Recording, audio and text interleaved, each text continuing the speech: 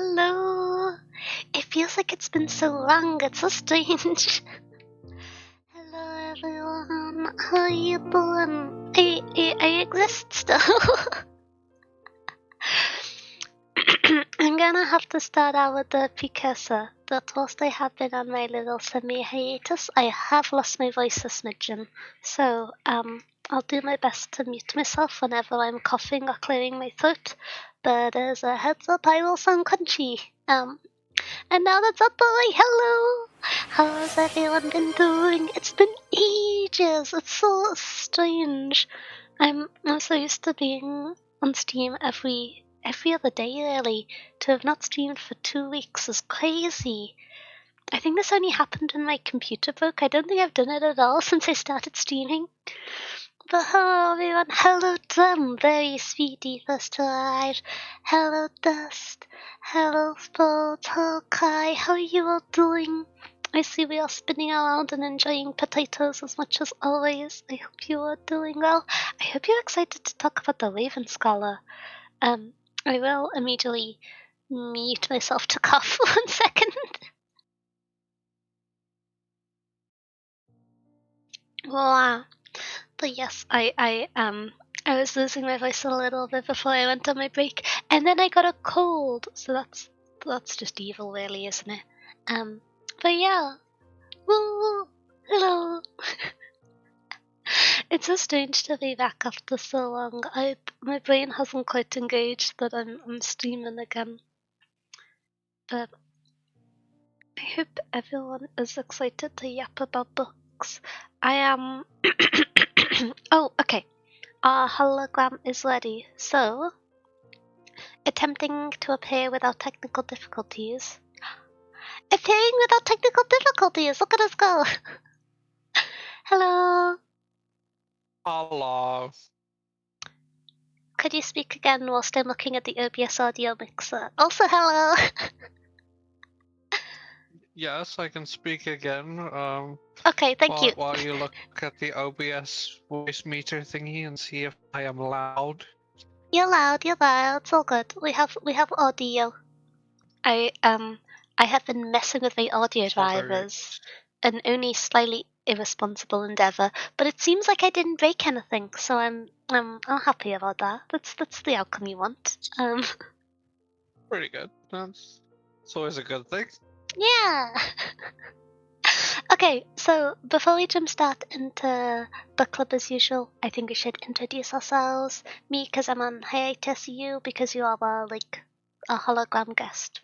Should I go first, or I'll go first because nominating someone to do a self-introduction is terrifying. Hello, my name is Daniel Buckwood.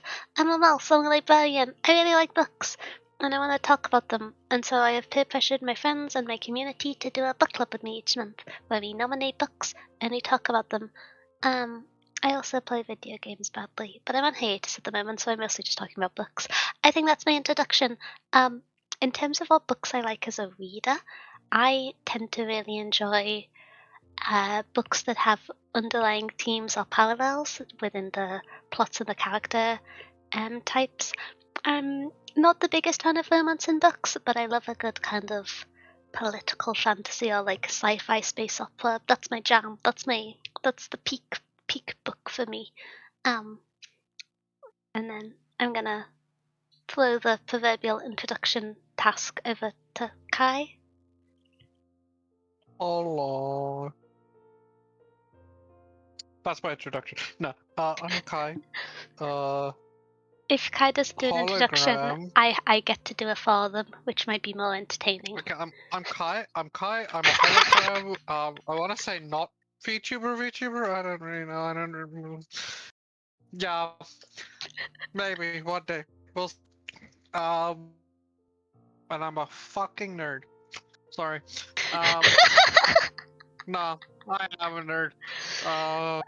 For books, I like reading though, specifically for book club. The answer is yes. I'll read anything, including hot trash, romantasy, oh, mafia book talk books. I actually read a really good one, like a mafia book talk book. I'm I read kind a of good one scared for but its intrigued. genre.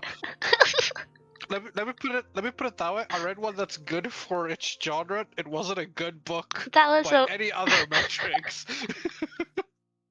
um in most structured approach, because this is going to be a sci-fi fantasy brackets and dystopia, but the title was getting too long. Book club. Kyle likes Brandon Sanderson. That's not a start and I ending like list. more than just Brandis, In terms of like but I book do like archetypes, Brando.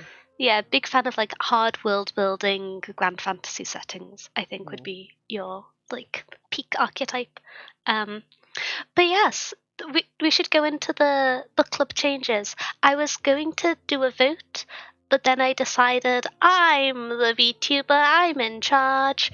And I made a unilateral decision because our previous book clubs were getting to be 8 to 9 hours long, and I'm not capable of talking for that long or still saying meaningful sentences. And it's one thing for me to play a video game for 12 hours, and I will do that on occasion, but to try and consistently fill that much time with hypothetically thoughtful conversations about books was too much for me.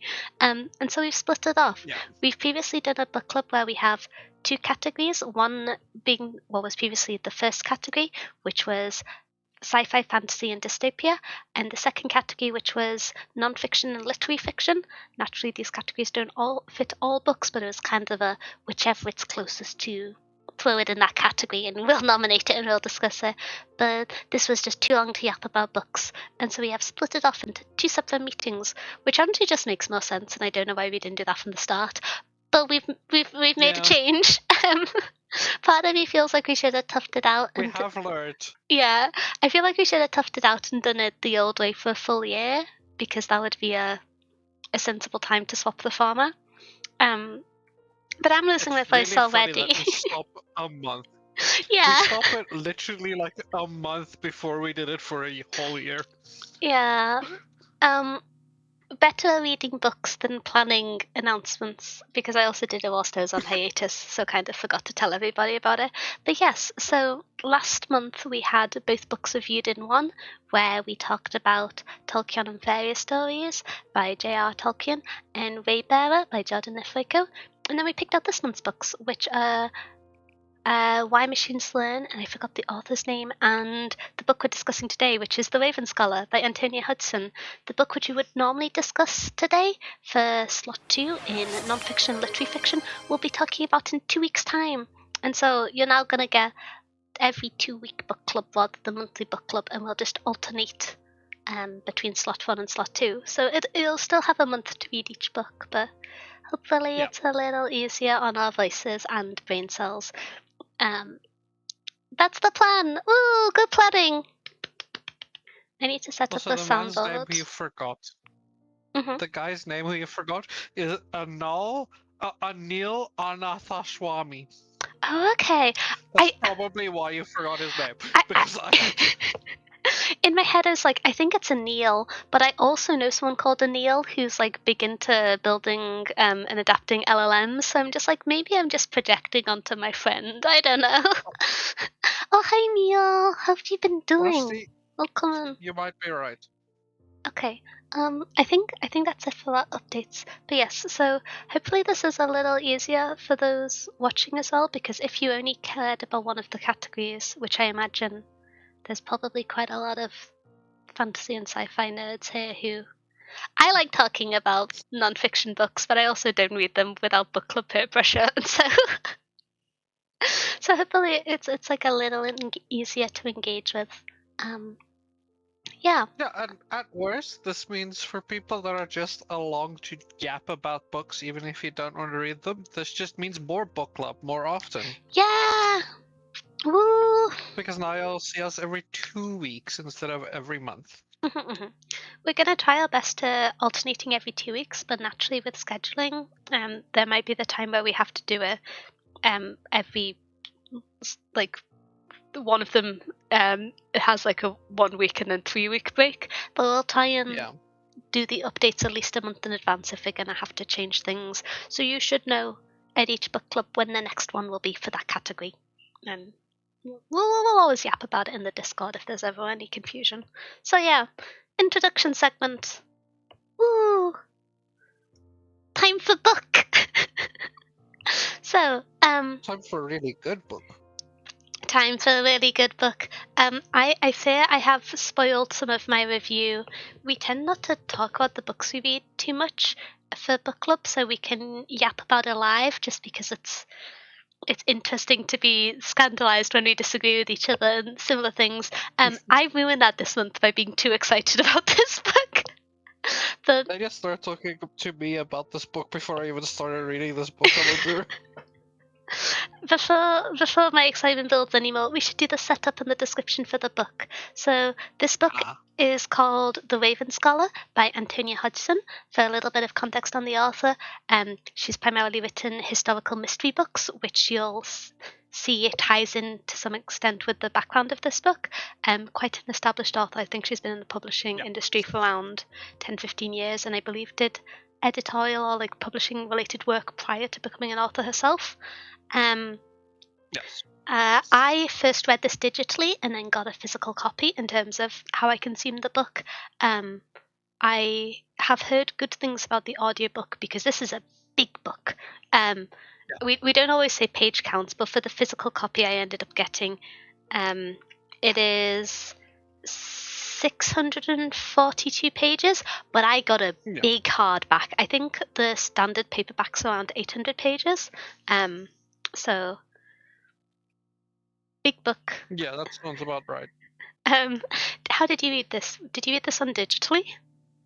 I read it, so I got through this book twice in the time we had to read it. I read it digitally first time, and then I listened to the audiobook. I guess the audiobook is really good. Yeah, I recognized the actor for the audiobook. I do want to get this book physically. I only really buy books I really love physically, and I kind of do want to buy this book physically. Yeah, I had the experience of I read the book digitally and then messaged Kai a screenshot of my Waterstones cart because I got one of the last copies of a special edition from Waterstones. Yeah. I tend to get most of my books secondhand when I pick them up physically. Big fan of, if you're ever looking for a book, I'm not sure about its availability outside of Europe and North America, but World of Books is really good. I feel like the way I'm saying it, I need to clarify, not a sponsorship. I'm a mouse. I'm not equipped for sponsorships, but they're a really good company in terms of secondhand books. When you're looking for books on there, you can either buy secondhand, or if they don't have a secondhand version they've been able to pick up, you can order them new from the same site, and it supports the infrastructure of secondhand books and redistributing goods when no longer needed. And so, big fan of that. Cool website. From everything I know, they have really good practices. So that's where I pick up most of my books. But every now and then I get a shiny one, and that's what I did here. Something which is I do want a book. Yeah. So what was I going to say? This book isn't translated, so it was originally printed in English. I'm not sure what languages it's been translated to, but I would almost guess from the scale of its printing that it's planned to be translated, because I didn't realize that when I picked this book up, because I do not consume TikTok. I have a certain ability to concentrate that is very finely spread over my existing tasks in life, and any exposure to short form content I just know will irreparably damage that. And so I don't have any concentration span spare, so I don't engage. But it's my understanding that this book became really popular on TikTok, which I was kind of surprised by. But it makes a little bit of sense for reasons I'll go through when we talk about characters. But in terms of the format of how we read it, one thing which I was going to say is when I first read it digitally, I was reading it with what I would refer to as kind of standardized type formatting. And then when I got my physical copy, when you're reading dialogue of certain character interactions, the text is in bold to highlight when certain parties are speaking. That's as much as I can say without it being spoilers, but it's done in quite a cool way. There was a lot easier to read in the physical copy than the digital version, but that's often the case when you read digitized books. They don't retain formatting quirks of printed paper because it's all quite standardized and they don't hold things like bolds and italics. But yeah, that was one thing I was going to just mention. If people do read it digitally, I don't know if that was the case for the version you read, Kai. Yeah, no, I think we might have read the same version of the digital version of it because yeah, it was the exact same for me. Yeah, it took me a little while to learn to navigate it when reading digitally because it was a bit hard to spot at first, but you get into the rhythm of it. One quick note I'm going to say, which I'll post a photo in the Discord after the meeting. The physical copy of the book, it has a map, and it's a pretty map with a border in printed colour, and it's like shiny printed colour. And also, bonus thing, it's printed onto the back page of the book. And so you have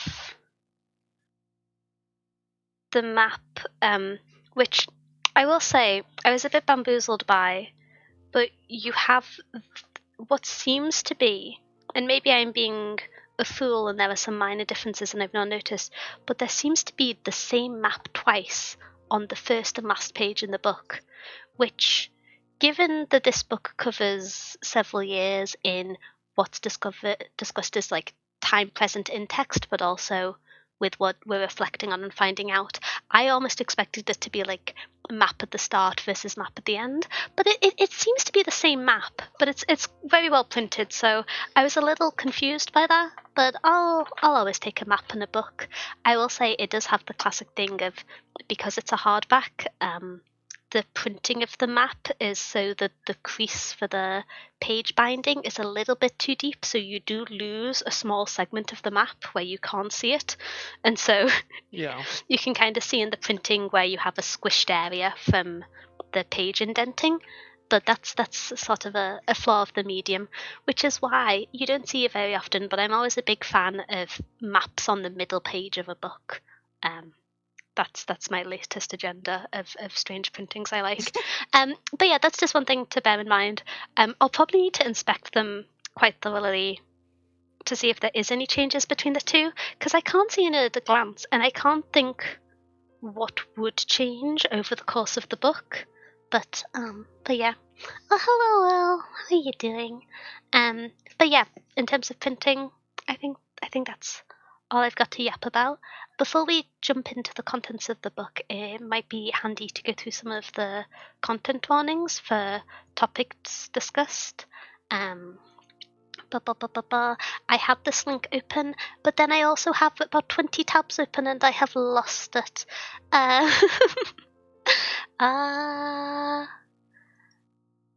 da, da, da, da, da. So, welcome, Will.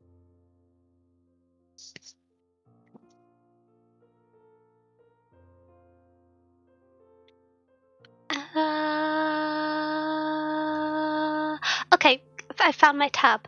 So there are some.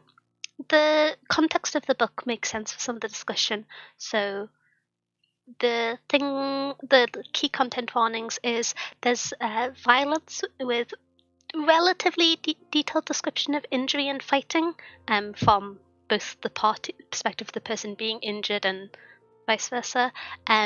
Murder, death, as previously mentioned, the author writes a lot of mystery books. Blood, gore. There's also some discussion and emphasis of themes relating to classism and bullying. And then there's also fire injury at one point. There's also child death or death of a younger character. I can't remember the exact age, but I've seen some people tag it, so just wanted to mention. And the last one, which I was going to mention, is reference to a very specific thing, which could be somewhat of a spoiler, but I know some people find it uncomfortable, mostly for religious reasons. But discussion of soul stealing is a part of the book, and so like a very specific one, but just going to mention because I know some people aren't super comfortable with that. There's also like off-page fade to black reference to sexual content, but nothing. Yeah. Nothing to book talk. Nothing explicit. Yeah, nothing explicit. And so I think that covers everything. Which it sounds strange, but considering how much of a stressful time some of this book is, isn't that bad of a list? Oh, hi, Antox. Thank you so much for subscribing for 17 months. I really appreciate it. Oh. Thank you so much. I hope you enjoy whatever book you get out the library this month. Oh my gosh. Sorry, I feel like I'm being spoiled with people subscribing when I'm on like semi-hiatus. I feel, I'm getting all sentimental. Okay, you? I'm doing good. I'm getting to yap about books. I'm doing great. But yes, do you have anything to mention on the content warnings before we dive into our spoiler-free review and discussion?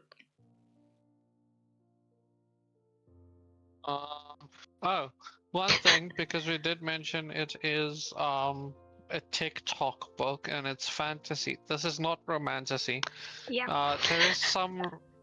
There's like some romance kind of, There's a romance B but it's not plot. the focus. Actually, no. Yeah, it's not the focus. One thing to mention in this book is there's about 10 plots happening. So there is a romance thread, but it's like the CDEF plot. That's just kind of in the background. Yeah, so this is not romantasy or anything like that. This is just fantasy that got really popular on TikTok. For people that are scared of romantasy and hearing the words book talk, which valid. Yeah. Valid. Well, but this is not. I feel like sometimes I am potentially a bit cruel to book talk just because they tend, speaking about the community as a monolith, it tends to prioritize different things out of books than what I normally enjoy the most or what I'll retain and think about a book later. And so I was really surprised when I saw this popped off on Book Talk because this book is dense and has many parallel threads. It does contain a lot of tropes in a sense, which I suppose is something the Book Talk would like, but it didn't strike me as the type of book that would be sort of popping off there. But it's kind of refreshing to see. It's interesting because, like, I feel like this is one of the first big book talk books that is a different section of book talk than we usually see. Because, like, this does make sense for some of the other stuff that pops over around the side of book talk. I was gonna say, is it like the RF Kwang side of book talk, potentially? Yeah. Yeah, this is like the RF Kwang side of book talk, or like if you get like the Will of the Many side of book talk, it's that section of book talk. Did the Will of the Many sequel come out recently, or am I imagining that? I feel like I've seen people posting excitedly about it. I don't actually know if it's out yet. I just remember I'm really it might be people are getting the early readers copies because I think I have a video bookmark to watch on YouTube of someone talking about it, which I'm excited. I might reread it for before the sequel. Oh, is it? It came out 4 days ago. Oh, I am on top of the news. Look at me go. I normally read books like a decade late. Yeah, the strength of the few. Book talk, my arch enemy. Book talk can sometimes have takes I disagree with, but it's not a monolith. And sometimes I agree with their taste in books, which I think is going to be today, which we tend to wait towards the end to give a detailed kind of overarching review. But I really like The Raven Scholar. I have looked a little bit at some of reviews from people have posted online, and I agree with some of the criticisms people have for it, but I think it's a really good book. So I have deep thoughts about this book, but yes, in general I do like this book. Yeah, so I think it might be helpful to talk a little bit about the style of book this is. We normally jump straight into talking about themes, but I think it might be first helpful just to communicate how many things are happening at once in this book. Um, which sounds like It's a very heavy plot book. yeah, it sounds like a silly thing to illustrate, but there's that one image of the guy with the board and all the pieces of thread and the images connecting to each other. That's Yeah, how you feel reading this book, and I enjoy that sensation. I love the delving into a world and being confused and consumed by it, but it is very busy, and I think there is whenever a book feels busy, I think there is a way where a story could be told without feeling that way, and so maybe that's something that could be edited. But this book has got so many things going on, and they all tie in together so well that I can't really fault it for having so many parallel plots and focus points because they're yeah. all integrated so well as the story progresses. But I think that's the first thing to really emphasize about this book before we talk about the characters, the themes. Um, it's like The Wheel of Time or Song of Ice and Fire. Yeah, I was actually when I was trying to describe it of what books it was similar to, I I felt a bit silly because tonally it's not in the same it's not gritty in the same way, but I was actually kind of comparing it to a lot of the George R.R. Martin books in the sense of there's so many things going on even though you don't have the amount of varying perspective that you do in those books. You mostly follow our main character throughout the book. um, but yeah, I the two books which Yeah. I think I sent this message to Kai. I went on a bit of a promotional campaign trying to tell people to read this book so I could talk to them about it. But when I was trying to explain it to people, I was just like, it's kind of like A Song of Ice and Fire meets Agatha Christie, but a bit toned down in terms of the gratuity and detail of violence that you sometimes get in the song in Game of Thrones. Was my Yeah. description, and I actually stand by that. And it's a very confusing mixture. But this book does um, Oh, I haven't spoken about it a bit. I mentioned that Antonia Hodgson has written several books before this. A lot of the books we've read recently have been debut novels. That is not the case for this one, but this is notably the author's first fantasy book. They've previously written mystery series, with their main series being historical mystery, and you really see that in this. I read this and I was so pleasantly reminded of a lot of classic mystery books and novels, and so I was. It made perfect sense when I opened the author's story graph, and I was like, "Oh, I've got a mystery book to read." I'm part one, the way through the mystery series the author wrote, which I have blanked on the name on because I've read another two books since there because I have been too busy. Um, It's the Tom Hawkins series, which I've been reading the first book of. Oh, Oh,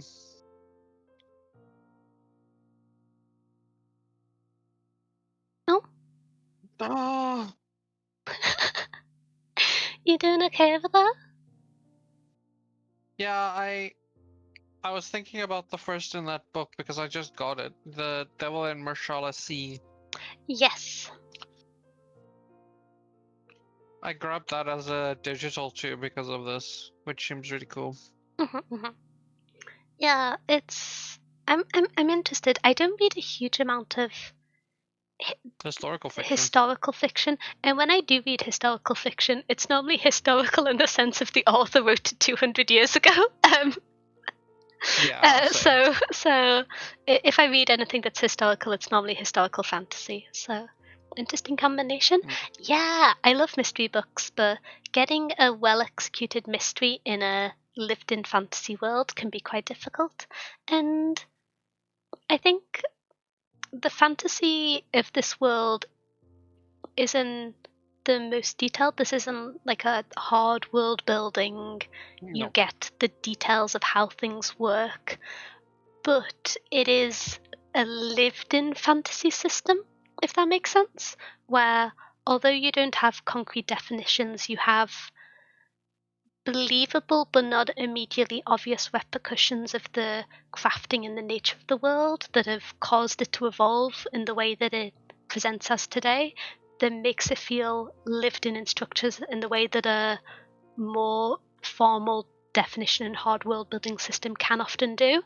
And so although functionally it is quite a soft magic system, I didn't mind because the magic felt so integrated. I don't know if Kai has other opinions, because I tend to be more chill with soft world building than Kai, although I think it's something we both prefer, so we're probably atypically focused on it. No, I love soft world building. But yeah, this is a very soft world building world, honestly. It's not like hmm, it's not like Brando Sanda or like even like Tolkien or any of those like hard world builds worlds where it's like any of that. This feels honestly, it feels like the Wheel of Time. Um, it feels very much like the Wheel of Time, where the Wheel of Time is just kind of going as it is going. If you understand what I mean, Mm-hmm. it's like yeah, it's like progressing as it progresses to a large degree. Um, which is really good. It was actually quite fun and cool. I had a great time with it, specifically. I like something which I think it'll be a bit difficult to talk about in detail in the non-spoiler segment, but I like how the world became progressively more visible to you as the story progressed, not only in the sense of naturally a character becoming educated on a matter but maybe finding out this isn't what people expected, or the change in the understanding of the scenarios and finding out more about the world in parallel to the characters who you're following. I think that was done in a really Yeah. good way, because sometimes when it comes to world building, especially if you have a softer system, it can be character is going to an academy and they're going to have an introductory lecture which explains the world, and then maybe someone mentions a city name, and that certainly wasn't the case. The world was integrated throughout the story, and it felt very planned out. I think. Oh, thank you for the Yeah. pretzel. I really love Wheel of Time. You have my attention. Wheel of Time's good. I don't know if you've talked about it much on book club. It's been so long since I've read it. I need to go back and reread it. But Have you read all of the Wheel of Time? I haven't read all of them. I think we were yapping about it recently. I've only read the first two, question mark. Okay. And so I need to go back and read the rest. I first read them when they were at a nearby public library, and I went and picked them up, and they just didn't have any more, so I didn't realize there was more books that were out to get until I came back 2 years later Okay. and was like, oh heck, I gotta reread it. It's yeah. That's why I didn't talk to you about it, because I don't want to spoil Yeah. it. I need to get to it. I was curious Maybe. because I love the Wheel of Time. Maybe I feel like it might be. I don't know. I feel like Christmas is such a good time to sit and read fantasy books, especially the bigger Yeah. series. So maybe over the winter season. You will be reading for quite a while then, the Wheel of Time. I will do. Although I suppose we've got to decide if we want to continue with our Sanderson campaign, or if I jump back into Wheel of We Time. do. We But should. without getting But distracted there's a by all lot. the other books, um, we should talk about the theming a little bit of Hmm. this book and characters. So, I don't have a huge amount of notes on themes. I I don't either. I think it's one of those cases where there is certainly perspective and intention behind certain character stories and how they're highlighted, but because there are so many things happening and there are very few plot lines that are consistently important, which sounds like a silly thing to say. But this is a real tapestry Yeah. of relating points. And so because each thread is only relevant and visible at a few points, even though there are themes backing certain characters and motivating their presentation and that are being highlighted in their actions and the response of those around them, it's not like a huge part of the book, I would say. Yeah. I think some of the cooler themes.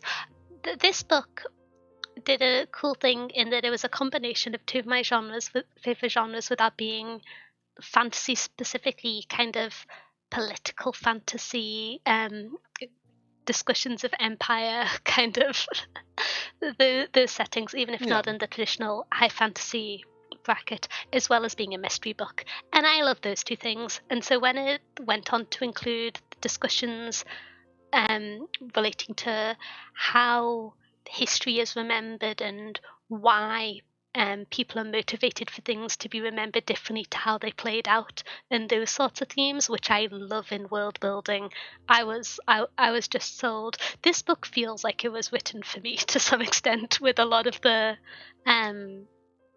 key plot points and themes. Can't go into them too much because the big spoiler light, but very, very cool. I sat down and I was like, this book was written for me. This has got like 10 of my favorite themes in it. Let's go. This is a very you book. It is. Always feels good when you find that book. Yeah. Although I will say, I read it and then it was like, oh, this is going to be a trilogy. There's more books to come. Oh, this book came out 4 months ago. I'm going to need to wait another year to read the next one, and then 2 to 3 years for the third one. Suffering. Yeah. Part of me wonders which, and I'm saying this out loud in case people have opinions and want to comment either on Steam or VOD or just yap about it afterwards, but I wonder if maybe for book club books in the future, obviously not for this month because we haven't planned around it, but there might be value in putting a not reading books that came out in the last year caveat on it, partially just because it makes it a lot easier to access books. I know I tend to get most of my books secondhand, but I'm also in the UK, and so it's pretty easy for me to access English printing of books, but I know that's not the case everywhere, especially if a book only came out recently. And so part of me wonders if that should be a thing we can implement. Also, because I'm suffering and I have to wait so long to find out what happens next. But the author has like 6 or 7 books for me to read in the meantime, so it'll be good. It'll be good. But I just wanted to mention that in case it's something people have opinions on. Yeah, I don't know. I feel like it's kind of contrary to the pattern because a lot of book clubs or online events would be themed about new shiny things, but there's so many good books. You don't need to just read the new ones, and so if we can make it easier for people to get hold of them, it might be worth thinking about. Oh, hello, Fun. How Because you doing? Oh, yep. Some of them might be harder to find based on when they when they release. That's why I've not recommended Catabasis yet, because it's so new. I still have. I make Kai angrier day by day by the fact that I got an early copy of Catabasis and I still haven't read it. It makes me so mad. In my defense, I have reread the Poppy War series since getting Catabasis, and so Not a defense. I think that's a little bit of a defense. I'm procrastinating making No. food. What food are you making, and can I have some? Actually, can I find out what food it is before I ask for some first? I'm being rude. I don't know. It's not a defense. It's not a defense. I started reading it, but I think I feel I overhyped myself for that book, and so I've decided to put it off for a little bit until I'm not thinking too much about it when I read it in a strange way. It's still crazy to me that you got not just an early version of the book, you got a special edition signed early version of the book, and I still finished reading it twice before you finished. You finished it twice? I've read it twice already. Oh my gosh. Okay. Maybe I read it next week. The only other book I have It's it on. really funny to me. Okay. I'll read it soon. We need to yap about it. I haven't picked anything to make out yet. Oh, you really are doubling down on the procrastination bun. Jealous? I got really lucky. Yes, I am. To be fair, it was absolute madness trying to get the book signed because I went to author talk, which was very cool, and the venue really did not anticipate everyone in the audience wanting to get the early copy and have it be signed. They were just like, yeah, normally around 20% of the audience wants the signature and to meet the speaker afterwards, but it was almost 100% this time, and I was like, what did you expect? It's R.F. Kwong. Toilet procrastinating? Same. Also, yes, I won't even deny it. I am extremely jealous. I want that book. I mean, it's got my name in it, so it's gonna be silly if you steal it. It's like It's Catabasis by R.F. Kwong.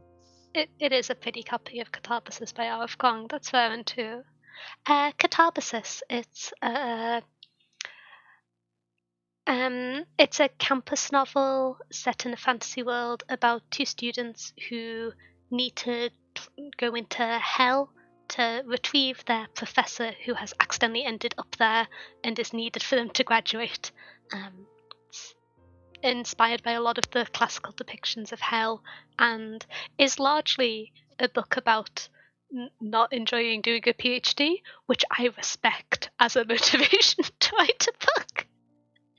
Everyone of my friends who's done a PhD has been like, yeah, I too would write this book about PhDs and academia once I'm finished. I stand by that. So, yeah, that's cool. But yes, in terms of the themes of the book, there was one thing which I thought was quite interesting, which I don't think is spoilery and is more about character depiction, which is with the framing of the book when you have each of the houses and their champion competing for the place to become the next emperor, because this empire doesn't have a succession. It has a series of trials every 25 years to make sure you don't end up with like an 8-year-old making all the decisions. And so that's how it works to decide the the new ruler. And you have the 8. Dare I say? Smarter than. Honestly, dare I say smarter than democracy? I'm a beer. That's a big statement, but I'm a fan of it not being like 80-year-old who's making computer legislation decisions. But yeah, a mentally 8-year-old, like some places. But yeah, you have the only political thing I'll say today. I'm sorry. Who knows? I might. I'll probably get in beef with Carl Jung again at some point. I'll find a way. But you have the 8 within the world. You have 8 sort of classes of work which follow a pseudo-religious structure, but each of the classes also functions in terms of primarily being the best at certain features. So you have the Raven School, which is largely regarded as being the kind of academic one. You have the Ox School, which is a lot about functional labour and the underpinning workings of society, etc. There's a brief mention to a ninth house, which is one associated with one of the key animals, is instead the like secret, sinister, mystery one, which I think is going to be relevant in the latter stories. But yeah, you have these 8 houses, and it felt at times like the houses were intended to be almost. I don't particularly like using it as a reference, so I'm trying to think of another one, but sort of like almost Harry Potter housing next, as you have the nerd house for Ravenclaw, you have the house for Gryffindor where you're brave and you do the thing, you have the house for Hufflepuff where you're like nice and the underpinnings of society, and you have the house for Slytherin where you're scheming and you want power. And it did at time feel like the houses or the camps within the setting of the world were half committed to following that style, where each of them was closely aligned to a personality trait, with the Raven scholars being kind of snobbish academics and the foxes being sly and the dragons being aloof and all-powerful and the lions being strong and potentially egotistical, and the ox being kind of like functional and honest. And it felt like it was playing into these archetypes.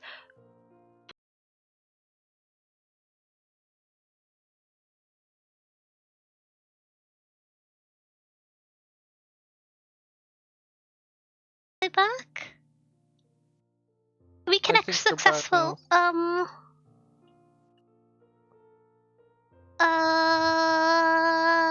Technical difficulties. Okay, refresh. I'm back. Very sorry about that. I'm not actually on Ethernet today because I'm swapping internet providers and I haven't done the pinning of my new Ethernet cable through all the doors and staircases to get to my little study area. But I'm back. Oh. But yeah, it doesn't treat the characters as monoliths as if they only have this behavior for the characters you spend more time with. But as you can kind of tell, especially talking with the multiple threads of plots that are happening with this book, you don't spend a lot of time with all the characters, either from their perspective or from detailed depictions of them. And so there's certain characters who do feel a little bit like an archetype of their house and the area which they're meant to be depicting and representing, and there's others which you spend more time with and you get to see as a nuanced version. And I understand why from the structure of the book you needed this large sort of ensemble cast of characters, but I do feel like at times that maybe it could have benefited from stepping back from some of the characters and spending less time with them, because a few of them ended up feeling a little bit thin. And having side characters who aren't fleshed out is fine and makes sense. This book is very full, but I do think particularly the main few characters' interactions with the side characters would have felt more motivating and engaging if you got to spend a bit more time with them, is one slight criticism I have. But there are still good interactions between the key characters.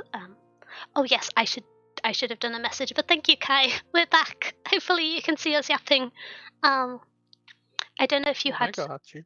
any opinions on that. I hopefully yapped about that without it being spoilers. I think it's always a little bit strange discussing things in a spoiler-free segment, but I do think for the side characters, the house archetypes were kind of leaned on a little bit.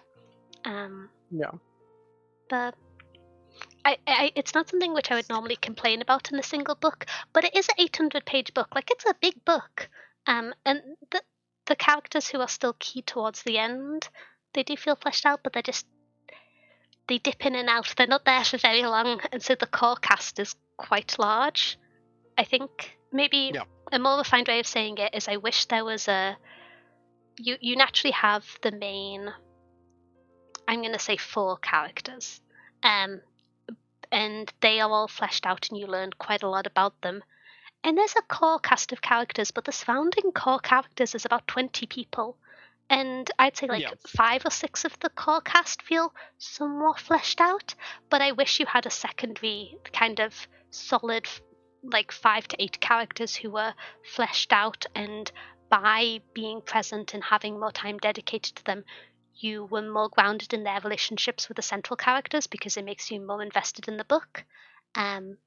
But by having so many characters, although it made sense for the world and it made it a lot easier to deliver information to the characters and therefore the reader, I can see where other people's criticism of the relationships not feeling deep came from. But yeah. Oh, hi, Osmo. Yeah, Welcome in. Sorry. welcome. I agree. But I also kind of get the idea of that. Okay, so I have thoughts about this book that we're gonna talk about more later on. But to me, this book became so I had this exercise with books a lot recently, where I really like studying books and like looking into why a book works, what I like about a book, and like stuff like that.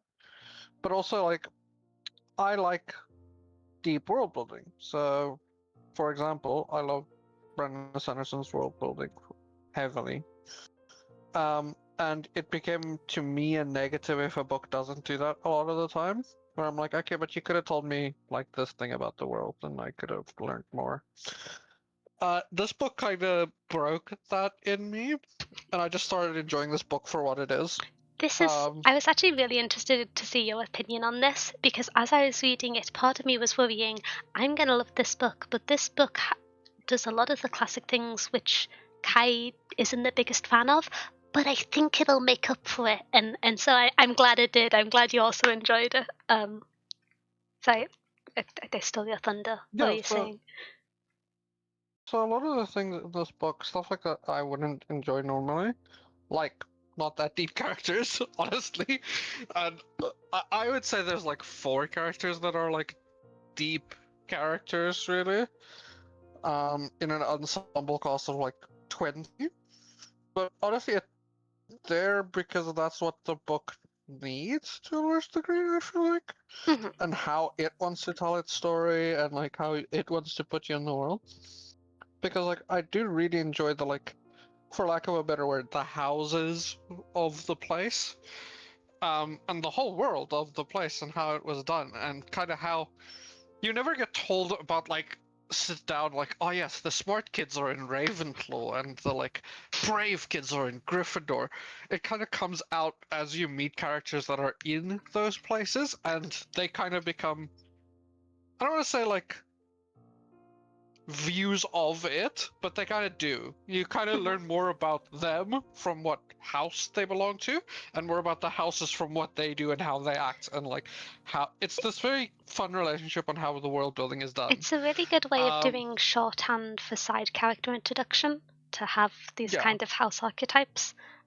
One thing which you mentioned there, which I'm just going to quickly jump in on, we're scooting about with our topics a little bit, but something that I noticed that I really loved is kind of minor, but the use of metaphors in the book, especially when the yeah, perspective swaps, which is when you're reading from the main character's perspective, which is in the starting perspective, which I will emotional damage, but I'll talk about that later. But, but when you're reading from bu- bu- bu- bu- bu- bu- Nima's perspective, a lot of the metaphors are bookish and kind of studious.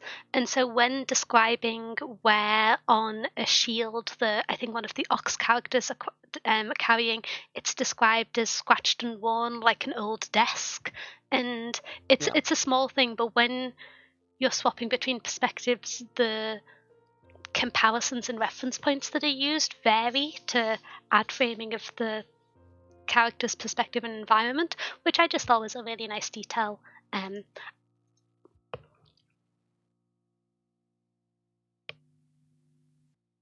yeah. I like that too. It's really cool. It's a very fun way of. Honestly, this book has a lot of really good lessons for people.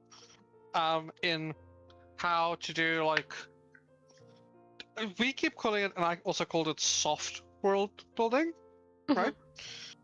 Um, but this is a very good lesson in how to do almost like subtle world building, where your goal isn't to like world build in the same capacity as you want to do with like a D&D game, or like a very heavily built world like Tolkien, Brandar Sando, stuff like that. Even like an RF Kwong. RF Kwong also does a lot of heavy world building often. And this is a very good lesson in how to approach world building from a very different perspective, and I really liked it. I really Um, love the way the world is communicated over time, and it feels like the authors took all the strengths of learning to be a great mystery writer and applied that to yeah. communicating fantasy worlds to an audience, which is such a delightful way of seeing it expressed. Um, yeah. And honestly, I say world building as like just the world, but she does the same thing with characters, which is really fun to me. Yeah. Yes, there's certain characters who are their motivations and their priorities are revealed over time, and I like put my phone down, stared up, outraged, trying not to like have a dramatic response in the train when certain information was revealed. It's when you're 700 pages deep into a book and you are shocked to your core, but the moment you read it, you go, "That makes so much sense." Outrageous. I maybe. maybe I'm kind of elevating my own experience too much, but I read a lot of fantasy and mystery, and so oftentimes, if there's good foreshadowing, I'll see something coming, and that's fine. Maybe I won't get all the details, but I'll generally get the image of what's going to be communicated. There was twists and turns, and some of them I saw coming, and I was happy to see happen. Happy's the wrong word, but I was satisfied with how they were communicated. But others, oh, oh, yeah, yep. Um, oh, I've got some questions for characters in book 2. Yeah, I would love to read a book 2 of this. I think it's set to Even come though out we're in gonna have to wait ages. 2026, second half of 2026, I think. So it's not too far away. We've got a name for it, which is the Fox in Winter, which Okay. makes sense. Yeah, it does. When is it coming out? That I was need the to know. best type screen I've ever had. Oh gosh, did it peak a lot? I'm not used to having my audio set up. I've changed it a little bit since my last stream, so I'm sorry if the audio is peaking all the time. I discovered D&D, speaking Darkson. of that. Oh, you just Oh. discovered Dark Sun. Dark Sun's awesome. I've never actually played in it, but I've seen it discussed online, if that makes sense. I've not used it as a Yeah. world. Dark Sun's old, though. Dark Sun's very old. I have been playing D&D too long. I remember when 5e was new. Hi, do you have a hyped scream? No, I don't. Unless there's a new Brandon Sanderson book, then maybe. Or a new R.F. Kuang book. I've seen you make excited noises about the Valorant sale shop skins. Okay, but that was a skin I really I remember you wanted. just getting the Weaver Sheriff and being very excited. This happens. It's possible. It's just the rare commodity. That's a skin I've waited for months. I But yeah, don't. D&D, Dark Sun is from second edition of D&D, so like 1990. Then you can teach you the ways of the hype. Yeah. You start with the Monster Energy. Today I am drinking the Pipeline Punch. Um, and then from there you just be a bit of a nerd, and eventually you get all squeaky. Can I supplement it with 4 coffees instead? Maybe. A strict bedtime is still encouraged. Return with a stack of waffles and Nutella on the bottom and strawberry on top. I am profoundly jealous. I do have some snacks for today's book club. I have a Greg sausage roll and just a punnet of grapes. So a bit of mixture of foods. But yeah. Yeah. I want to talk a little bit more about the world, because it's quite interesting. Having read the book for the first time digitally without seeing a map of the fantasy world, partially because it's an island setting, and so you go to the sort of royal island. I'm calling it that for shorthand. I can't remember the in-book term to describe it, but the isolated island where the state buildings are currently for this deciding championship. And you stay there, and so there's discussion of the outside world, and with each of the characters in the competition's motivation to gain the throne, there's a bit of discussion there.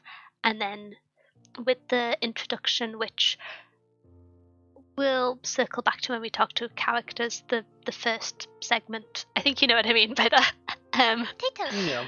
But in terms of the world as like continents, nations, priorities, you don't learn too much about it, but there's so much detail of history within the sort of governing circles that although you don't learn a huge amount of the empire as a whole, there's so much information you don't really notice. Yeah. Which is a strange thing to say, but I think oftentimes when a book is criticized for lacking world building, it's because there's no detailed world structure and nothing in place of where that would be. Whereas here you sort of have historical political structures and intertwining motivations from parties that mirror things that assumably are happening in the world, but you don't get a direct depiction of them. And there's some details that are added in, and you get little bits of timelines and histories. I see where like King Potato is still. Are the potatoes working? I feel like I would have heard complaints if the potatoes weren't working. There's a sound redeem. Oh, I can't hear that. Yeah, it doesn't play on our end, but it should play out on the stream, hopefully. Trust me, if it wasn't working, I would have rioted. Okay. Sometimes riot-based feedback works. Yeah, it's working on the soundboard. Okay, I saw it on the little audio mixer. Yeah. But yeah, so I thought it was interesting. I also really liked the. I'm talking about some of the starting world building, so things that are established in the first 5 chapters. With spoiler-free reviews, it's difficult to talk contextually about books without complete spoilers. This might not be line for line stopping on chapter 5, but of the things roughly covered there, that's going to be all we talk about, I think, is a reasonable cutoff point, with one exception of the conclusion of the first chapter. We probably should have confirmed this before book club, but I think that's like a good level of information to talk about. Yeah, sounds about good to me. But yeah, avoiding the major chapter 1 endings. Yeah, with the first few chapters, you get the establishing of you're gonna have the succession contest for who becomes the next monarch, and it's quite interesting because you have the discussion and reflection of a society which is stability and policy is entirely determined once every 25 years, and that's interesting in terms of it changes how people would normally vie for power, because the cyclical nature of it prevents you naturally have certain parties and groups which you kind of get the impression are more allied together. So you have the I'm going to forget the names of the animals because certain animals are far more important than others.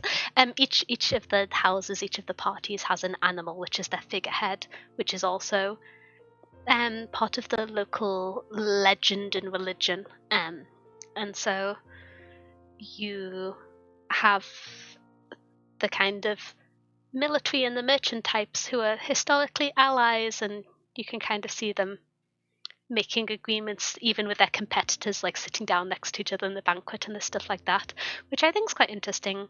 But it's quite nice to see a totally different system, because I feel like within a lot of fantasy settings and in the world, whenever someone reaches power, they steer it towards their successor, but that's not allowed here in the world as operated under its customs and history.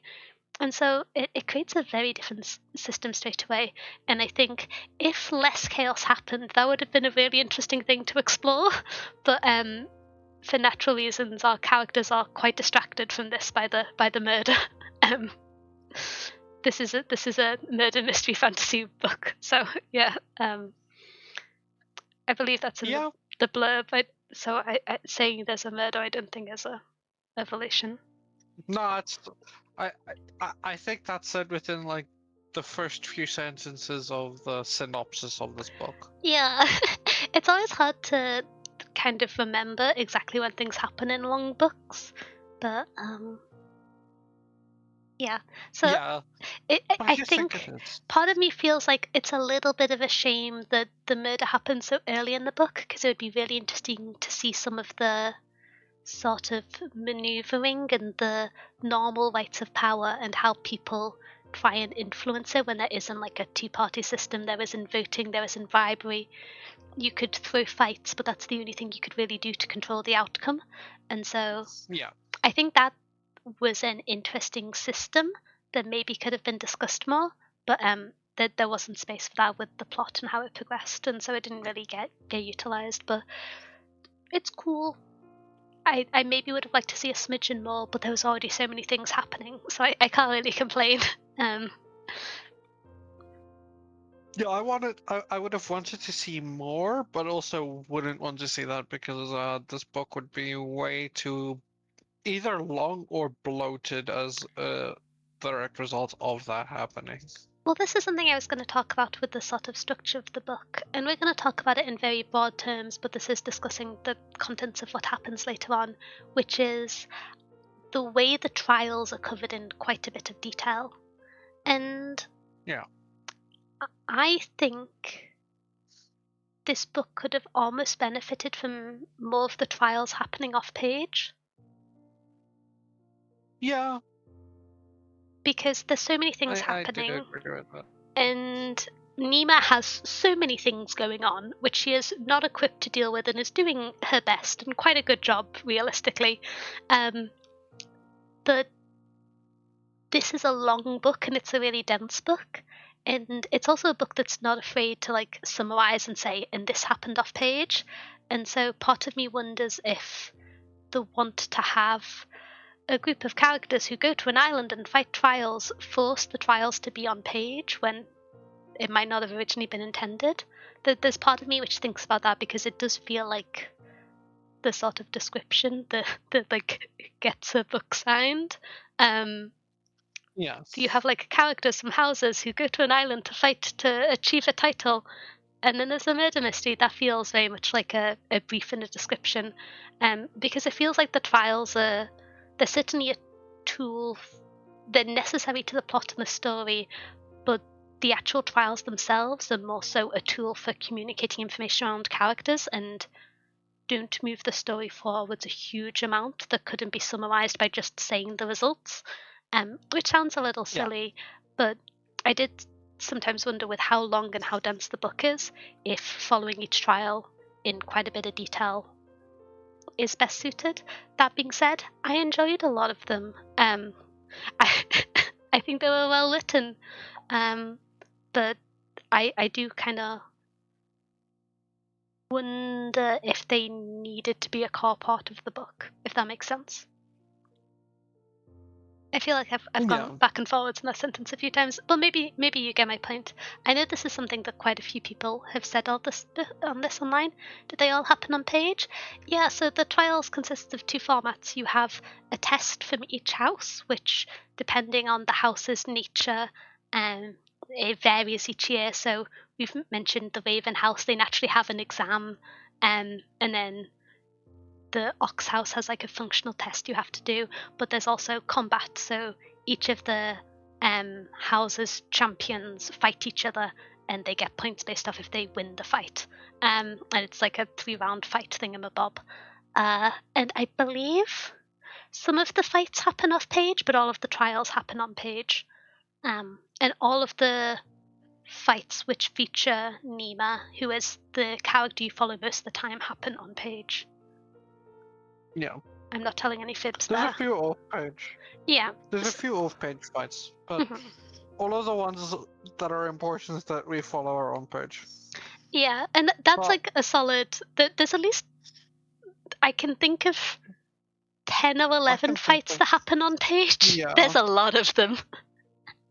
And some really important plot points happen during those fights, but not all of them.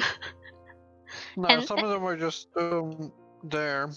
Yeah, I feel like the fights could have maybe had some of them happen off page. I do think that the trials themselves made sense to be on page and gave some of the only like detailed character bonding time. It's more so I think we talked about it before, how a lot of the characters didn't get a lot of time to interact, or you got a lot of tell from the house of the character and not a show of their detailed interactions, and the trials were the only real times you saw that. And so I feel like I couldn't simultaneously say I wish the key characters got fleshed out more and also say but the trials could have happened off page, because that's where most of the the non-primary, the secondary characters got their illustration. If you look at someone like I'm forgetting her name, the one with the wife and a child, I was rooting for the wife. What's her name? Is I it? forgot her name.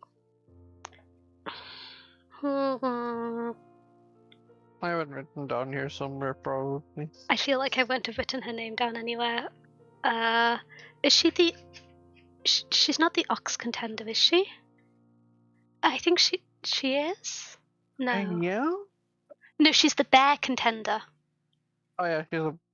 No, she's not. I'm Yeah, telling she's another lie. The bear contender is the other one. The one who is friends with the original Raven contender. Yeah. The bear is the other dude. Who the... I forgot her name. There's I a don't know if lot I'm of gonna find it in... characters. Yeah, this is a big cast. But yeah, this is my thing with the trials of it was the only time you really got to see the Yeah. the people campaigning who weren't essentially the three key nominated characters for the throne. And so it was necessary to see them be fleshed out, but I don't know. Maybe they weren't all on page. They serve as character moments. Yeah, mostly. Yeah, but my argument is like you could replace a character moment. The trials get kind of boring. I'm gonna be real.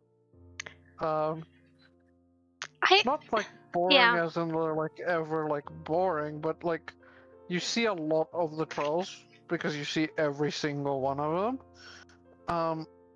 You could replace that with like just character moments for the side characters and fleshing them out a bit more.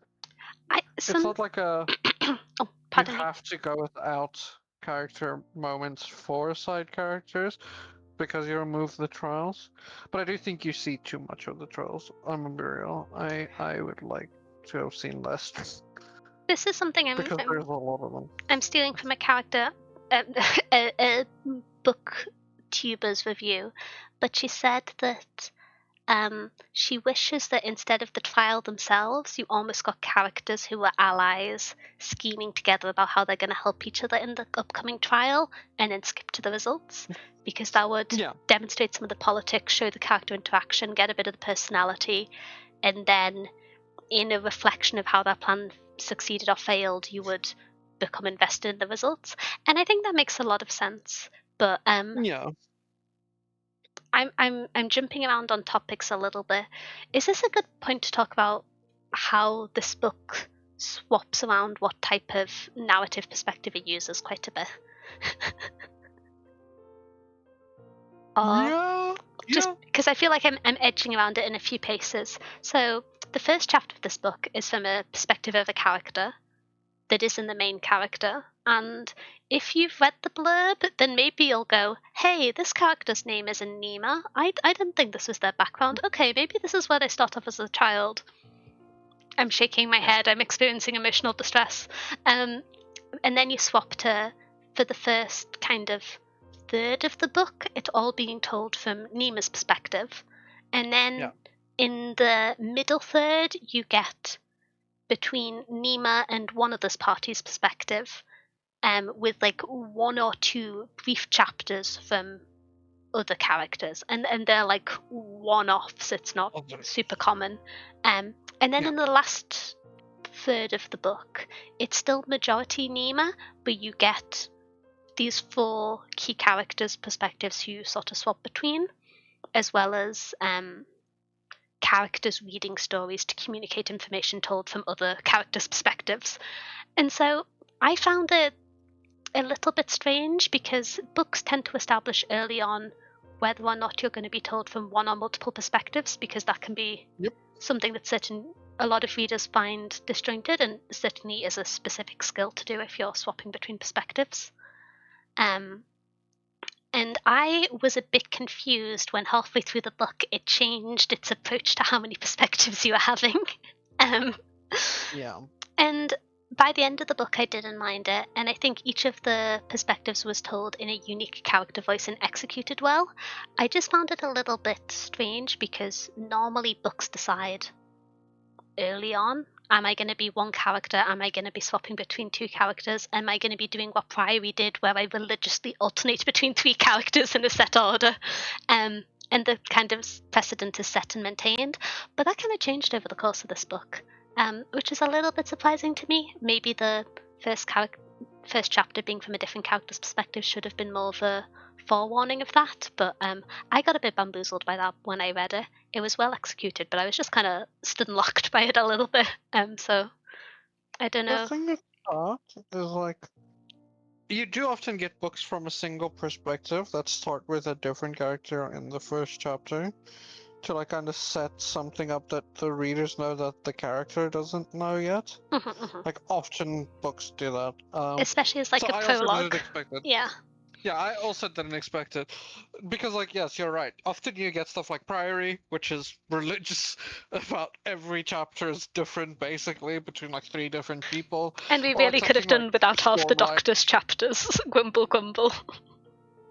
Sorry. I mean, I'll be real, I don't even remember much about Priory. I still haven't finished that book. Oh my gosh. But you get also stuff like Stormlight, which literally in the first 2 chapters switches between like 2 of our main characters. Um, I'm just And then used the to next books. chapter is 2 in a different character that we also follow for the whole story and stuff. So, like, often you get books that, like, if it does want to swap, it swaps, like, in the first 2 or 3 chapters often enough that you would be like, character A, character B, character A. Stormlight Yeah, Archive. Yeah, so yeah, much. yeah. Yeah, I'm a big Brandon Sanderson fan. Maybe. Maybe just a little bit. Just a smidgen. Mentions Vando Sando occasionally. Maybe just a little bit. I can't think of the last time a book did this. So Yeah. one thing that's weird about this is that like it doesn't. So I've read books in the past, or like ones that kind of come to mind, or ones where like there is a perspective shift in the middle of the book, but it's a perspective shift. So like Yes. character A dies, and then you follow character B for the rest of the story. But this one kind of goes like, no, no, no, we're still following Nima. There's just this other side that we're also following now, randomly from halfway through the book.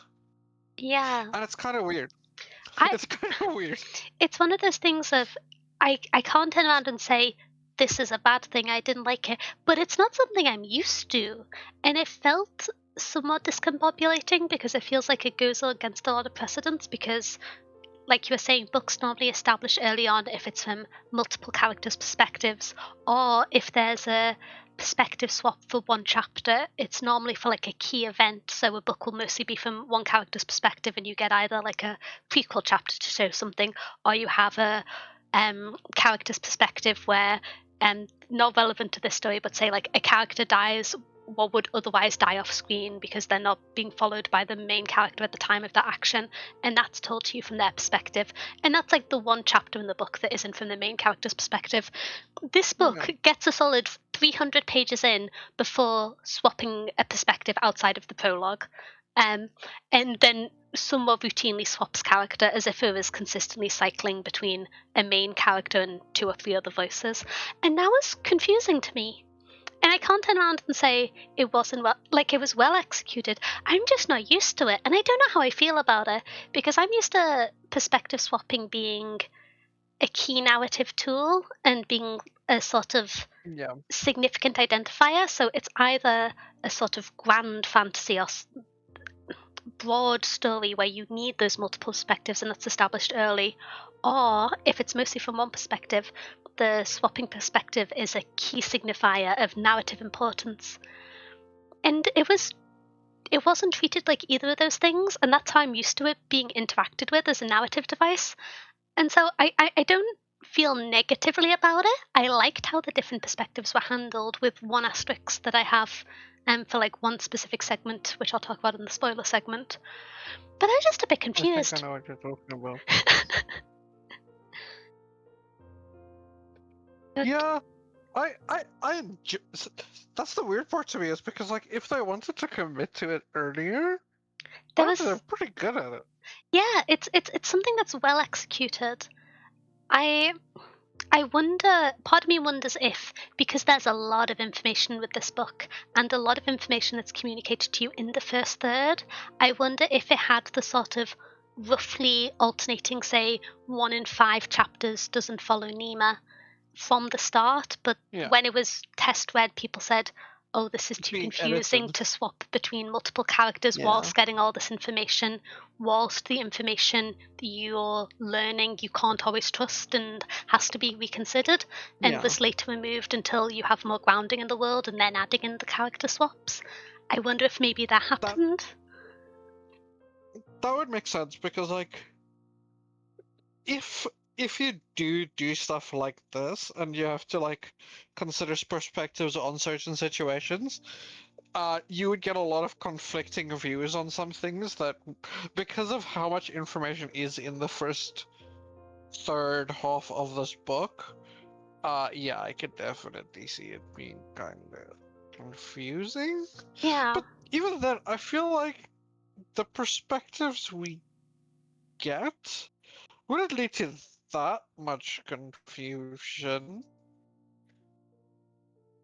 I think we'll have to talk about this in the spoiler segment more. But I just thought it's something that it Yeah. frames a lot of the discussion of the book, the fact that you have the slightly atypical narration perspective. And I wanted to kind of get it out of the way with first, like relatively early on. We've been talking for an hour and a half, so that has not happened, but that's just how we roll. Um, and so I can see that being something that puts people off potentially. I didn't mind it, but I know some people don't like split perspective books, and I could see a reader who gets 400 pages in and then is very grumpy when they suddenly hit with split perspective. Yeah, so that was my little tangent about it. I do think it was well executed. I think there was consistent character voice between them. I think we got to know some of the characters a lot better by being inside their head, which kind of naturally happens. But yeah. Yeah, I could see people being annoyed. Mm-hmm. Even if you do like split perspective, if you just get jump scared by it 400 pages in, I could see it. I get it. I was Yeah, so I was invested at that point, though. I will be real.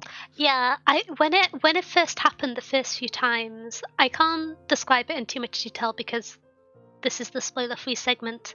But if because the perspectives being swapped between a first are linked in a sense, um, you don't notice it much. But when you had a perspective swap to a more kind of traditional key character that isn't the main character, it was like, oh, we really are doing the mixed perspective. I thought it was just like these two who you're following. Okay, and so that was a Yeah. bit bamboozling for me. But I was too invested. It wasn't until I was looking back on the book and I was like, this is strange. I feel like this is strange, and it's not that it's bad. I'm just not used to it, and I can't see why it was executed in this way. And the book on a whole feels very tailored. Doesn't necessarily feel like the right word because there's so many things happening. It doesn't feel Yeah. super. I don't know how to express it without it coming across as a criticism, and it's not Concise. meant as one. Yeah, it's not concise. It doesn't feel. It feels polished in a sense. It's not a smooth Yeah, edge, it's but it's very very well done, but polished. it's not like. Yeah, it's like. The best way I can think of saying it is like it's a very. What's the way to put it? Like it's not a very tight story. There's a lot of bloat, but it's not bad bloat. It's just like there's a lot of side quests. It's a Like, weaving path.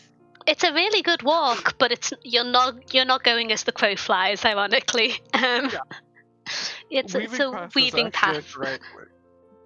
Um, I do really like this book. One thing which I found I was do too. quite interesting is if I'm going to talk about the world building a smidgen, is the presence of characters who aren't here in the story in the book. So there's quite a few characters who were important who weren't alive or in the story at the time of it playing out, even in the sort of prologue area, which I thought was quite cool and fun, but did sometimes add to the busyness of the story, but I also think helped it feel lived in. Um, naturally can't go through examples. I suppose I can be a bit vague, which is one example is the painter. If I just say that as a job profession. Yeah. But yeah, No, it is very cool. The presence of characters. I don't know how to describe it, but you feel like there is a detailed depiction of all of the key characters, not necessarily all, but many of the key characters in this court, in this nation's center of power, and you feel like you have an understanding of the detail of their interactions. And because that is in place of a more traditional world building, a sort of socio-political world building instead, I feel like the world felt very lived in without having hard world building, which I don't always feel is the case. But I think it was here. Positive. But ironically, oftentimes when we talk about fantasy worlds with softer construction, we talk about it as this might be more approachable if you're new to fantasy.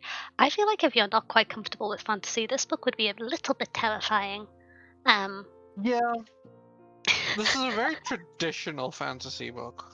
Yeah, it feels older in a sense, specifically in the sort of. I'm struggling to articulate what I mean by that, but a lot of the construction and presentation of characters is more of a time that I think was more common in books maybe 20 or 30 years ago than is now.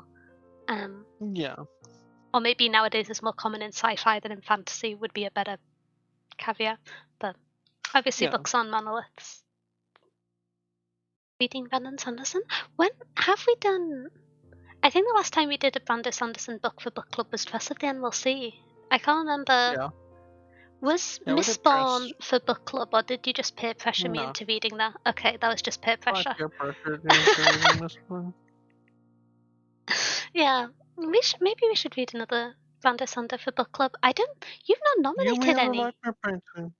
We could. You did nominate that a while ago. Yeah. I'll have a look into it. What?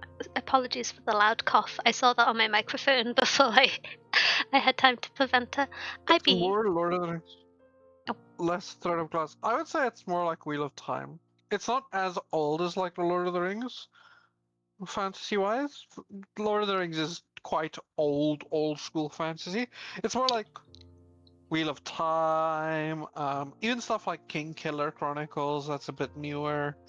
Very like newer old school fantasy.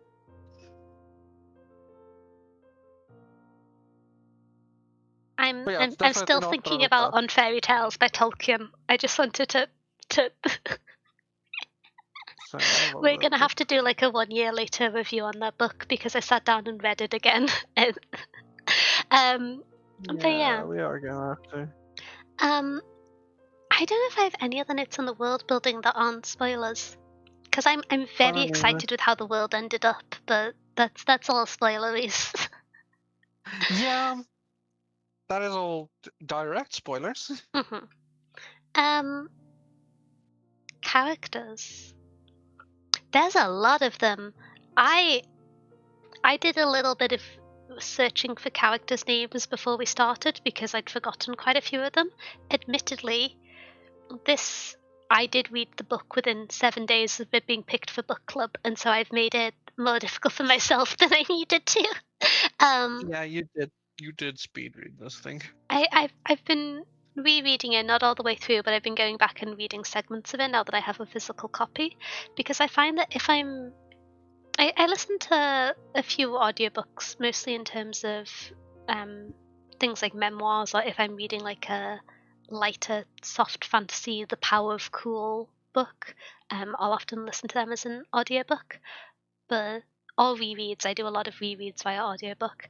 But when I'm reading digitally or by audiobook, some part of the way I'm engaging with it, I don't know if it's just because I read digitally on my phone rather than an e-reader, and I'm kind of internally conditioned to not engage as much when I'm holding a my phone compared to a paper book, but when I first read it, I didn't think a huge amount about the writing style, which I think Yeah. it's just pretty consistent, polished writing. I don't know if I have any real notes on the writing outside of my appreciation of the subtlety of the metaphors and the framing used when describing different characters. I don't know if there's I anything don't else have any really. notes. It's just like it's very unobtrusive writing to me.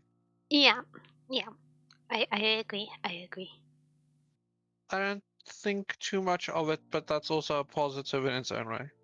Yeah, I think if you had a really flowery, or say if you wanted to lean into the historical aspect and have like a super strong character voice from each perspective, with how Yeah. dense and complex the story is, something like that that can make information harder to glean might be difficult. So um, Mm.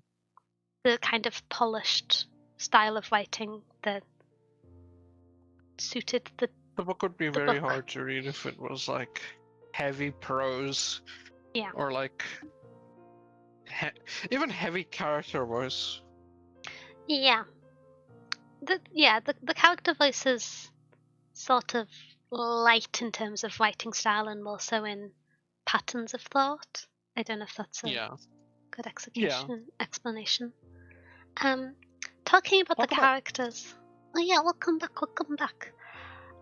Edge. So we have clarified, I hope, that I love this book. I made notes on this book as I was reading it in my little journal. I made 3.5 pages of notes, which is like It's honestly not a pretty huge amount of respectable. writing for me for an 800-page book. I will say the bottom line of the review was 5 stars, which I like this book. I Spoiler.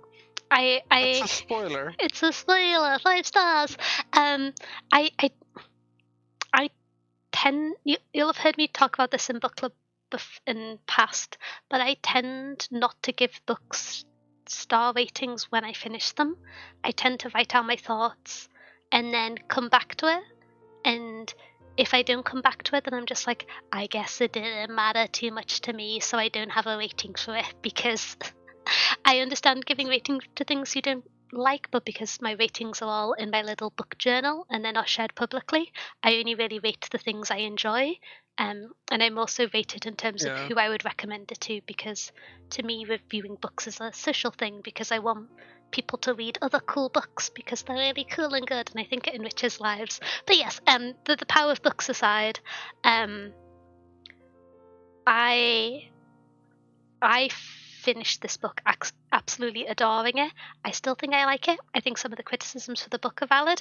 I'm about to say a negative thing, which I think would make most people assume that I don't like a book, which is why I'm doing this preface, which is I don't Yeah. think the main character Nima is really fleshed out much at all, considering you spend No. 500 pages with her. Um, Yeah.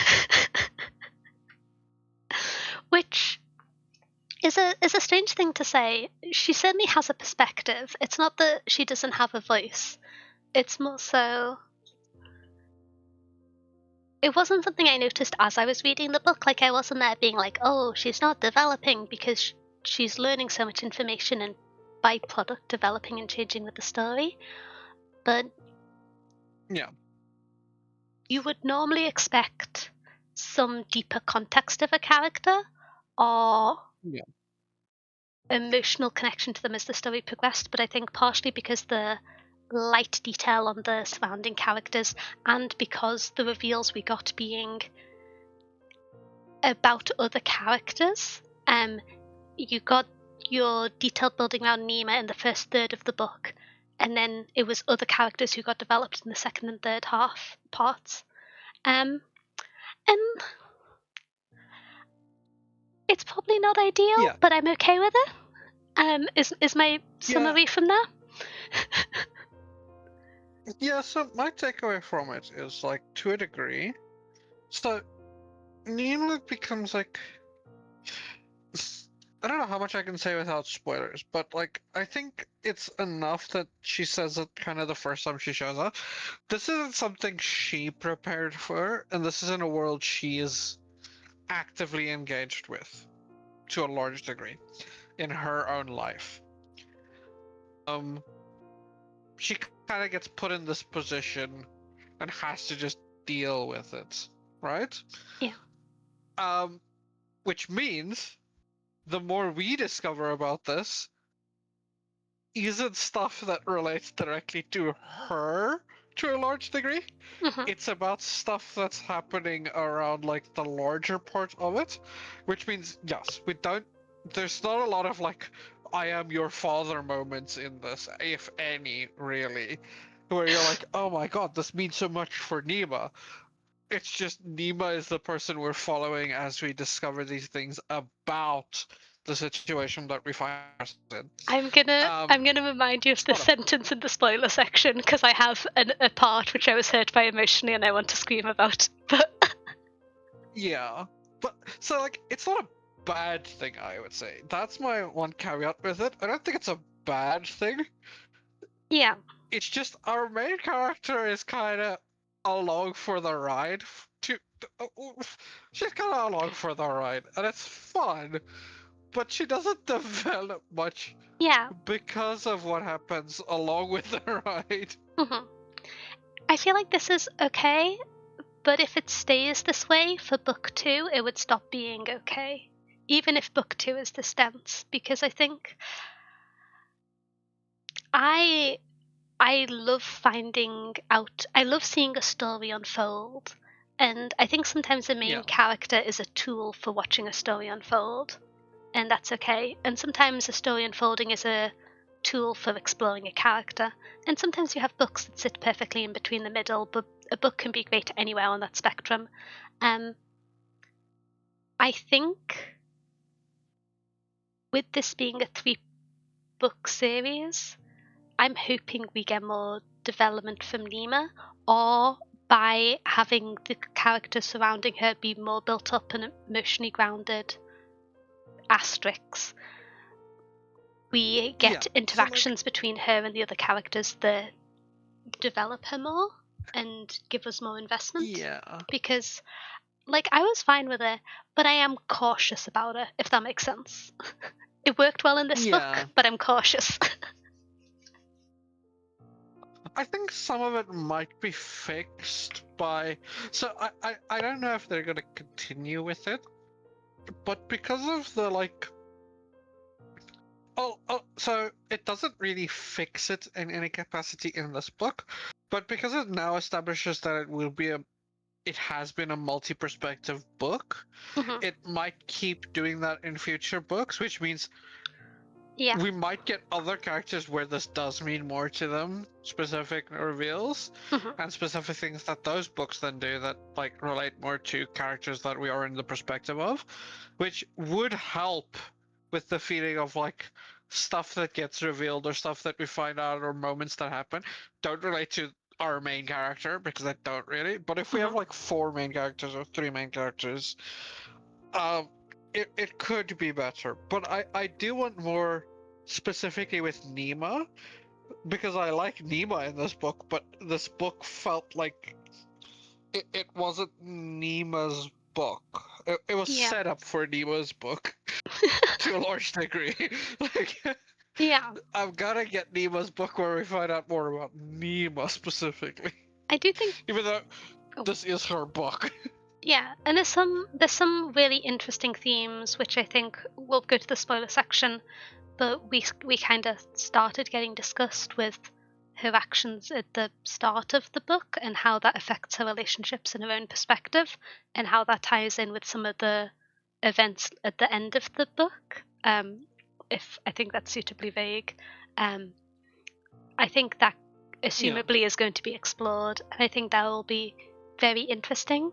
Um, but yeah, I do think that the character exploration, my the like 5 most interesting characters in this book were not any of the main cast of characters, and sometimes weren't even in the like secondary detailed cast to me. Um, which I don't know if that's rude to Nima to say, but some of the most interesting perspectives and naturally to some extent intertwined with the story really weren't the focus point of the book, Yeah. which I think to some extent shows the strength of parts of the ensemble cast, but to some extent also shows the weakness that you kind of want. You don't all. You want to be invested in your main character, and Nima wasn't the character I was most invested in. No, I wasn't either. Yeah. I will say, really, really good use of like imperfect, lived-in, reasonable characters throughout the book. Yeah. There's one or two characters who I was just like, now you're just making bad decisions for the heck of it. But most of them were were like believable imperfect characters and consistent imperfect characters.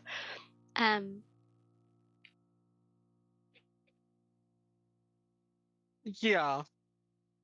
Honestly, I will say one thing. With that, some characters can kind of feel like, what's the word? Like stupid, or just stuff happens just to happen to a large degree. Um, I actually had a note by two of the characters who I'm not going to name, but some of the contenders felt like they were wearing Star Trek red jumpers, if that means anything to people as a point of yeah. reference. The reference there is in the original Star Trek series, whenever they'd do a landing party, there would be Captain Kirk and then one of Spock or McCoy and two random lieutenants in red shirts, and when they encountered aliens, the two lieutenants would get killed by the aliens. And that's not to say that any major characters die, it's more so these people are here and they're going to not be important soon, but they're just kind of here in the meantime. And I did kind of feel that with some of them, which I think maybe the ones you're talking about as well with this bit. Yeah. But yeah, it's a big Some ensemble characters cast. are not smart. Some Some characters are not characters do smart. just do. They see a cliff and they jump because it might be fun, type vibe. It's a But yeah. honestly, not a bad thing. Yeah, I do think it makes there's one or two characters who are like that and stuck around, and I found myself being frustrated with them. But I was like, it makes sense. I'm surprised you've like lived this long, but it makes sense. um, but yeah, I'm just looking at my notes, which are going to be for the spoiler section. I wrote in capital letters when reviewing this book in parts, so yeah. I don't know if we have much else to talk about for characters. We could. Hmm, it might be worth mentioning Kane briefly, which Kane is another character you get introduced to early on. I'm not going to talk much about his position in the book because I can't remember when that's established, but Kane was, with an asterisk, the character who I think was underdeveloped the most. I didn't mind Nima not developing much as the book went on because it felt like the first third of the book was establishing her and establishing your context and perspective of her as a reader, and the fact she didn't change in the last 2/3 was kind of fine to me. But Kane is a pretty major character, and I feel like when his key establishing moments happened, they happened a bit too much by shorthand to be great for me. But yeah, I don't. I think if I was to like complain about a character in terms of execution, it would be Kane. I think potentially that might be fixed in the second book for reasons which we'll talk about in the second half. But yeah, I just thought I'd mention that because I believe it's established quite early on, so I'm going to mention it. But Kane is introduced to you as Nima's ex-boyfriend, and is like thrust back into her life through the plot events, and so you can imagine his character development would give more space for Nima to be more grounded by having a solid character she consistently interacts with and is fleshed out. But yeah, I don't know if you have the same opinion about Kane. We can't talk about it in much detail because of plot communication spoiler reasons, but yeah. No, I do feel like I fall in a pretty similar place with Kane, where it's like, yeah. Second book might fix it though. Second book might fix a lot of those. This book feels a lot like setting up for. I don't want to say setting up, but like setting up for Kane and Nima to progress further. Yeah. To a degree. Yeah. But it does make this book feel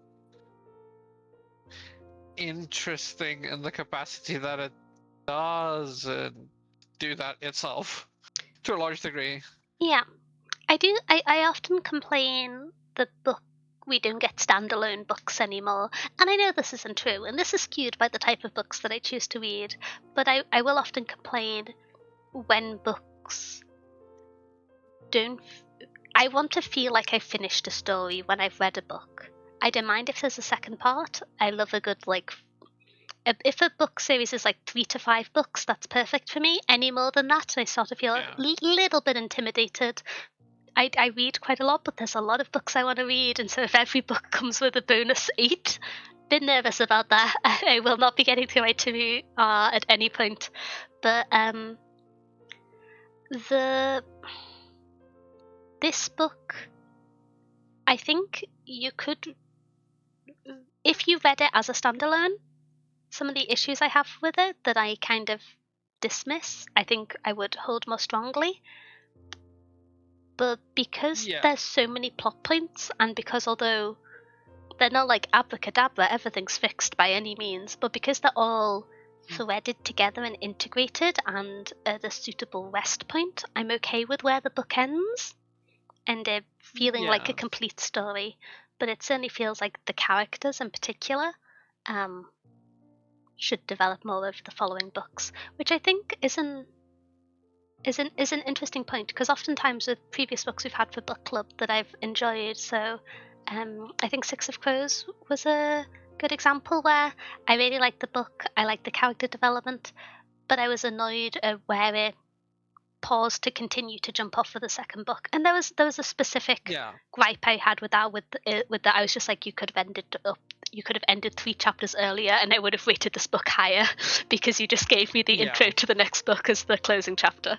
But I do think that this book handles being the first book in a series well, but I also might be biased by the fact that I love it, and sometimes you're not factual. I think it handles it. The way I would say it is, it handles it in an interesting way to me. Because like this feels, it feels like a good book one, but in like it's a good book. It's a good book one. I really enjoyed the book. I feel like okay. This is the way I can describe it. It's like Lord of the Rings, the movies. The first movie is a really good movie one, but it's a really good movie one because I can watch movie 2 after it, and then movie 3, and then the story is a really good story of like 9 hours. But like movie 1 doesn't have its own contained plot or like much progression for the characters yet. That's the other 2 movies' job. This feels heavily like that, where this is a very good setup for a very good story overall, but not in the way that this is a bad book one. It's just not a. It's not a complete story in a book one. It's a. But it's also not complete. That's the weird. Yeah, I think this does a good job of sometimes when a book has one untied thread that pulls you into the second book, it feels like that sole thread is a bit flimsy to be the motivation for an entire book. And obviously it's easier to write a second book when the world is established and the character is established and there's investment then. But this book has enough threads that branch over to the second part that it feels earned to have a second book almost. Like Yeah. you don't feel like that thread could have been resolved within the book or No. could have been separate as a standalone piece. Brackets 6 of Crows. I'm talking about you. Why did you have those chapters at the end? I didn't know it did that. Yeah, Kai was making a really good point, and I was trying not to laugh because I got turned into an emoticon. But yeah, so I do think it's interesting, but I think it's gonna connect and tie in well with book 2. I'm kind of Yeah. curious because it felt like you got so many revelations in book 1. I don't know how we can keep having revelations. How many Well, more that's the things can be interesting part to me. revealed?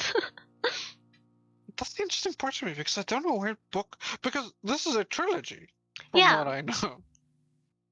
So like I don't know how we're going after this. That would be real. I have a few things which I think are going to get dug into, but that's at the spoiler section. Yeah, Very spoiler section. very spoiler section. We've kind of jumped around with the topics for today. Is there any other points you have on the characters? I Nope. have the other characters I want to talk about are spoilers, and so we'll have to save that for the second half. I think because this is a mystery book to some extent, it is primarily fantasy secondary mystery, but because it has such a mystery book narrative structure, it's quite difficult to discuss it in depth from a spoiler free perspective. So I think we'll end up talking more in the spoiler section than we normally do.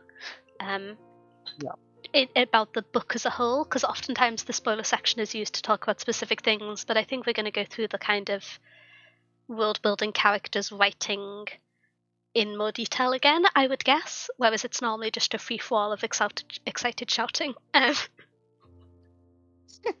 But yeah. Oh, one thing which I was quickly going to mention, which in terms of kind of cast of characters and range of characters, which is this isn't a kind of fantasy non-Earth parallel. The impression you get is that this isn't plot significant. It is communicated all over the course of the book, but it's not. I don't think it counts as a spoiler, but it's not in like a near Earth-esque book fantasy setting, and you have it so that the primary social class of a character is the house they follow. It's what animal they follow of the 8. Yeah.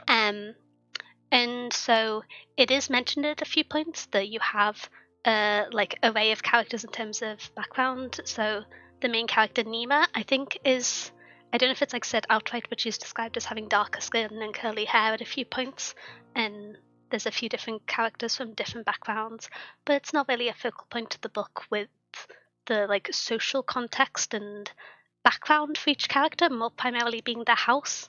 So it isn't really utilized at any point in the story, but it's worth mentioning. It's kind of cool to see. Yeah. Get to see him more nowadays in fantasy. Yeah, I think that's my last note on the characters. That isn't a spoiler. The stuff about this. Oh yeah. Sorry, what were you saying? Honestly, that's a lot of this book does do stuff like that. That's just like it's cool to see in fantasy these days. Mm-hmm. A lot of the book does stuff like that, which is honestly why I like it so much. Yeah, it feels. I could see how this could be read as a criticism, but it feels like it was written with the intent to be a book that satisfies the current fantasy market, with the twist of having the slightly atypical mystery format. In the context of, you have, to some extent, a character with a dark academia background. You have trials, you have characters locked on an island. You have things that are spoilers but are also popular tropes. And so, although because the book is so busy, you to me tropes are only ever annoying when the only thing in a book is a trope, and that is so far from the case here that you don't notice it.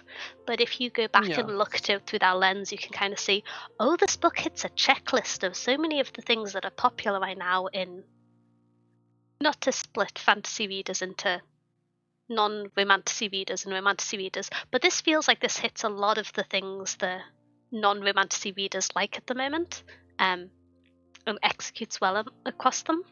And I didn't really realize it until I finished the book and saw people discussing it, and I was like, oh yeah, it does do all of those things. That's kind of wild. Yeah.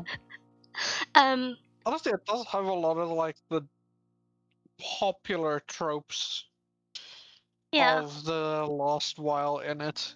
You have the second chance with the X thrust into a a closed environment, even to that extent with Nemo and Kane.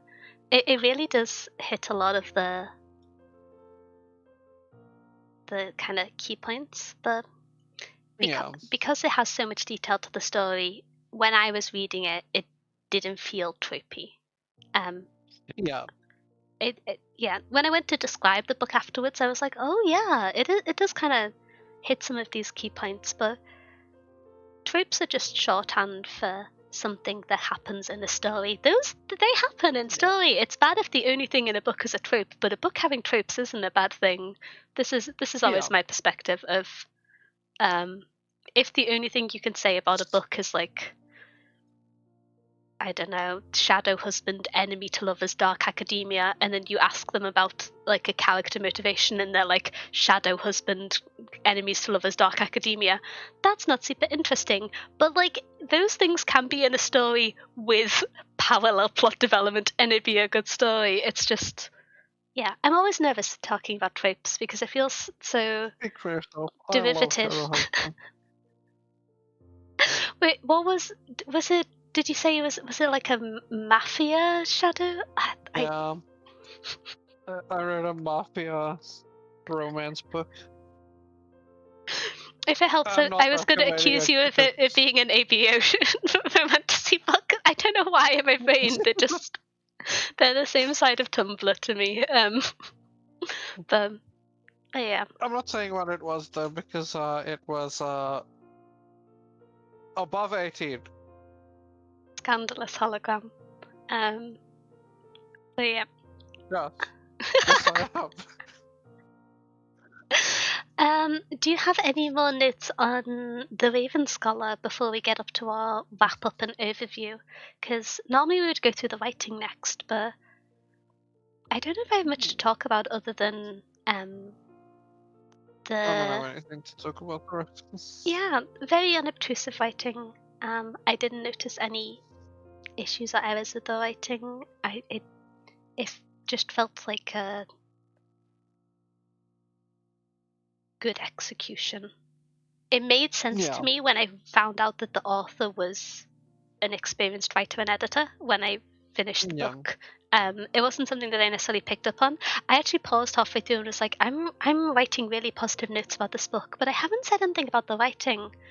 And I tried to like pay attention to it, but it was just, it's just good clean writing. Yeah. It was very unobtrusive, just clean writing, which I really liked. I think if you tried to do anything more dense with the writing style, the amount of information It in would this become book, really hard to read.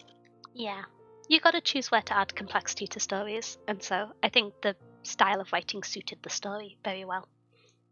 Yeah. It would become really hard to read this book if the writing style was any more like obtrusive and like harder to read. It being so low, I don't. Low is wrong. It being so unobtrusive helped this book a lot with how what's the fucking word? easy to read this book It was to a made large degree. it made the dense information more digestible, I think is a good way Yeah, to put it, because it's not yeah, necessarily an easy read, but it was made more digestible by the writing style. yeah. One thing which I have That's the better way to put it. One thing which I was going to put quickly on the writing is that this book did something which I'm not going to talk about in too much detail. It's not really a spoiler. You see it a few times, but we'll talk about it more in the spoiler section. In that it's really good as integrating the world's mythology into the character's expression. So I Yes. think I see viral things like 2 months after they happen because I don't use Instagram or TikTok. I am boomer mouse, but I saw a post which was talking Uh, about how annoying it was when a character in the 1600s in like some historical fantasy book said, "What the heck?"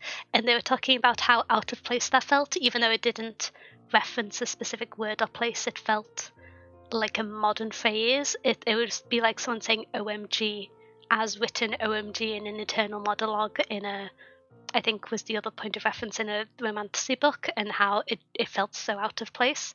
But this book does the opposite of it in the yeah, there's repeatedly integrated and used framing tools in the religion, I think would be the best way to describe it, that's present yeah, in the world. And so things like um, calling to the eight, being the eight houses of the eight animals, as um, as a point of reference, and the social responses you have to that felt real and lived in, and it felt like a nice way of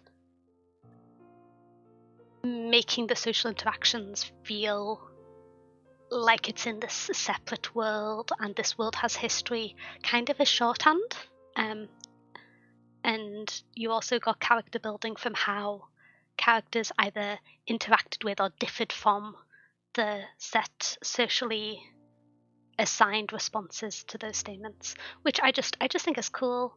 I like when books use religion as a storytelling tool, and so I thought that yeah, was really well done, and it also established the kind of tone and consistency of the world, not in terms of tone of how gritty or flippant it is, but tone as in social context. Maybe yeah, tone's not the right word, but it helped build up the social aspect of the world building to feel believable, I think. yeah. I always love when books do that. When stories do that. Honestly, when like the mythology or the history or like in-world writing or like in-world stories influence the book itself or Mhm. how stuff gets told to you or how people act, how people speak, stuff like that. And this, yeah, I love stuff like that. In-world mythology affecting how you get told things or how people speak is awesome. It's very good. It's so much fun. I think the consistency of that is one of the reasons why this soft world felt Yeah, substantial. Um, yeah. yeah, That is absolutely a part of why this world feels so.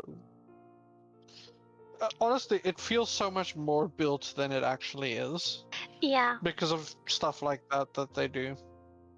It's been Because well. this is a very soft-built world, but a very well-built soft-built world. Yeah, there's a lot of information, but it's not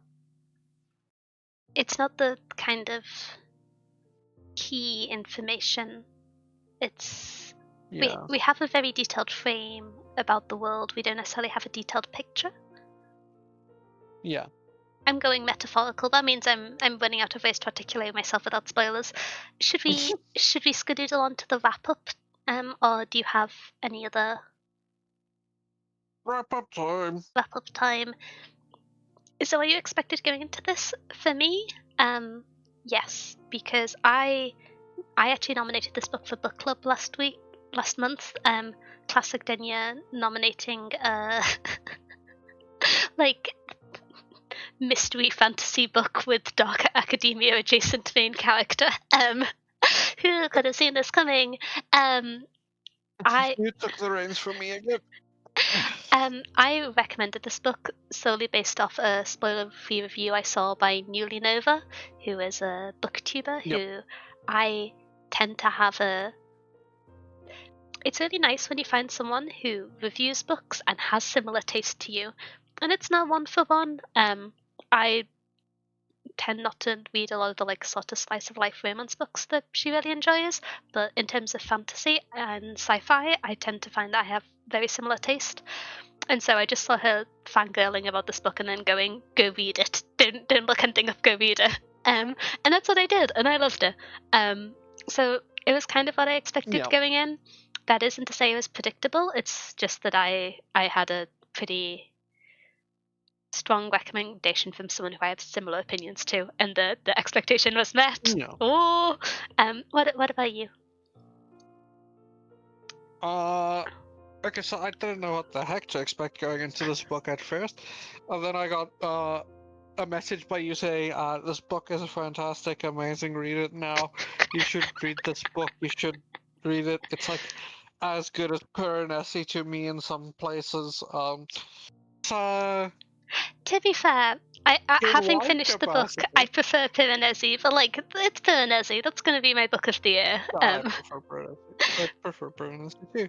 Uh, but wait, actually, we know all of the books now because we're recommending the last one tonight. So We're going to I don't think review there's a the. book that's gonna come out. Let me look. Wait, can I remember what the nominations for this month are? No, we'll have to look over them in like a few minutes and decide if anything could be Piranesi. But that'd be difficult. Like Yeah. Piranesi is the best book I've read this year, excluding books outside of book club. I'm really sorry, Gideon the Ninth. I love that book potentially more than I love Piranesi, but I prefer. To me, Piranesi is a better book, but I love Gideon the Ninth the most. And this is where I stand as a person, and I will stand by my silly necromancer women as they. No, it's not. Yeah. Piranesi wasn't my favorite book I read this year. It's just the best book I read this year, I think. Yeah. Yeah. Honestly, Piranesi is one of the best books I've probably ever read. Susanna Clarke, you are very good and cool, and if it takes you 15 years to write another book that is even close to as good as Piranesi is, I will so excitedly wait for it. Yeah. But, in one capacity, yes, this Yeah. book was what I expected. In one capacity, so it's my thoughts on the book is very split into two minds on this book. In one capacity, I just had a lot of fun with this book. I just vibed. This was fun. This was awesome. Mm-hmm. Challenging myself to stuff that I don't usually like and then liking it. Uh, in a large capacity with I'm that, really glad you enjoyed yes, it was this. what I expected. Mm-hmm. In a large other capacity, I didn't know what to expect, and this was weird to me. Mm-hmm. And it's not the fantasy I usually read. So I'm like in half a mind that yes, this was what I expected. No, this was not what I expected. Mostly because I did not expect I would like a soft world built world this much. Yeah, I think I managed to confuse Kai on expecting a harder world building because I don't know. You Me did being compare it to Brandon Sanderson at one point. I did, and I'll talk about it and I'll defend that comparison in the second part. Um, because No, I get it. I get it. You're not wrong for doing it. if I say I feel like there is a direct comparison, one part of the book feels like it could have been inspired by part of Mistborn to me. Do you know which part I mean? Yes. Yeah, I just found that out when I said that, so that's where that came from. Um, but yeah, I it's kind of what I expected going in. I expected really good things. I feel like sometimes when you say it's what I expected going in, it can feel like a negative. But because I go into books blind, I'm not saying that I expect the plot. I'm saying I expect the tone of writing and the writing for a certain audience. And the audience was me. This book was written for me. Everyone else just happens to read it. It was written for me. No, it was written for me. Really? With the soft world? Yeah. Yeah, it was written to challenge me. Okay, that's very fair. How much did you like this book? I'll let you go first A because my lot. answer will be short. A lot. I really like this book. Honestly, it helped me. So the last soft world build system that I liked this much was probably Would it be, I forgot the name of it, the Lee Bardeau series? Yeah, it would probably be Liberty. I'm just, sorry, I don't know all of the books you read, but at least in the last few years you've talked about most of the books we've read, so I'm trying to answer for you. Yeah, it'd probably be that. That would be the last like big series of like high fantasy that I enjoyed as much as this. That's like, yeah, Because that's quite a yeah, it would soft be world that. book. It gets, That is a very, yeah. that is a very soft world built world. I'm trying to think of others, but it would probably be that. Honestly, I might just make a list of like soft world built worlds that I like a lot, but I feel like we've uncovered a new leaf with potentially making you more open to reading soft world build books, because I feel like yeah. it's very fair for people to know what they like, because this is gonna sound silly, but I know I like mystery and fantasy. I know I like scholarly characters because if that style of narration and exposition feels very natural to me. And I think a lot of the times we all have those archetypes that we lean towards in terms of book structure. And to me, Yeah. it's always the case that not every book I like has to meet these structures, but my bar for a book being a good book that I will enjoy is a lot lower if it follows these structures, is the case. Um, Yeah. and so I feel like it can be really helpful as a reader, especially if you're picking books out yourself consistently, to read a book that is really good and goes outside of those archetypes, like this one does for Kai and myself to some extent, to demonstrate it can be really good without being the thing that is most of your favorites. Yeah. So for me, to a large degree, is like I get there's a capacity with like world building to me, right? Because like big D&D nerd, big like TTRPG nerd, massive fan of like hard world build systems, like your Tolkien, Brandon Sanderson, stuff like that. Where I don't dislike soft world built books. My capacity of engaging with them is different, or it was different before this book to a large degree. Where if a book is a soft world built world, the world kind of isn't important to me. So like even something like Discworld, which is a very soft world built world, right? A very soft magic system, very soft world to a large degree. The story, characters, and vibe of a world is more important for me in cases like that, which I still think Terry Pratchett is phenomenal, and Okay, like good. you get a lot of I was getting ready to like. hang up on you if you said anything bad about Discworld.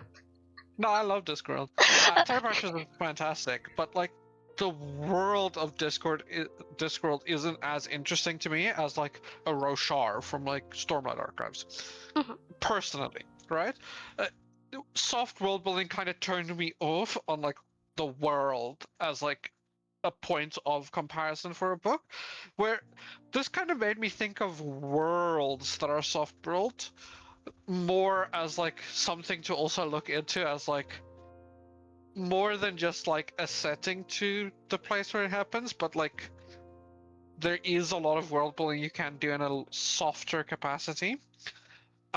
Because my one big part of like world building is I really do like very built out worlds. You have like Dune, um, the Elder Scrolls worlds, like Ursula K. Le Guin's Earthsea, Middle Ooh. Earth. You have all of these like massively constructed worlds. Mhm. I think I, I I don't know if I'm just kind of interjecting with repeating something similar to what you said, but this book very much felt like it had a dense tapestry of character histories without having a densely Yeah. built fantasy world. And so I think, yeah, I think it's good and cool. And I part of me, I am who I am. I hope we find out more about them, the magic in the world in the following books. I think we will, to in two aspects. But yeah. Yeah, I do think we will. I selfishly, I kind of wish we don't. To a large degree, I hope it stays very soft. I think it We will made the stay comparison. soft, is my Yeah, we made the guess. comparison earlier to Harry Potter. Harry Potter stays extremely soft in its world building all throughout 8 books, to a large degree, and I kind of hope this kind of stays similar, where it's kind of like not that series hasn't stayed that way, and it's honestly kind of why I started disliking that series. Like in world like capacity, I started disliking that setting because like a lot of stuff tried to fill in gaps that should not be filled, or kind of makes the whole thing worse to a large degree. So I hope this doesn't fill in a lot of stuff and becomes way harder.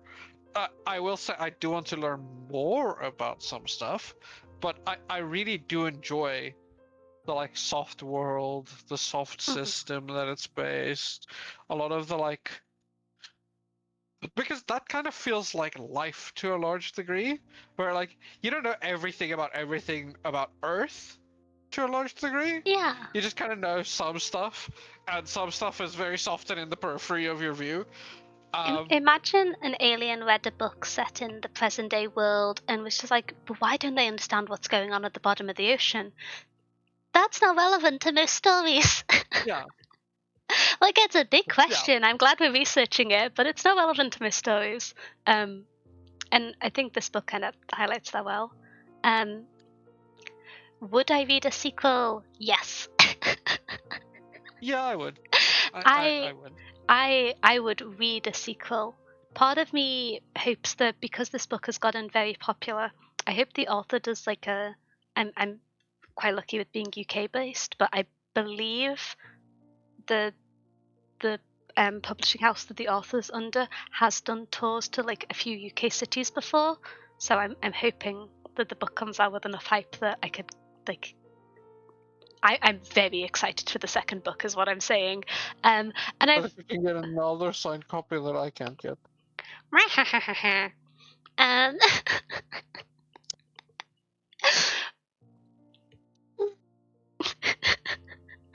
One day I won't stay here and I could get signed books one day we by can go to or like a book signing function. together. This will be the meetup. But Well, one day I can go to Utah and get Brando Sander to sign my Stormlight Archive books. One day. every single clip is of Brando Sando signing books. Every single clip. Yeah, he does do that a lot. But yeah, I would read a sequel, and I am.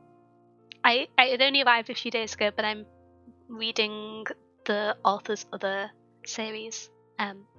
In terms of I got the first one of the like. I got the first one of that series on ebook. ooh, okay, very very fair. Oh wait, Kai, I think you're gonna have a strong reaction to this message, so I'm gonna leave it for you to read. What the? When did you meet Brando? Me getting a book early is no longer the point of jealousy. You have stolen the intention, Will. Thank you for the camouflage. I am running away with my unfinished copy of Catabasis. I'm still mad at. But you met Sanderson. That's sick. Did you meet him at a signing? These questions also Kai can plan and steal. But yeah, Yeah, is your signing personalized? Is it just a? Is it stealable? Why did you get signed specifically? who would I recommend this book to? I hmm, Honestly, my answer is just yes. If you have any interest in I would fantasy at all, you would like this, honestly. I have one or two caveats, which is I would say I think most people should have read these books because I think they're great. But I think I would recommend someone having read at least one Agatha Christie book before reading this first, because I think Yeah. that does like a classic good job of establishing a lot of the mystery patterns which this book follows. And if you're not a very comfortable fantasy reader and haven't read any mystery, it could be a bit difficult. And so I think if you've like read and enjoyed any Agatha Christie books, or like parallel mystery, but love a bit of Agatha Christie, and are someone who enjoys fantasy, you'll like this book, I think.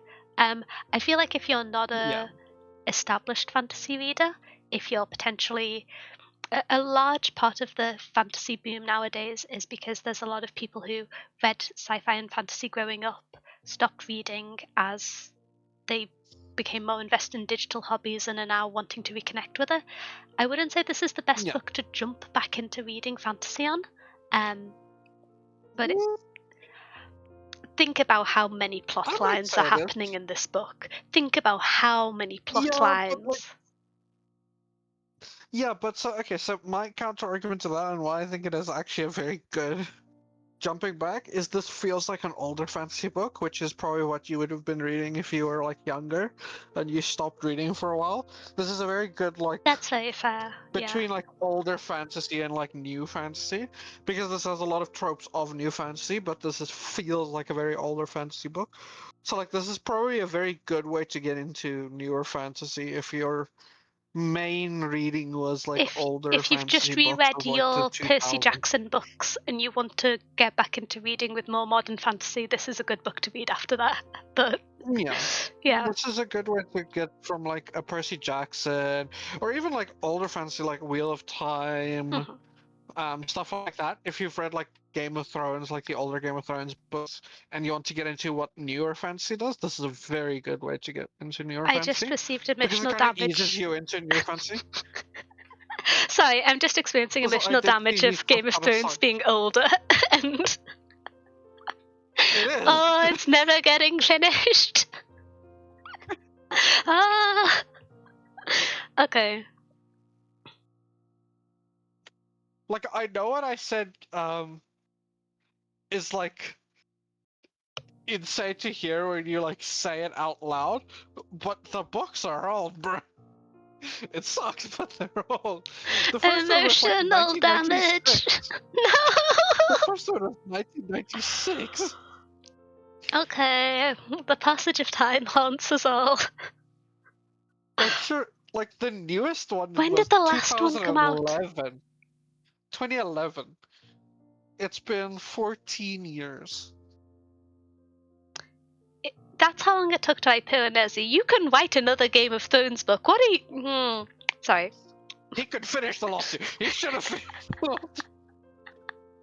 I feel I've caused an argument from the internet to... again. I did just do Percy Jackson. Got him! Sorry. Percy Jackson was really good. Got a picture of them too? Also, He had his I'd rather be writing face. To be fair, that's just Brandon Sanderson there. That's always his face.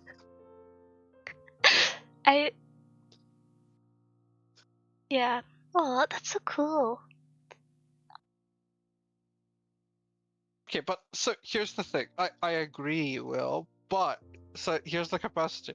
He wrote so Game of Thrones came out in 1996. The second one, Clash of Kings, was 98, I'm pretty sure. Then it was 2000, so it's 2 years, 2 years, 2 years. And then it was 5 years for the next one. Feast of Crows was 2005. And then it was 6 years for the Dance of Dragons, right? Which means like in all capacities, even if he took like 6 years again, but he could have gotten 7 years for both books.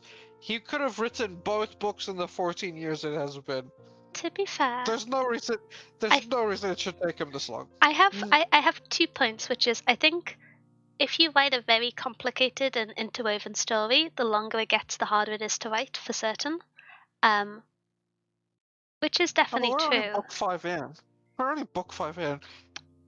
You're saying only because you're a Brandon Sanderson addict. That's a lot of books. Those are big books. You have been hit over the head with Wheel of... He's 5 years in and it takes him like a year to write one of them. Be better. No, I think 10 years to write my novel? Wait, that's so cool. What's your novel? Sorry, I'm being nosy. But no, writing is very hard.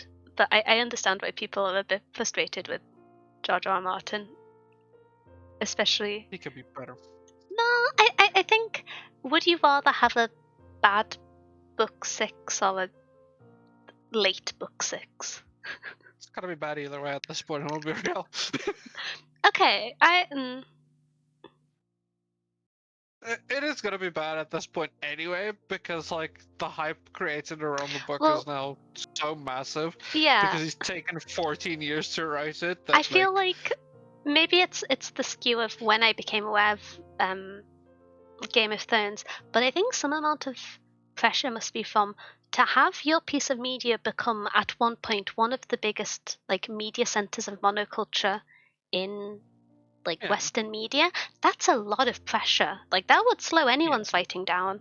And so I feel like there's some amount of releasing anything after that must be difficult, and it's it's not like he financially needs to release another book. And so I could see as an author the experience being whatever I release people are going to criticize, and so I can just not finish it. Which But is like no, I don't think it will ever stand up to like. It won't ever stand up to what people are expecting, or then like, because now there's the added pressure of like, the show ended so horridly at the exact point where the books he wrote stopped.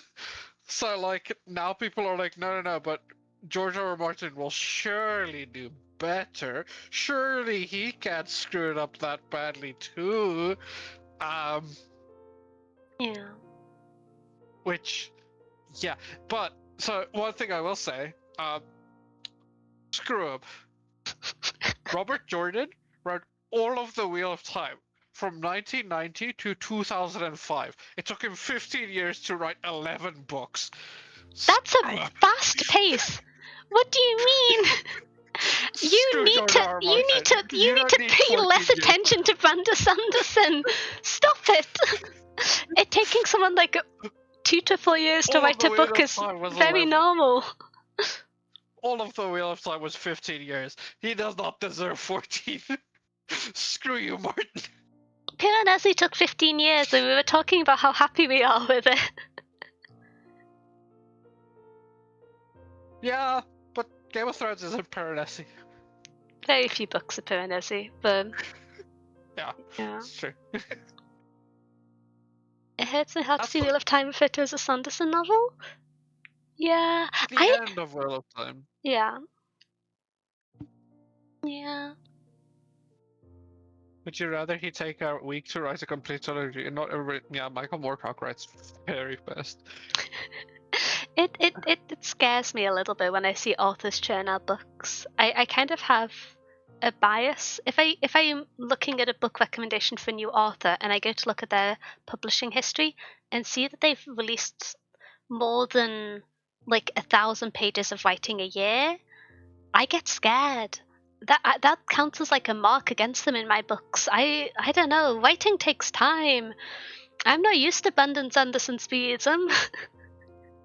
If someone's writing that fast, I tend to assume that it's not heavily curated, which isn't always the case, but Yeah, I don't know. but some authors do just write fast. Like Terrifying creatures. I could not be me. I Dr. Jekyll and Mr. Hyde by Robert Louis Stevenson was written in like 2 days. It was written over 48 hours. I feel like that book's quite short, but it's been so long since I've read it. There's a bunch of like classics I know because I remember Fahrenheit 451 was also written really fast. Yeah. I feel a lot of those books are like sub 200 pages, which is still like an insane amount to finish in a short time. Yeah, it's not Brandon Sanderson writing like 3 novels and a novella every single year.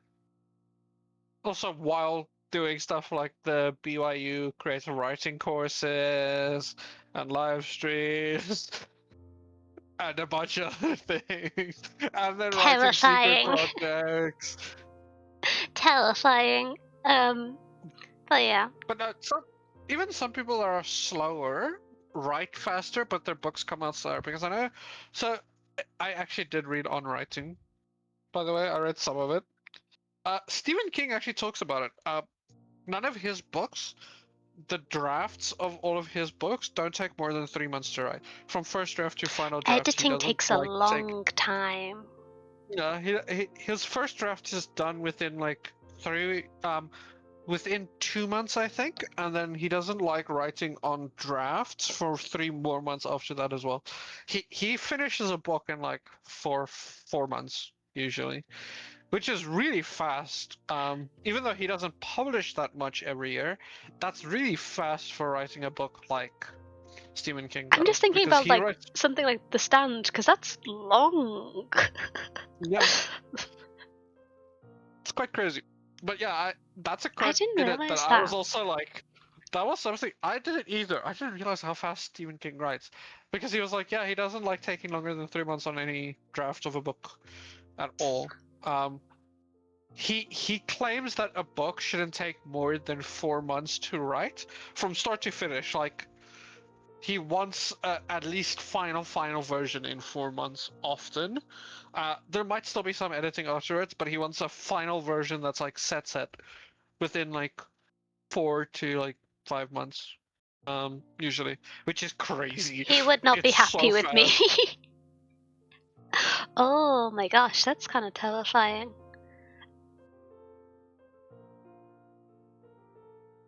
Oh, wait, should we go on to our book nominations? I realized we got distracted. Yes, I yes, can't we should, before we get distracted again. imagine us getting distracted. That never happened. Okay, so normally in historical book clubs we would swap onto discussing our second book of the month, but as previously mentioned, we're gonna be swapping to doing one book per book club and having them be bi-weekly. So we're going straight to nominations with our nominations in sci-fi and fantasy. As always, this is like a broad description. This can include like dystopia novels or adjacent adjacent Horror, books. mystery, fantasy. It's mostly all fiction. Yeah, it's fiction brackets, not historical or literary fiction, because they tend to be more so for slot two. Um, Yeah. it's kind of fuzzy. The nomination form will be live after book club ends. If you would like to suggest a book for next month, very welcome to. It will be in the Discord with the announcement ping of whichever one we're picking up. Yeesh. Yes. Do I have anything else Yeesh. to say in the introduction, or should we jump straight into it? No. Okay, let's jump straight into it then. So, up first, where's my tab with my information? Up first is The Tainted Cup by Robert Jackson Bennett. Yes. This is a fantasy mystery book, or this is, I think, if you were to describe it as having a primary genre, it is a mystery book in a fantasy setting. Yes. I'm gonna go Mystery thriller. Yeah. I'm gonna go through some of the content warnings and then go into a brief description of the book. Sorry for the derailing the stream. Oh, no worries. We derail the stream all the time. We're the main perpetrators of derailings. I I do it too much. yeah. It's a stream, not like an edited video. So we're meant to meander. It's Ah. the value of the medium. But yes, for content warnings, this isn't a book I've read, so I'm going off the community noted ones on Storygraph.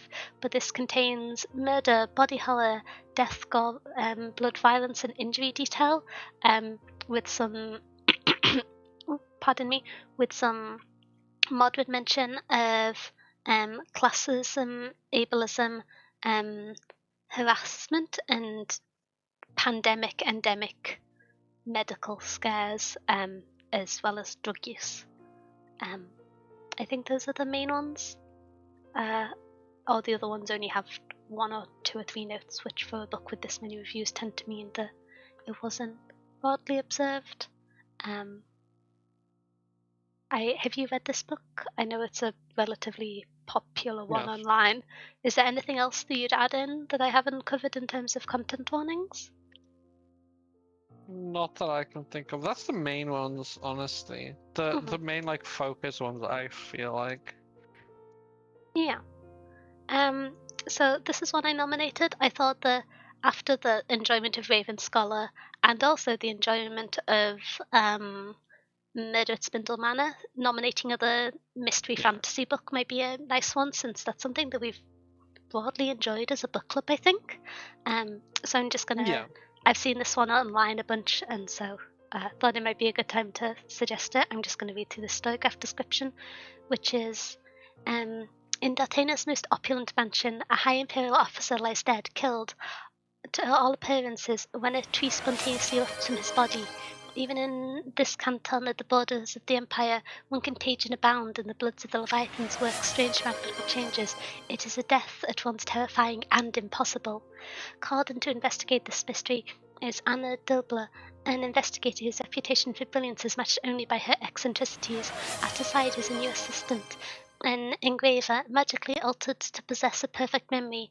His job is to observe and report, and act as a superior's eyes and ears, quite literally. In this case, as Anna's quirks and her insistence on wearing a blindfold at all times, and her refusal to step outside the walls of her home. That's the description. There's another 20 pages of writing, but I thought Yeah. this is a book that I've heard a lot of positive buzz about online. It's a book which I've heard is slightly Marmite-like, which I don't know if that's true or just the one I've seen of a few reviews. Oh heck, wait, thank you for the 20 bits, Will. I really appreciate it. I shall go to getting more books for the library. Thank you, thank you. Oh wait, also hello Tokoyas, ahoy! Oh, I'm getting hydrated. I'm getting caffeine. Mm. Wahahaha. I drank water. Let's go. One of us drank I'm water. responsible. I have I'm slept responsible. before 1 a.m. every night bar one this week. Oh, okay, I'm not responsible. It's like 10 I p.m. haven't slept Is yet it 10 today. p.m.? Oh, maybe I shouldn't have just drank caffeine. Talking about books makes time fly. I thought it was like 9 p.m. at the latest. No, it's like 10. Okay, I'm gonna suffer, but that's okay because I think I've got another 3 hours of talking about books in me anyway. I've got things to yap about for Raven Scholar, let alone the nominations. Okay, um, um, but yeah, I believe you've read this book. Do you have anything you want to add to Yes. it? It's a very good book. Mhm. I am a very big fan of Robert Jackson Bennett. This is a very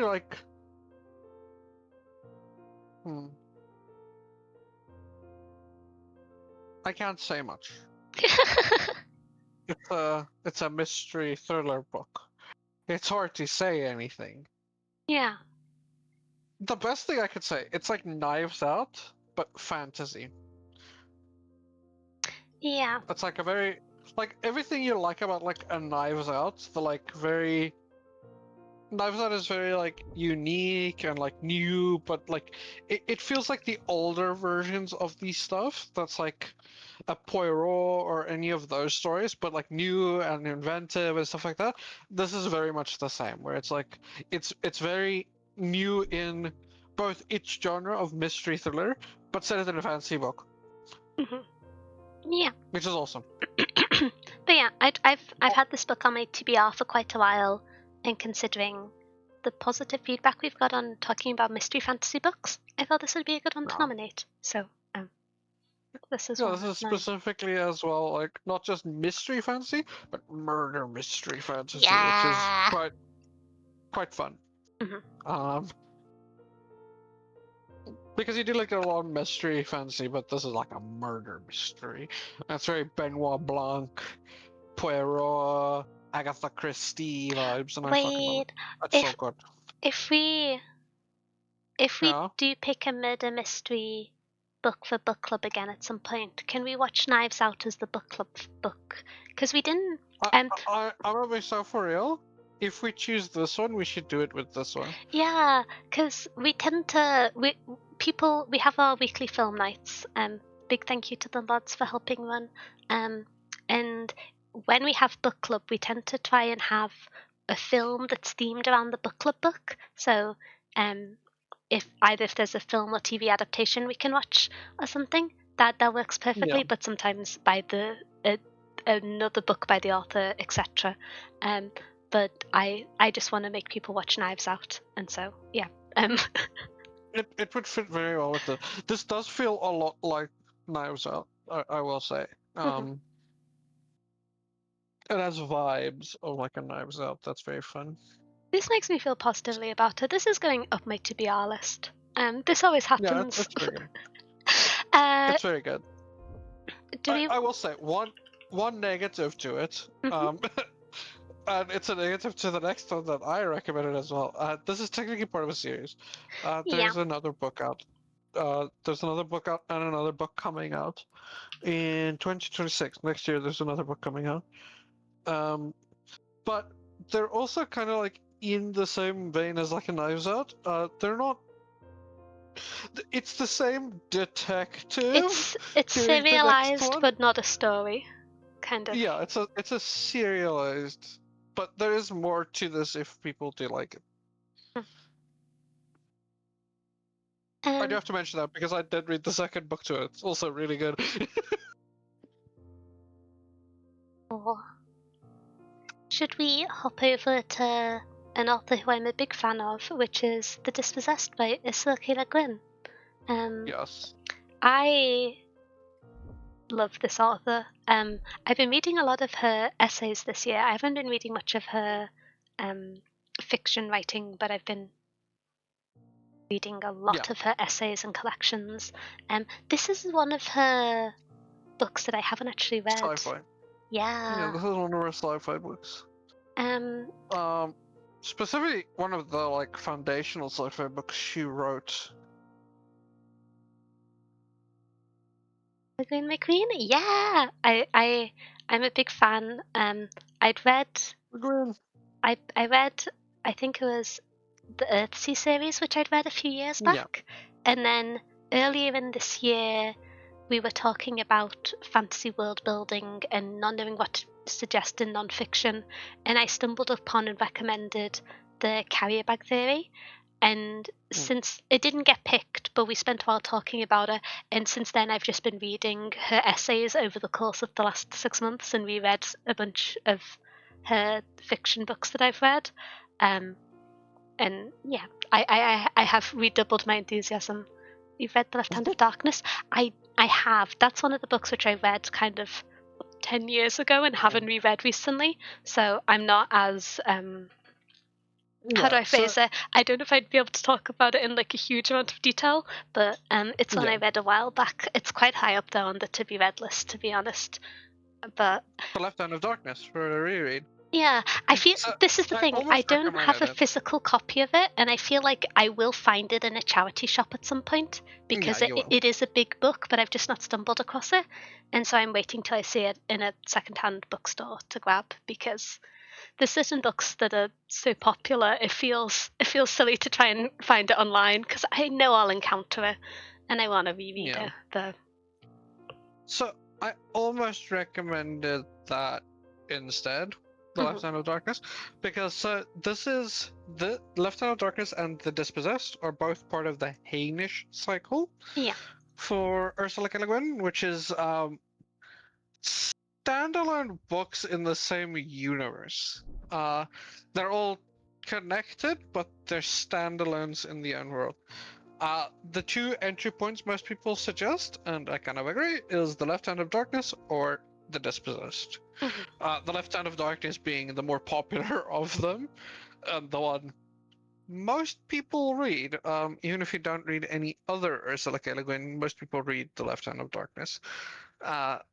I would guess for saying it's probably her most popular book. I Is feel it The like The Left Hand Left of Hand of Darkness? Darkness is, yeah. It's I that think or so. Earthsea. It's that or A Wizard of Earthsea, the first book in the Earthsea cycle. I feel like I see It's one of the Left Hand of two. Darkness talked about more, Um, but Earthsea was the one I read first, so I'm not actually yeah, sure. Oh, hi, Sona. yeah. I think it depends on like what circles you run in. Fantasy will talk about like Earthsea a lot more. Sci-fi would talk a lot about the Left Hand of Darkness a lot more because Earthsea kind of leans a bit more fantasy and stuff. So like it depends on where you come from and like what section, but it's one of the two. I recommended Dispossessed because I think it's controversial opinion. I think it's the better of the two intros that most people suggest. I Ooh, enjoy it more than the Left Hand of Darkness personally myself. Um, Personally, I think it's better, but both are very good intros. I will that's an say exciting description. this will be more one of the like adult books we do read from like if we do this for the fantasy book or the fiction book of the month. Because it does have quite a few trigger warnings, including sexual assault, police brutality, violence, classism, death, war, miscarriages, suicidal thoughts. It's not on page, I'm pretty sure, but there's also talk about rape, and a few other things. This is a very adult book in sci-fi, but it's really good. Um, it's a dystopian sci-fi book. Hmm. It's also speculative fiction technically. But Yeah. so it follows a character called Shivek, who is a physicist, who, while the world is like dying around him, he decides to take action and seek answers, question things that shouldn't be questioned, and tear down the like walls that have isolated his planet of anarchists from the rest of civilized universe. Um, Going out and trying to go to the like mother planet of Urus, which is like the utopian center planet that you have in most of these stories, which is like that's the one where everything is fine and then you put all of your problems on the other planet and just go like we don't have any issues.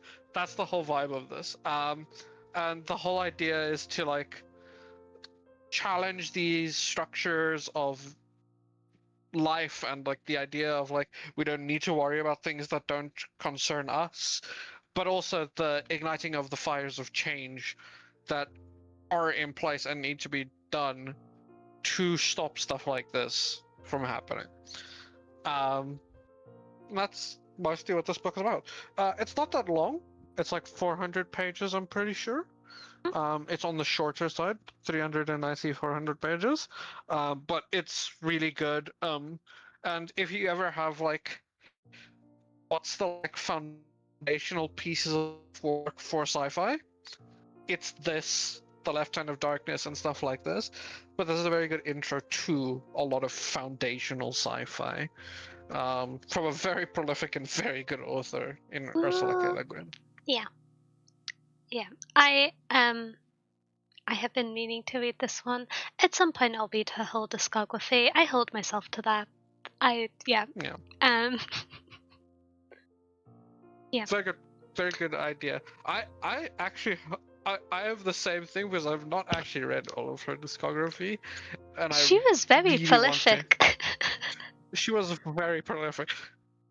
I haven't read all of the Hainish saga, and I haven't even started Annals of the Western Shore. Um, Oh. I've read some of so yeah, Annals of Western Shore, but I haven't finished it. It was the classic. I only had certain books available to me and then didn't know there was more. Because, yeah, yeah. I haven't started Annals. I still need to read that, and I still have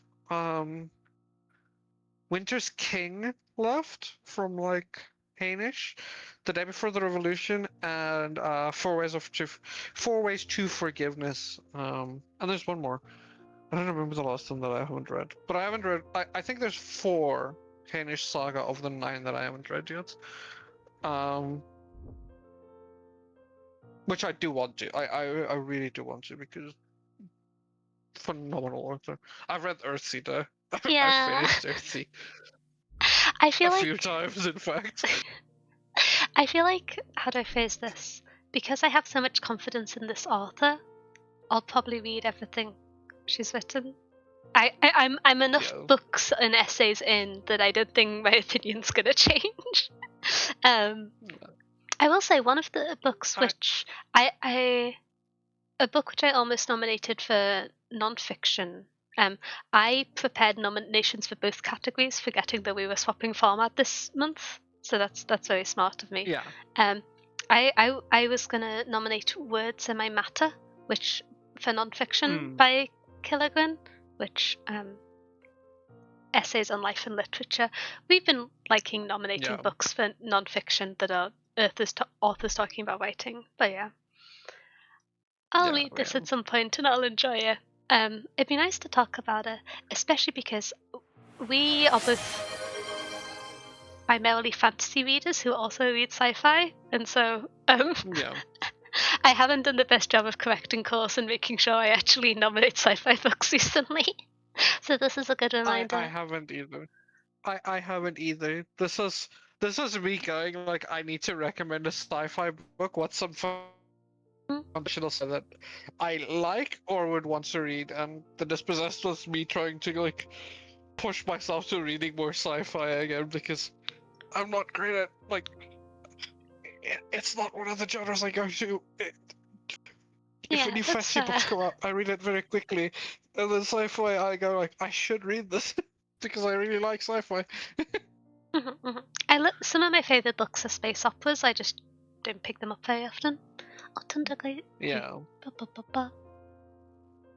I was going to say hi, Tundra, but I think you appeared earlier, but I don't know if I said hello. That's rather rude of me. Hello, Tundra. I hope you're having a good day. I think I may have delved straight into discussing Wheel of Time rather than greeting you. I'm sorry. Hi, Tundra. Welcome. Speaking of remembering to nominate sci-fi books, I actually nominated one this month, which is I was reading, Foils, Yeah, they have a series that they do where often when they get authors in for events, they get them to nominate 4 books that they've enjoyed and would recommend. Oh yeah. And I think it's called Foils 4. I think it's done as like YouTube videos as well, but I've discovered that there's like a Substack that releases them, which is I've been engaging with. And this is a book which I found out about through that, which is Stellaris, by Stanislaw Lem and translated by Steve Cox. I think there's a few translations, but this is the main one, which is an older book. I think it's in early 1960s, but it is a science fiction mystery book. It's a shorter one at 200 pages. I'm going to read through the content warnings. It does have themes of mental health as like a pretty core topic. I haven't read the book myself, but I believe there is discussions and depiction of a suicide attempt on page as a like big warning. Often that's a off-page warning, but just make sure you look after yourselves. And this discussion of grief and racism and death, with some minor discussions of toxic relationships and relationships in regard to racism. I believe this is an older book, and so it's often the case of if a book is older and not one of the like biggest books of its decade, it can be harder to find in-depth descriptions of content warnings on it. So those are the ones that I've seen looking online, but if I've missed anything out, very sorry, haven't read it myself. But just going through the description, when Chris Kelvin arrives at the planet Solaris to study the ocean that covers its surface, he finds a painful, hitherto unconscious memory embedded in the living physical likeness of a long-dead lover. Others examining the planet, Kelvin learns, are plagued with their own repressed and newly corporeal memories. The Solaris Ocean may be a massive brain that creates these incarnate memories, though its purpose is unknown, forcing the scientists to shift the focus of their quest and wonder if they can truly understand the universe without first understanding what lies within their hearts. But this is often referred to as a big inspiration for a lot of sci-fi authors. And so I thought it would be a cool one to nominate, especially because I'm gonna be honest, when I have sci-fi recommendations, it's because I have a cool friend who reads a lot of sci-fi books, and I just ask her for recommendations every now and then and reiterate them. And then I encountered this book in the wild and was like, oh, this might be a good one for book club, because I thought it's got some interesting themes, and it is quite nice to read early works in a genre. So yeah, that's this one for me. I read Solaris recently. Oh heck! How did you find it, Seven? We got a first-hand review. But yeah, I don't know if you've read this one, Kai, or No. no? Nope. This is the first time I've actually heard about it. It sounds kind of cool. Yeah, the description of it sounded really interesting, and I also thought, I don't know, this is definitely skewed by the type of sci-fi books that I read, but I'm used to sci-fi books Yeah. being mammoth, and so to see a 200-page one was quite refreshing, and so I thought it might be a good one to recommend. Yeah, it's nice and short. Mm-hmm.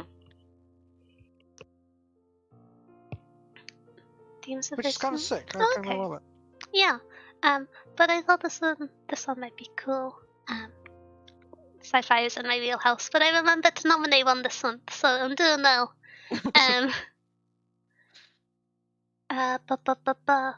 Up next is The Very Secret Society of Irregular Witches by Sunyu Mandana. Ah, I've heard about this book before, but I haven't read it. What about yourself? I haven't read it. I want to read it. Mm-hmm. Mostly because I like witches and secret societies I am also a fan of and witches cozy and secret fantasy. societies. Yeah. It's one of And the slightly cozy fantasy. cozy fantasy books that I hear about quite a lot after Legends and Artes, I think. But that Same. might be skewed by Yeah. my background in books of Yeah. I So, think witches are cool. basically this follows trigger warnings: abandonment, death of a parent, cursing, racism, homophobia, physical abuse, and child abuse. Implied child abuse. Whoa. I feel like I Okay, got so jump scared then because you tend not to see the heavier content warnings on cozy fantasy. So I looked yeah, scandalized for a second there. but so what this is it's a you follow a witch, our main character, called Mika Moon. Um, which which like the whole vibe is you have to like hide your magic from like the normies, and you're not supposed to draw attention. Um, she was an orphan from a very young age, and was raised by strangers, so she is kind of used to that like whole vibe of like being alone, and all of that stuff, and like the secret society. Except for one thing, she has an online account where she posts videos pretending, in quotation marks, to be a witch Oh my because she's gosh. actually a witch. Um, she thinks no one will take it seriously, but somebody does. An unexpected message arrives, begging her to travel to a remote and mysterious nowhere house to teach three young witches how to control their magics.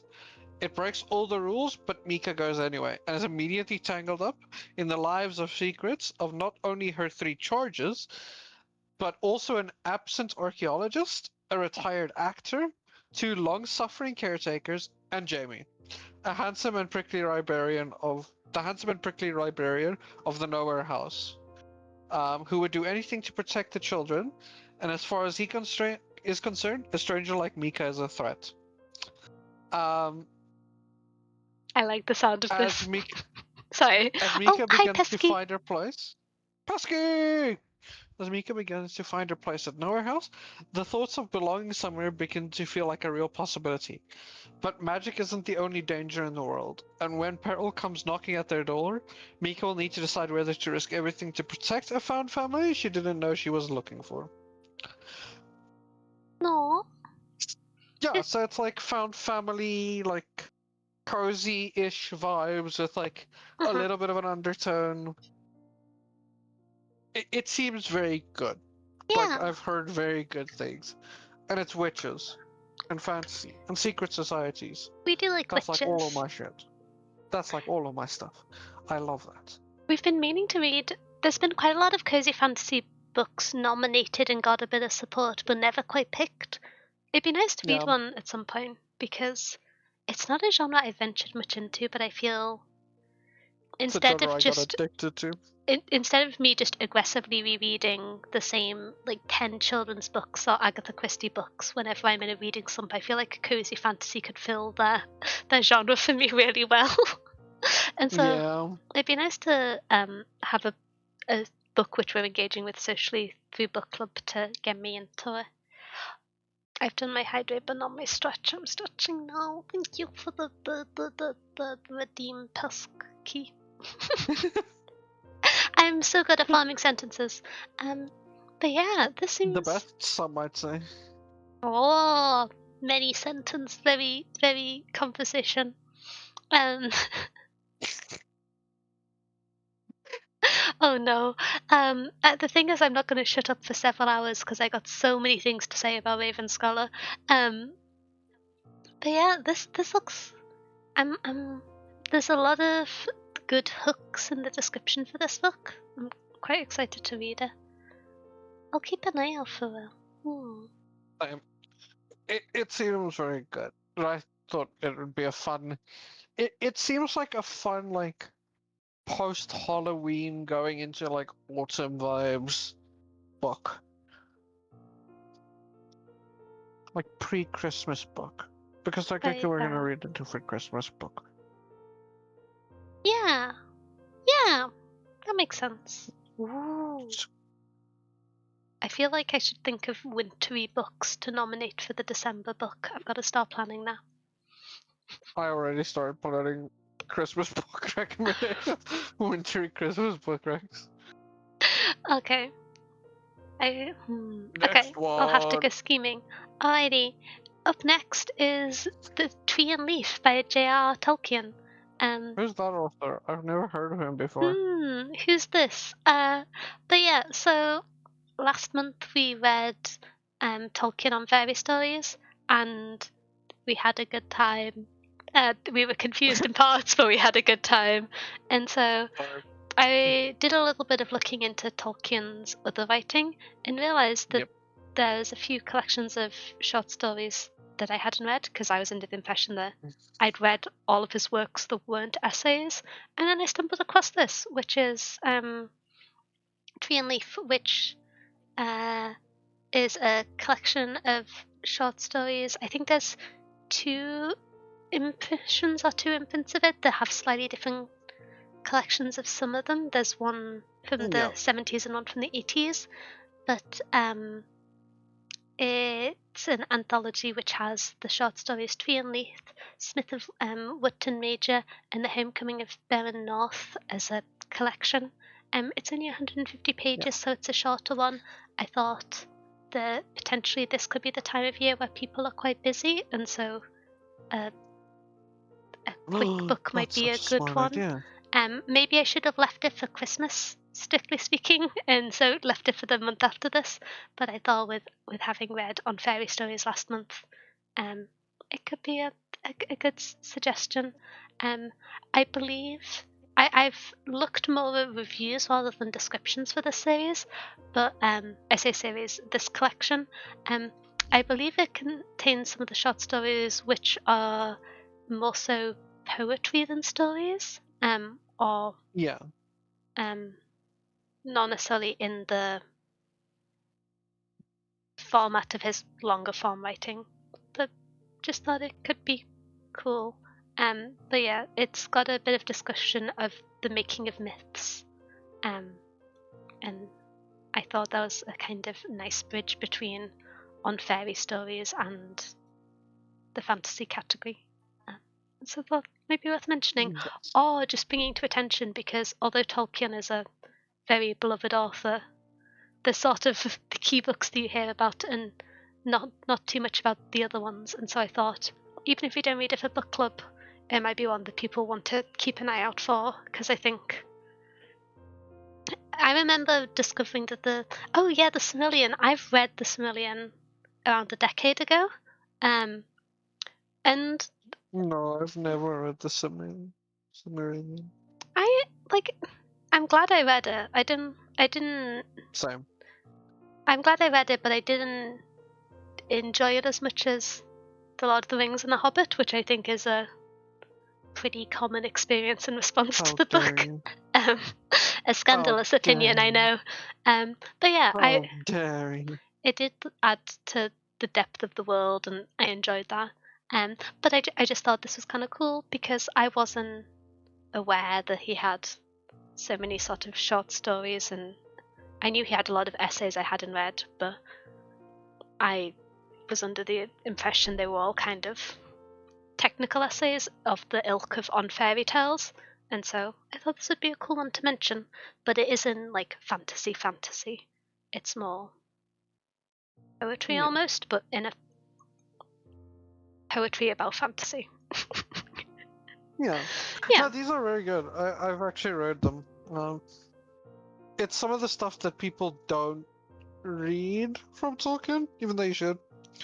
Uh, it's this, and hilariously, we talked about it a little bit earlier about like books for Christmas. Did you know that he has a book about all the letters he wrote his children from Father Christmas? Yes, I saw that when I was looking for one to nominate, and I was trying to decide between this one and that one for this month. But Uh, yeah. he has letters that he wrote from Father Christmas back to his own children for like years. Um, like tales about like reindeers getting loose or like the accident prone like polar bear or something. I don't remember many of them, but like I remember the reindeer and I remember the polar bear. I think there's also one about the roof of his house or something. But it wrote a bunch of stories like that. But these are very cool. It is actually very, very cool to see Tolkien not as like Lord of the Rings, but like outside of that, because he was a very good author, just in just normal writing too. Mhm. Yeah.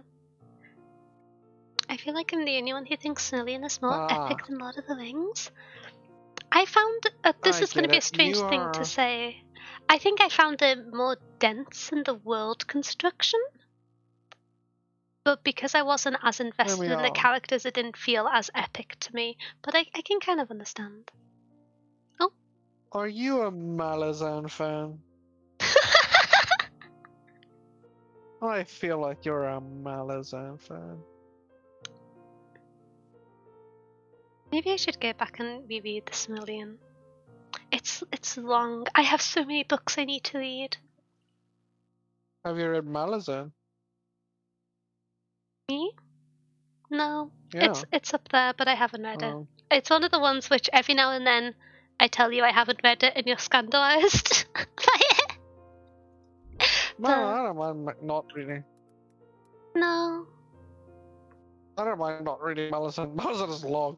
Malazan's Malazan is long long. just to be long, I'm gonna be real. Malazan is one of the books, this series where I'm kind of like, I want to read it, but and I've heard really good things about it. But first of all, the things which I've heard the best things about are like book 9 and 10, which always Yeah. stresses me out a little bit when I'm being recommended a piece of media like that.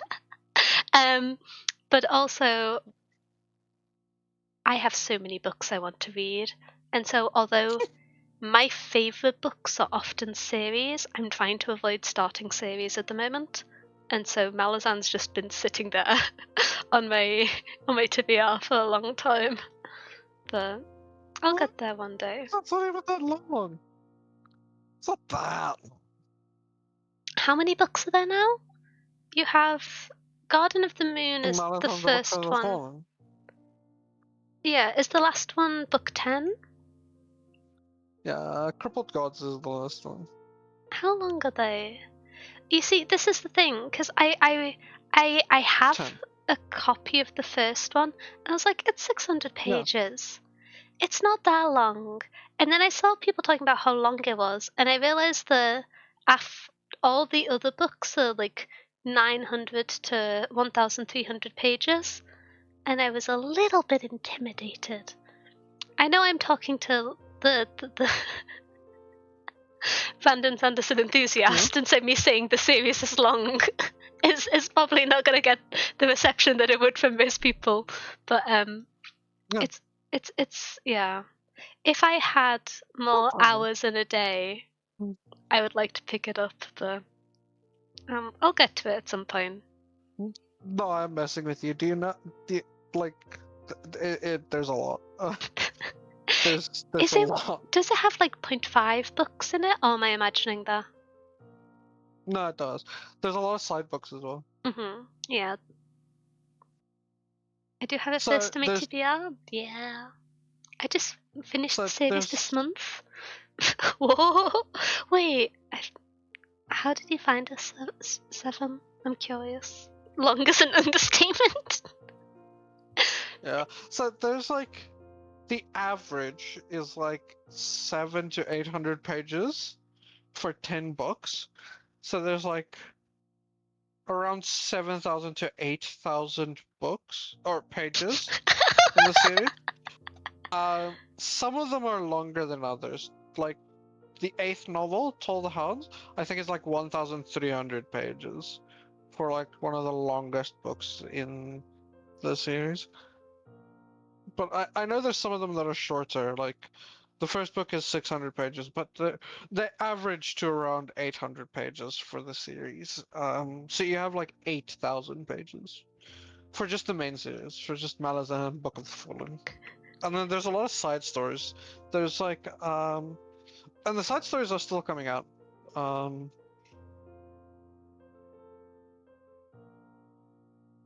We still have side stories coming out, and we still have I'm like scared. 0.5 coming out. Because you have so you have the Book of the Fallen, which is the main publication. Then you have Tales of Buckline and Corbel Brooch, which we have 5 books in right now. 6 books in, sorry. Actually, is it 6 books now, or is it? I think it's 5 or 6 books now.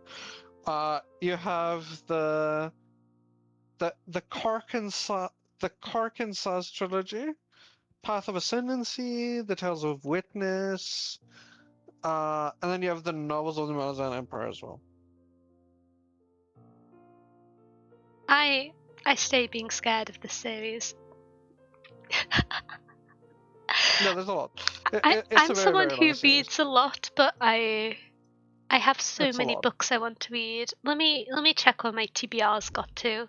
It got a lot longer after discovering the Foil 4 series because there's something about authors I respect saying, oh yeah, when I was writing this book I was really inspired or really motivated reading this that just adds books. It's up to 230 books. Okay.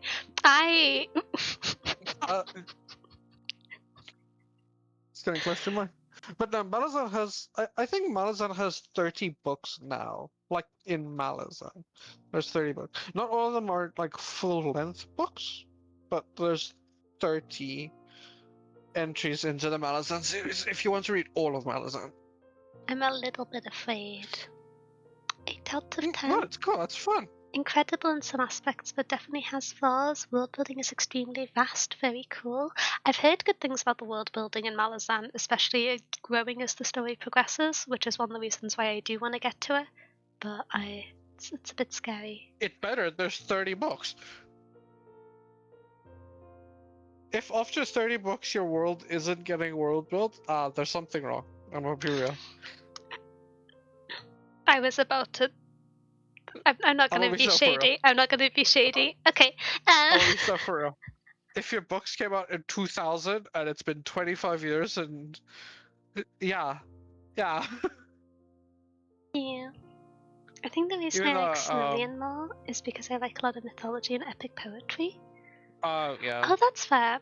I have read some epic poetry, but it isn't. I think I did a disservice to epic poetry. I had a period where I knew I loved books and I wanted to read a lot of sort of the classics or a lot of cornerstones for literary references because they were those things, not necessarily because I wanted to read them.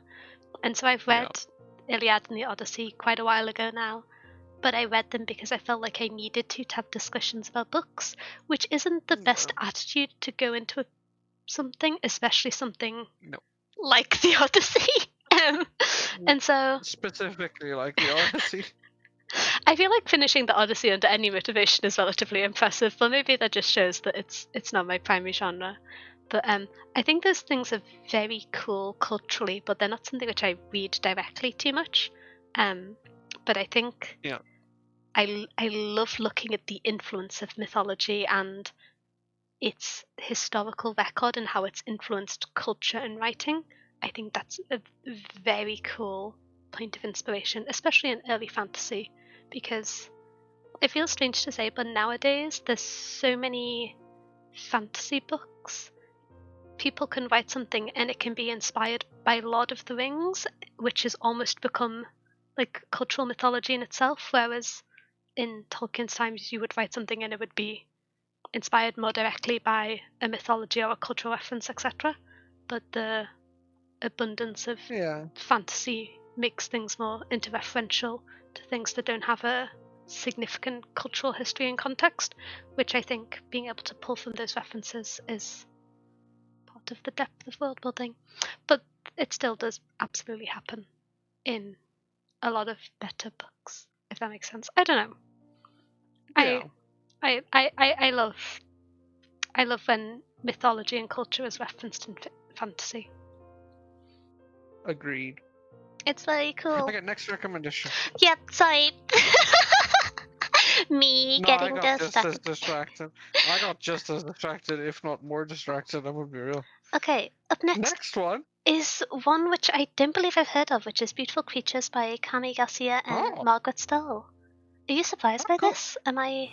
Yes, because there's a very famous movie of this out. You've got to bear in mind that of like the last 3 movies I've seen, I've all seen because I was tasked with babysitting children, and I was like, what can I do? It's a very old movie. Oh, okay. It's 2013. Do you all remember when one of my New Year's resolution was to watch 1 new film a week? And I have watched 2 new films this year, and they were in the first 2 weeks of the year, and then I got overwhelmed. I finally watched Interstellar, but it did take me 4 days because I kept getting stressed and pausing it. That movie. It was a good movie, but I did get stressed. Oh, thank you, Velvet Pretzel. Thank you. So, Beautiful Creatures. It's a book by Kami Garcia and Margaret Stoll.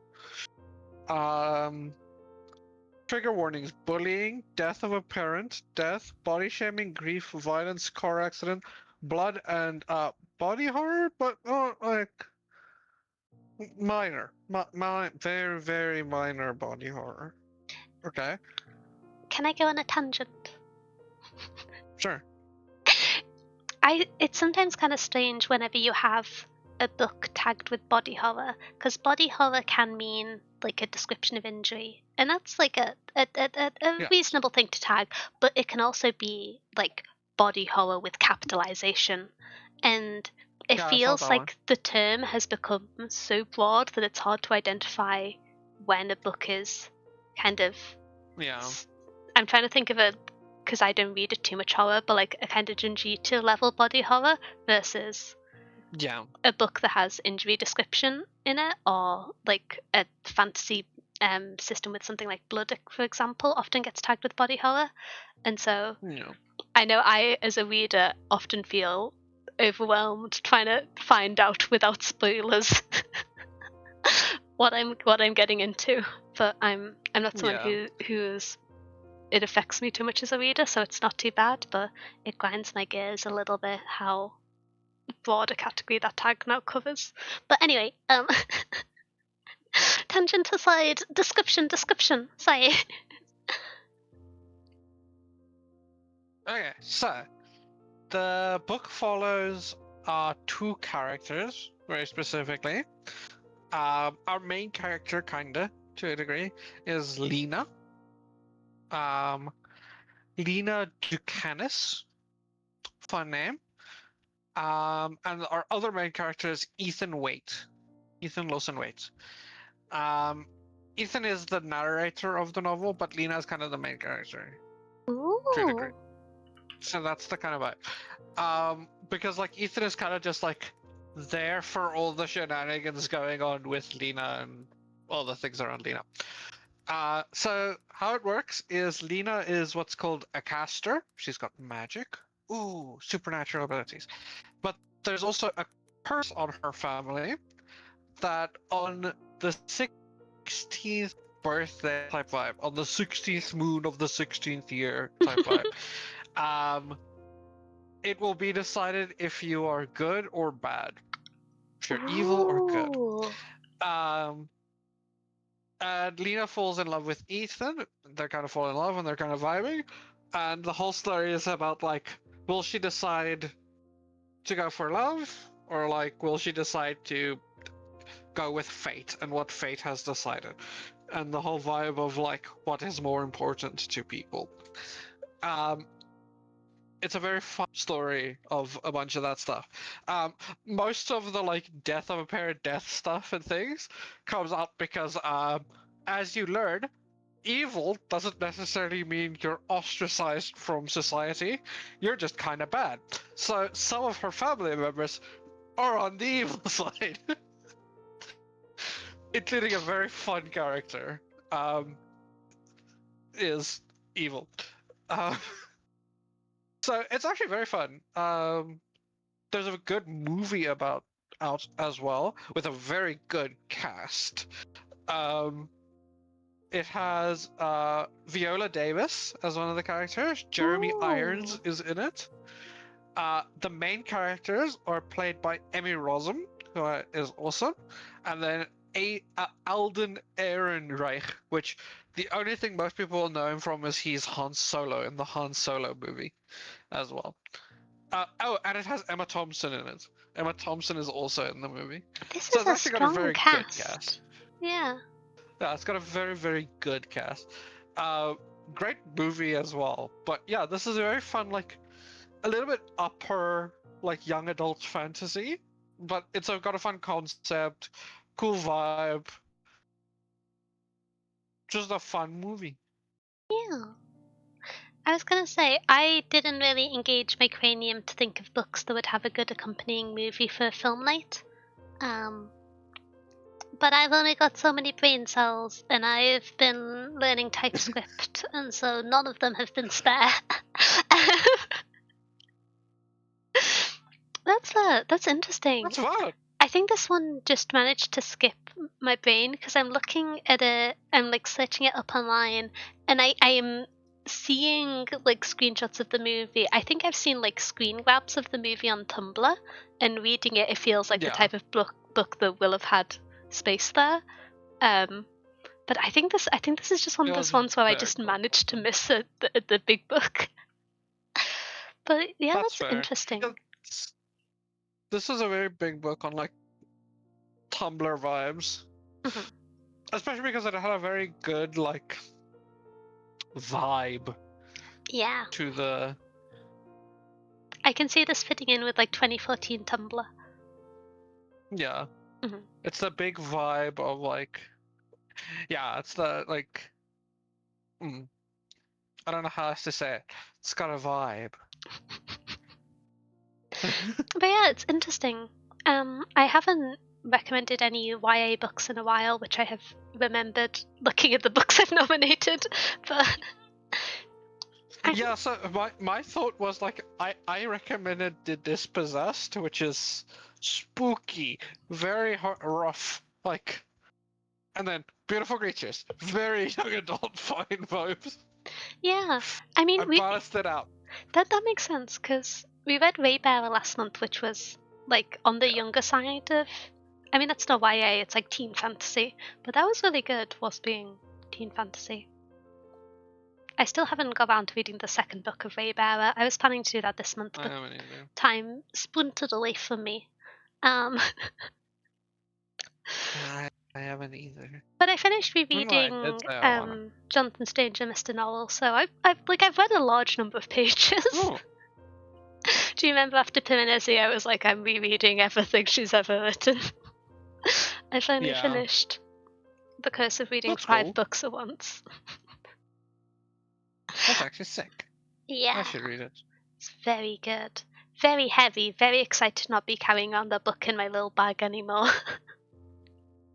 It meant I had to like bring a big tote bag and couldn't bring a cute little bag.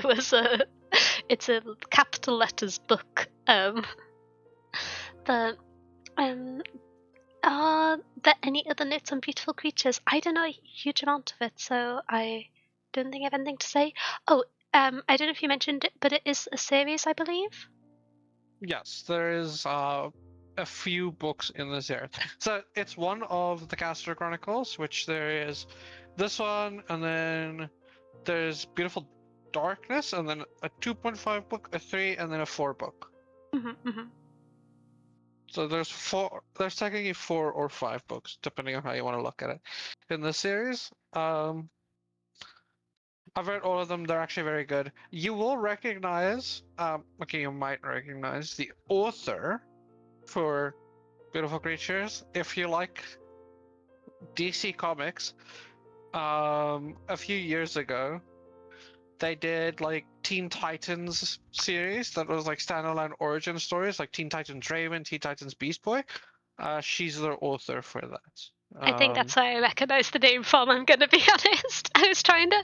This is why I've been searching it, because I recognise her, but I... Okay, yeah, that makes sense. That makes sense then. She wrote the Teen Titans Raven and Teen Titans Beast Boy books. Both really good books as well.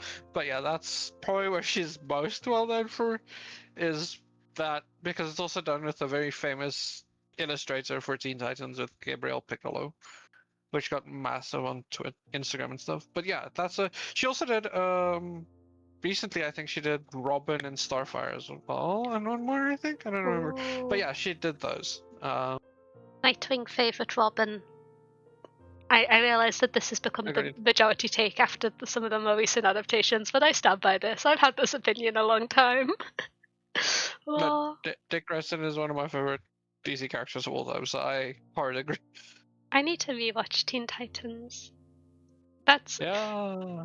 I feel like I talk about this quite a lot, but for a 3-year period when I was finishing my degree and then doing my masters, I did not have the brain power to consume any new media, and I installed or uninstalled almost every game on my computer to try and get myself to focus. So I was just cyclically rewatching 3 shows, which was Avatar: The Last Airbender, Teen Titans, and Brain Go Soup, Death Note. I was just cyclically going one to the next, those 2 shows over and over. I must have watched them like 5 or 6 times each, but yeah. More Daniel Law that makes me sound slightly mad. Okay. Nah, that's valid. It's sometimes your brain is melted and you can't consume new media. It's the curse of the brain cells. Yeah. Should we hop into the last book? No. Yes, we should. I was messing with you. I was just like, this is a bit, but I don't have a good secondary response, so I'm just gonna look scandalized.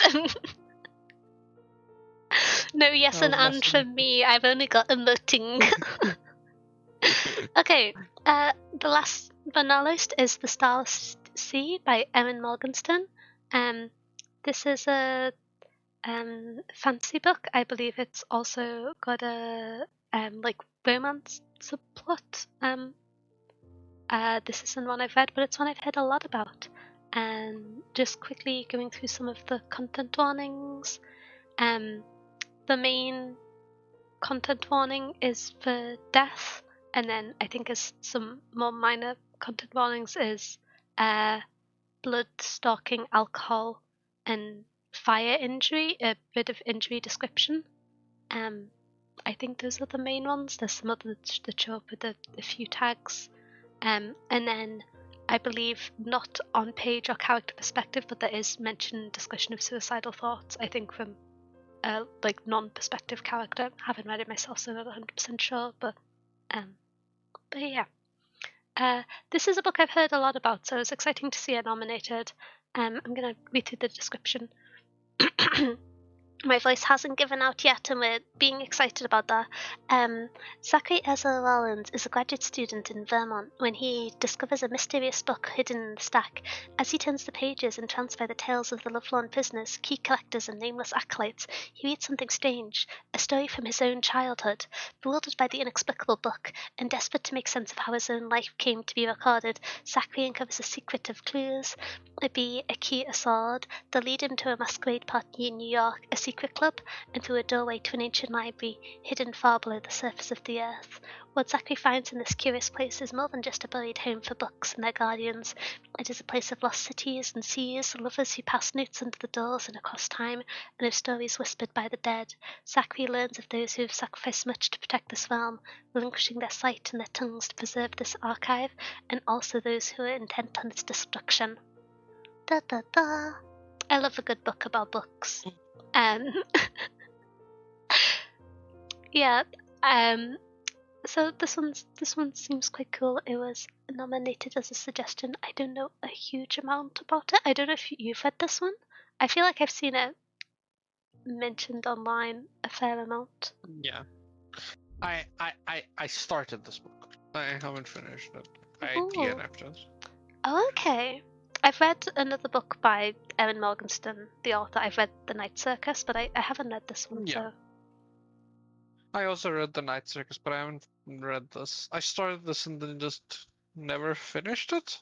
I think I just what's the word? I got distracted by other books. Mm-hmm. Yeah. So. Not in a bad way, but in a There's many happens books. way. Yeah.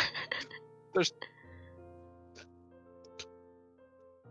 book that got published and I was like, I need to read that now, and then it just never came back. Yeah, it happens to all of us. But yeah, I'm always a big fan of books about books. That's my jam. I think books about books are cool. I think books are cool. I think songs about books are cool. Thumbs up. I feel I don't have a particularly in-depth description because we've been talking about book nominations for an hour, and so my ability to describe them in detail is wearing thin, which I can only apologise for the biased presentation of. But I think unless you have any further comments on this, we're ready to get into the voting, which I actually have the poll of the first 5 made because I am very organised. Oh, geez, I need to start making poll. No, I don't have any. I don't have anything to say. Okay. Well, I'm going to start the poll. It's going to last 2 minutes. You can vote one time. Because of the limitations of Twitch's voting system, we have to do 2 polls and then a finale. So we'll be voting between the first 4 books and then the last 3. Feel free to vote in both categories. If there's a particular book in either one you want to vote for, you don't have to vote once across both. And then we'll do a run-off in the finale for whichever books get the most votes or tie. So I'm starting the first poll now, which contains The Tainted Cup by Robert Jackson Bennett, The Dispossessed by Ursula K. Le Guin, Solaris by Stephen Stanislaw Lem and translated by Steve Cox, and The Very Secret Society of Regular Witches by Sangyu Madara. And so if you would like to vote for whichever of these you are most excited to read, check it out. I am going to actually spontaneously give Kai responsibility to discuss whilst the vote happens, so I can run to the bathroom. Oh, okay. Take it off, Kai. Woo! That all seemed kind of fun. I'm being real. Honestly, the first set is kind of hard for me. I don't know what I would vote. I don't get a vote because I've got a poll open, which is fun for me, I guess. I don't get to vote, which rude. But what's everybody else excited for? Have you seen anything that you have wanted to read or haven't read that you thought might be interesting? Like I haven't actually heard of Solaris, so I might actually put that on my TBR just to have on my TBR because yeah, that's the first time I've actually heard about Solaris. Sounds like an interesting book.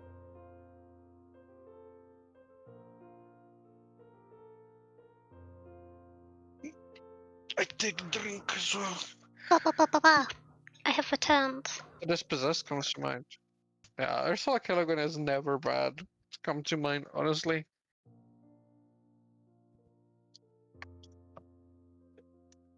Yeah, Welcome back. Oh, I haven't voted. I don't get a vote, but I'll get a vote afterwards, I Which would you like guess. to vote for? I also forgot to vote. Okay. Who are you voting for?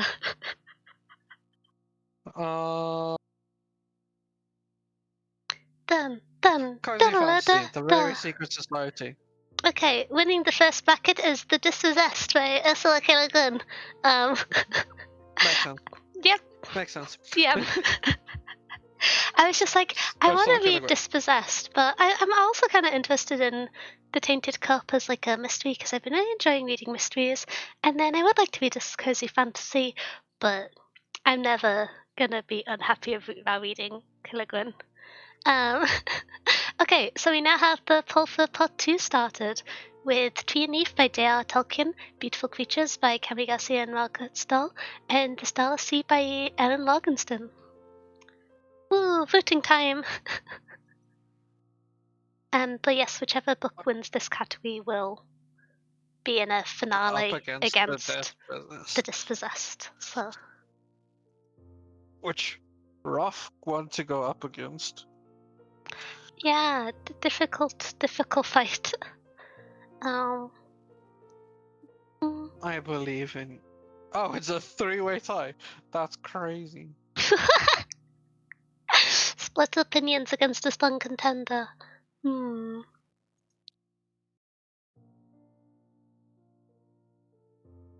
But yeah, I'm gonna be Oh, honest. Dream Youth. The Pulling issue ahead. happens every book club.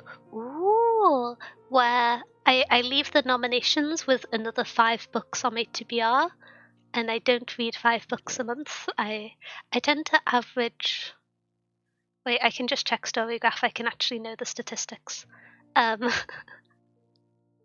I could do that if I update my storygraph, Emily. I've not But logged I'm individual pages, irresponsible. but I've logged when I've started and finished books mostly. I tend to read. Math is happening so slowly. I tend to read 4 to 5 books a month. Which, considering I have books I read outside of book club, puts me solidly. More books get added to the TBR every month. A slow reader too, to some extent. I think I have this slight issue in terms of reading pace. I've been making a real effort to read non-fiction this year because it's not something I've read much of. So I've been reading a lot of memoirs and essays, and historically I'd read a lot of YA fantasy or YA sci-fi, and you can sort of read through those books at a pace that it's sometimes difficult to engage with essays on. So, for example, Yeah. one of the books which I'm reading at the moment is Dancing at the Edge of the World, which is a series of essays by Kayla Gwynn. And I've been reading a chapter which only takes around sort of like half an hour to read at most, but then I've been pausing and coming back to it and reflecting on it because the style of writing, I don't want to kind of read it quickly and go to the next chapter. But I think it's one of those things. If some months I'll start a fantasy series and I'll read the fantasy series, and so there'll be 7 books that month, and then the next one I'll read something dense and then never finish it. I have so many books on the go at the moment. I'm just looking at my Twitch, my not my Twitch tracker, and my Storygraph tracker. It's only 5. I'm still counting The Way of Kings as ongoing, so That's true, it is. yeah. It's true. But yeah, I don't read as quickly as I used to, which is kind of a shame, but I Skill issue. think it's true.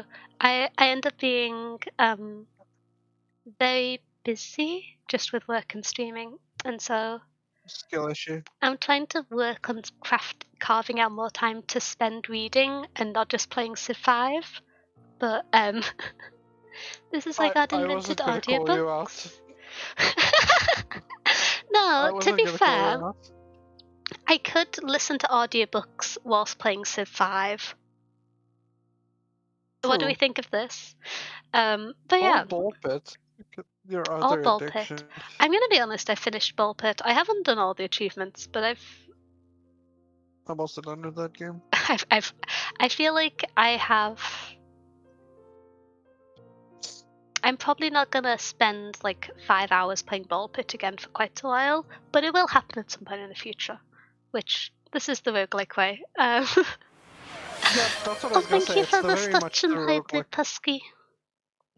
It's the roguelike in the gacha way, where like you haven't touched Conquest Story in a while, but it will come back. One day I'll One catch day. up. I'm so invested in that story. I want to fight so many of the gemstone people. Yeah. Kai, you have been taught to hydrate. I learned from my past lessons and Oh, didn't drink an energy drink. Pesky has issued a commandment we must okay. follow. I shall drink.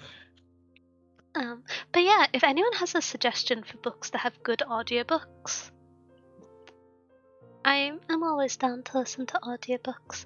I feel Beautiful like Creatures by Cami Garcia and Margaret Stoll. okay, I'm gonna say a thing which is slightly unfair. Sometimes I get jump scared when audiobooks have a person with a strong American accent narrating. Not to Okay, just be then you would not slightly like Beautiful Creatures. not to just be slightly scared of Americans, but that it does happen sometimes. I tend to get used to it by the first few chapters, but every now and then when I start it, I'm just like, "Oh, American!" Um, You it might not catches me off like guard. it. You might not like it. So yeah, if there's, I know, I actually, It's done. oh, oh It's yes, done by a very good, like artist, like very good voice actor, mhm, but he's very American. okay. It's done by Kevin Collins, who you might recognize as Griffith from Berserk. Oh, wild. Okay, that's kind of cool. Yeah, On behalf he's of Griffith from Americans. Berserk. It's okay, it's okay. I imagine Americans get jump scared by the British sometimes as well in audio narration, so I think it's a Yeah, mutual suffer. But yeah, I'm gonna start the final poll. Sorry, I got distracted inadvertently roasting it's a America. three-way. Um, da da da da. Nomination Americans finale. scare me sometimes too. I agree. So we have the dispossessed, which I have maybe spelt wrong, but I have a certain amount of brain cells and dyslexia. Tree and leaf, and finally, last but not least, we have the Starless Sea as our 3 in the finale. Da da Oh, da. I forgot. Guess what else he narrates? Oh, what's that? The Six of Crows. Oh, I still haven't read listened to the Six of Crows audiobook because I got the pretty physical copy at a discount. Valid. Valid. Okay, the nominations finale is opened. We have Dispossessed, Tree and Leaf, Starless Sea. Vote now. You have 3 minutes. Time This is pressure. hard. Ooh, this is kind of hard. But I think I know who I'm gonna vote for. I think I know what I want to vote for, but I don't know if it's the same as what you want to vote for. I Okay, so I'm gonna talk through my motivations for each book. This is my perspective. I think I would be very excited to read any of these books. General big fan of books, so don't let this sway anyone's votes. When it comes to the Starless Sea, I think it sounds really interesting. I love books about books, and I enjoyed the Night Circus by the same author, but part of me is a little bit wary on Kai having DNF'd it, which I know it wasn't like due to anything specifically by the book, but like I'm a smidgen wary about that. But I do love books about books. What Okay, can I but you say? also know I DNF some books just because I don't vibe with them. Like, I DNF Priory, and you love Priory. You see, I enjoy Priory, but part of me also contextualizes that some of the value of book club is hearing other people's opinions on the books, and I Yeah. think it's a large number of people DNF Priory, and I think that's probably quite an extreme example, but I That's just long. I do that. It's long and dense. It's Bible paper long. The I do think when if I know people haven't finished a book, I like the idea of people being able to read and talk about book club books, and so I want it to be one that Yeah. people are likely to finish, if that makes sense. I loved Ursula K. Le Guin, and so I think any of her books I'd be very excited to talk about, and I've not read this one, so that would be doubly exciting. For Tree and Leaf, Tolkien is iconic for good reason, and so for there to be his work that I haven't encountered before would be cool to consume and engage with in a social way. But part of me also is like, on the plus side, we read one of his books last month, so it'd be a nice tie-in, but also we read one of his books quite recently, so maybe I should have waited longer before nominating it. I don't know. I can't decide if it being close together is a good or a bad thing. But We yeah. read some of his, like, not fiction. Yeah, We didn't read it was some of his fiction. yeah. But Ursula K. Le Guin has won! The Dispossessed. It was gonna happen at some point. I'm excited. I'm very excited. So we're gonna be reading and reviewing next month The Dispossessed by Ursula K. Le Guin, which is exciting for me. It's one of the books in the Haymish cycle. I'm a big fan of this author, and I haven't read this one before, so very exciting. This is like a middlingly length book, just to give a quick further description of it, if anyone's thinking about picking it up.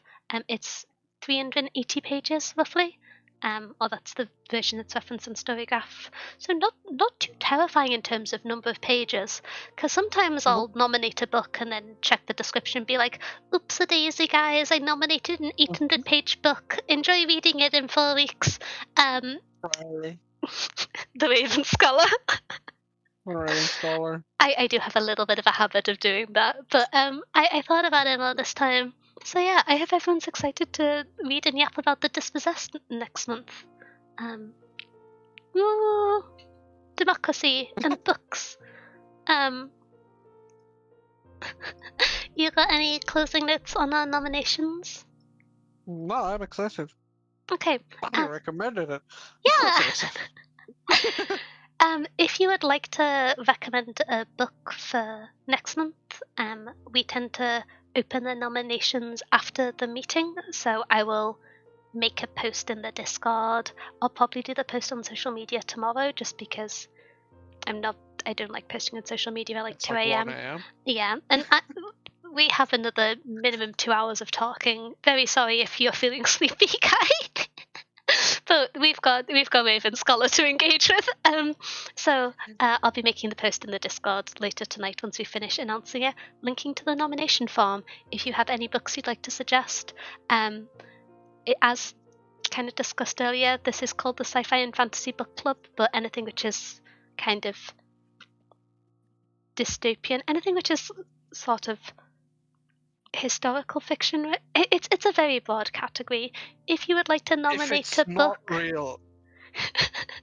Yeah, if it's non-fiction, feel free to nominate it. If it is fiction, non-fiction is the other one. If it's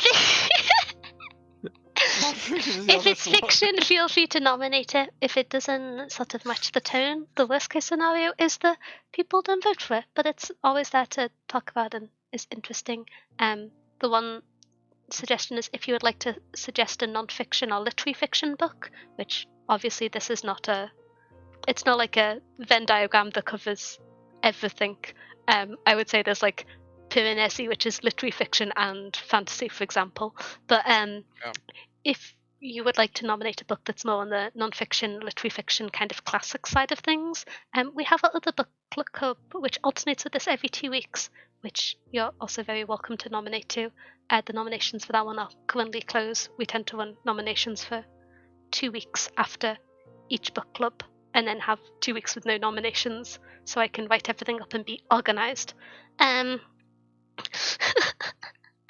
But yeah, that is the current structure. And so if you have any suggestions, feel free to send them over once the form goes up. And if you have any questions on clarifying criteria, just ping us a message in the Discord, and I'm happy to answer. No. Don't ping me. I don't want to talk about books. Don't ping Kai, just ping me. I'll talk about books. What do you think? I'm a nerd? No, I think you touch grass and go to sleep at a reasonable time. I think you read like 2 books a year. I think your favorite RPG system is 5e. That's a hate crime. You're not allowed to say that. That's a hate crime. I was just like, if I keep upping the ante, at what point am I getting told off? Kai doesn't need to sleep, and Denya's a mouse, or a nocturnal being. This is true. I've been trying to. That's the stuff. I went too far. Oh my gosh. I needed to get a response. Saying read 2 books a year didn't work. I had to try something. But yeah, I've not been 5e. I've not been that nocturnal. I think 5e is very good for when people play in TTRPG for the first time. I think it works really well as a gateway. I disagree. Especially now. Now we have Daggerheart. I think that's kind of fair, but I think there's a separation between, there's a lot of resources for other RPGs on the internet, but knowing how to find them if you've not interacted with the community before is a certain level of navigating the internet which a lot of younger people do not have increasingly. And I think D&D is something which is like socially present to an extent that people can find it without having any existing context of the hobby, and therefore still acts as a good gateway. But You're not wrong. Yeah, I wouldn't start a system with it having been in my silly wizard hat for a long time. Wrong. Everyone hates it when I have good takes. It's bullshit that you did for TTRPG, but like, you're not wrong. I mean, to me, if it gets if it gets more people into the hobby and helps support and fuel the ecosystem, then I can't hate it. But it's certainly not the one I choose to use. I still hate it. Screw 5e. I'm just not very good at being a hater. I don't really have the skill set for it.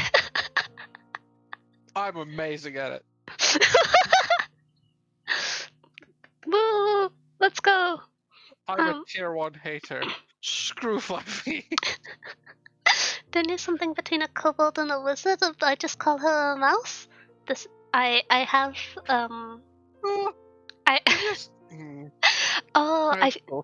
I feel like, oh wait, no, is it a Discworld spoiler? I have a campaign that's set in Discworld that we started. I think it's on hold. Campaigns get put on pause. This is part of the life. And I have a character who is this Discworld spoilers? I'm gonna say really quick Discworld spoilers. It's not like strict spoilers or anything, but just it's for before the set in the like reading order before people are socially aware of goblins and they don't really know what they are, and I'm a goblin pretending to be a wizard, and that's my character, and it's very fun. I live in a basket. I was very proud of that character. I'm attached to them. One day we shall finish that campaign, maybe. As long as no one starts reading slice of life stories, I'm fine with it. I feel like we haven't got a slice of life story that really fits into either of our categories. I suppose some cozy fantasy could be slice of life, but Yeah. living in a basket sounds very Danya. Yeah, I like carry it around with all my books in, and then when I not me a mouse, I'm too tall for that, but me a goblin in a TTRPG campaign, I carry it around with all my spell materials, and then when I need to go to bed, I just lift it up by the like blanket in the corner and then sit underneath all my materials and sleep in the basket. Sometimes creating a character isn't about making sensible decisions. Sometimes it's about committing to a bit, and the bit is not telling your party you're a goblin. Only the DM knows. I am evil. Narrating Twilight to Kai could be a sub goal, just saying. I don't know who that's supposed to punish. It's been Well, who so that's long supposed to since I've punish read more. Twilight. I really enjoyed watching a video essay recently about how Mormon Twilight was, because I didn't notice when I first read it. I wasn't that familiar with the Mormons. I was. First of all, who's that supposed to punish, me or Denya? Because I think if you're thinking I don't like Twilight, you're wrong. I've not read Twilight in so long. I feel like I might like Twilight more than Denya, if anything. most of my interactions with Twilight is when people use like really random screen grabs of it as memes, like the one from the movie of Edward Cullen and the class pulling the facial expression. Do you know the one where he looks like he's about to throw up? That's like the primary interaction point of me with Twilight. I don't know. I definitely like Twilight more than you. I Read them the horror. I think they're trying to punish me for your sub goal. I don't know why. This is not sub.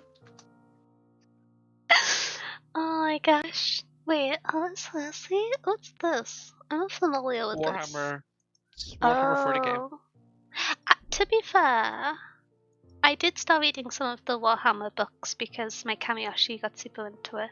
And I started with not good introductory books and got very confused, but I finished them. It took me like 4 months because I kept swapping it out to read other books, but I finished The Infinite and the Divine eventually. I don't ask me why I started with that one. Talking about spoilers. This is the spoiler time. Woo. If you really want to punish me and Denya, make Denya read me Romantasy. Oh no. Wait. Because that'll punish Denya and me. I read. I don't. I'm not. I don't think I want to do that to my digital footprint. I'm gonna be honest. If you really want it, we can read like Fourth Wing. I've read Fourth Wing. Same. I wish I did it. Like it's bad. Fourth Wing. My take on Fourth Wing is I read it in 2 days and I like giggled a little bit and I had several questions about the world building, but like it existed. Some of the characters I think needed like an ice bath and talking to themselves about priorities, but like I'm trying to be nice. The worst thing about Fourth Wing is it's boring and just bad. I'm gonna be real. You could get way worse romantasy, even like big ones. Like you could be reading Sarah J. Maas. I feel like I'm once again not enough of a hater. Like Fourth Wing was an okay book. I read it. I like giggled at a few points. I left with more questions, but like oh hi, Pinkaliciously, thank you for the follow. Welcome into the library. I hope you're having a good day.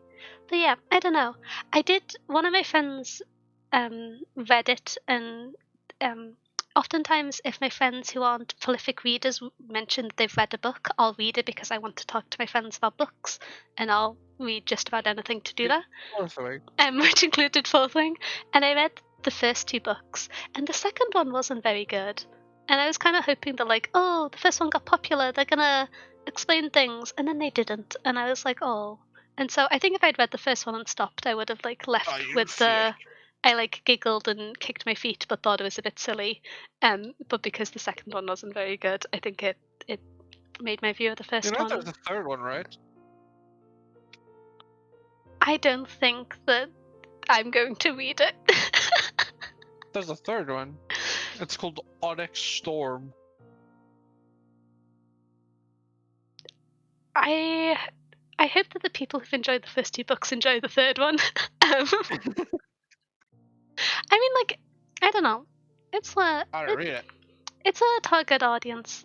I prioritize things in books that are different. If I want to read romance, I'll go to AO3. People don't yearn enough in. Okay, this is my biggest gripe. Other than the fact that a lot of the times my like time set aside for reading is when I'm on a train somewhere and the train is inevitably cancelled and delayed because it's the UK, so I get an extra 2 hours to sit and read. Other than the fact that I therefore read in public and so far would be terrified reading romantasy, no one yearns anymore.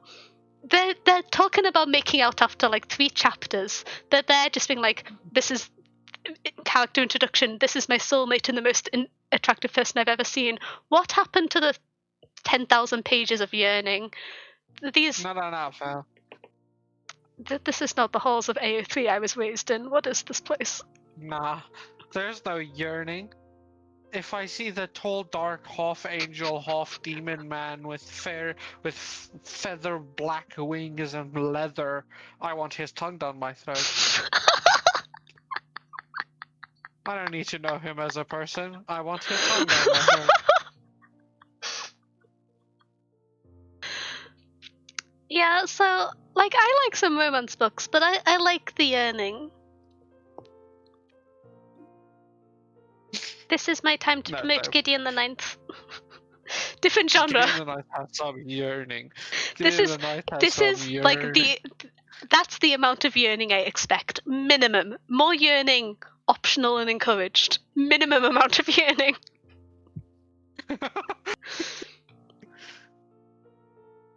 Wait, now I need to Google romantasy books with yearning. I'm curious.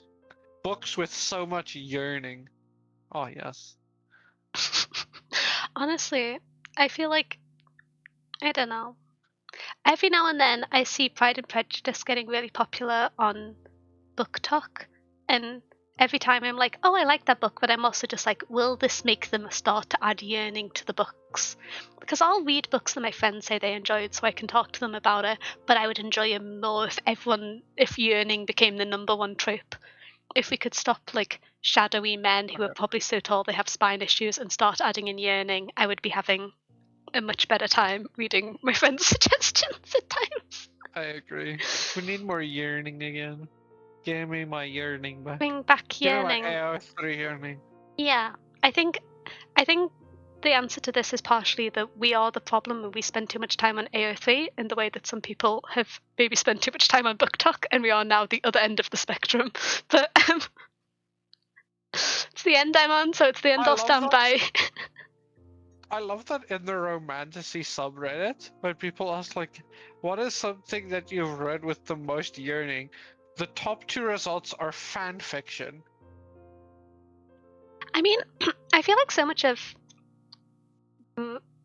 like romantasy book talk starts out as fan fiction that gets re-edited to be a separate book.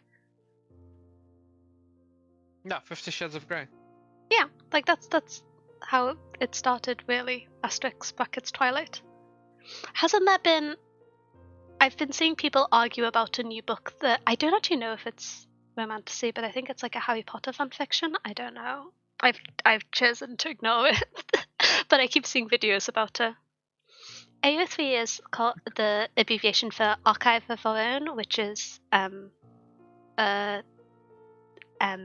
it's a story hosting platform that's primarily designed for fan fiction. I don't think, in theory, you can put original works there, but it's not very common. It's primarily used as a tool for fan fiction. It has no algorithm. You search it solely by navigating tags, which are an adventure, you will have probably, if you have spent even a reasonable amount of time on the internet and not too much amount of time on the internet, seen the tag yourself post before they added a character limit to tags, which is a vital part of internet culture. That's a bit of knowledge. Listen, if I'm gonna be out of touch of the TikTok references, I gotta establish my like meme credentials with history. But yeah, AO3 is kind of cool. It's wild when you look at so many modern books that are popular on TikTok, because I reckon so many of them must have started out on AO3, which leads me to have further questions, because there's some really good writing on AO3. And Then I found a book for us. I'm scared. I'm really scared. What is it? It's called A Winter's Promise. Basically, people describe it as Pride and Prejudice meets Howl's Moving Castle. That's a YA book. Oh, I feel positively about this. I was scared given the previous conversation. No, I feel very positively about this. Okay, yeah, I feel good about this. I thought you were gonna like try and find the most cursed book talk book to give to me. I refuse to participate in book talk. No, I don't think I would. On one hand, I think it's really cool that a lot of brick and mortar bookstores are able to stay afloat because the increased demand for physical books. I think that's really cool. I'm glad that an industry I love is able to survive. I kind of wish that there was some of the conversations that are maintained, particularly in like fandom and AO3 spaces, regarding this is unhealthy, these are the content warnings, be wary of this, this, and this going into a book. Identify that this is not a normal way for people to be treated, especially with something like TikTok not having the kind of separation of dark content that a platform like AO3 does, where you have to knowingly interact with it, especially for younger people. If they're reading that thinking it's like normal, I find that kind of concerning. I feel like I sound like an old mouse, but young people don't know how to navigate the internet as much as they did 10 years ago, and it's it's definitely happened.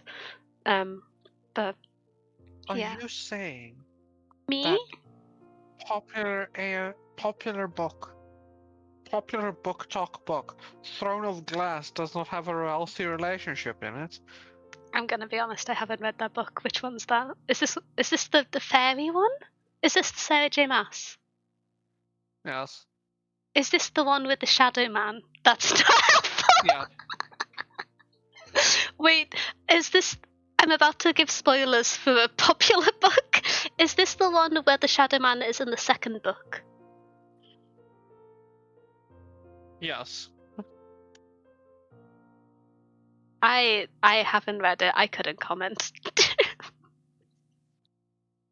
What? Would you say it's a healthy relationship? Hell no. Oh, I was like, it could be. I've not read it. Like, maybe it's just like I don't know, it's like the fairy falls in love with a human girl soulmate thing, I think. Sure. You should read it. Sometimes I'm happy to be ignorant. Sometimes I'm happy to not engage with certain content. Let me caveat that. Oh, hey, Soms. Oh. I'm afraid of the concept of book talk. The former owner of Twitter is creating his own app to compete with TikTok. It's going to be called Divine. Oh, yeah, I saw something about that. I think I saw people saying it was going to not include AI content, which I'm kind of excited for, but I don't think they're going to do a very good job of implementing it, unless, with very specific caveat, they only allow in-platform posting, which I think would be the only way to enable it. So if you have to record the content in-app to post it, I don't know any other way they could implement that. But I don't know. There's so many books out there. I think if I want to read a romance, I know who I am, and I've read enough books to know what I enjoy, and I would like at least 500 pages of yearning, and I don't think that I will get that in the largest book talk recommendations, and so I don't engage with it. But it's also kind of keeping the publishing industry alive, and so although I have my concerns, I can't sit there and be like, this is a solely evil thing. It's just a thing that's probably not for me, and I wish was discussed with a bit more of introduction of boundaries, because I think a lot of the average readers are younger than is intended. Yeah. I mean, we just read a book with a lot of yearning, and like the one of the romances with Six of Crows. The Kaz and Inez Yeah. romance is very yearning. Yeah. That's the amount of yearning I want. Actually, yeah, that's perfect. I quite like romances like a C or D plot in a book, with the asterisks of there are more books that I have read that have been ruined by the existence of a romantic relationship between main characters than books I have read and finished and thought, damn, I really wish these two characters got together. I'm looking Yeah. at you book that we've read for book club in the past. Brackets spoilers. Blood over Brighthaven. Why? If that book had just been yearning, it would have made so much sense. Because it made perfect sense for one character to like the other, but it made no sense for them to like each other back. And I'm still grumpy about this, but I still really enjoy that book. Yeah. Honestly, that's one of the only negatives I have about that book. Yeah. Yeah. Most Just romance keep in it books is yearning, either baby. self-inserts or vague concepts of love. You see, this is the thing, which I don't know. I feel like book talk is what happens when a generation thinks it's uncool to read fan fiction, and then you get people who are author publishing age and have never read fan fiction. Other people have written essays that explain this better, but I think this explains a lot of what's happening.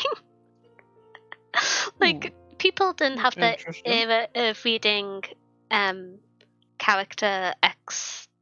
What is it, like your name? I don't know what people search for as the tag fan fiction, and now we have book talk.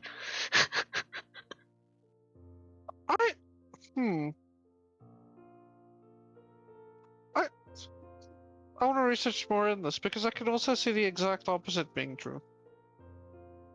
Oh, you think it's an abundance of... You see, I don't see... Yeah, because most of the like slop book talk is all about like main characters that are like nothing. There's like nothing there so that you can just insert yourself and see yourself being romanced by this is what I'm hot, saying. sexy elf boy #1 or hot, sexy elf boy but dark and emo. But his muscles are so nice. I think like that's just fanfiction to me.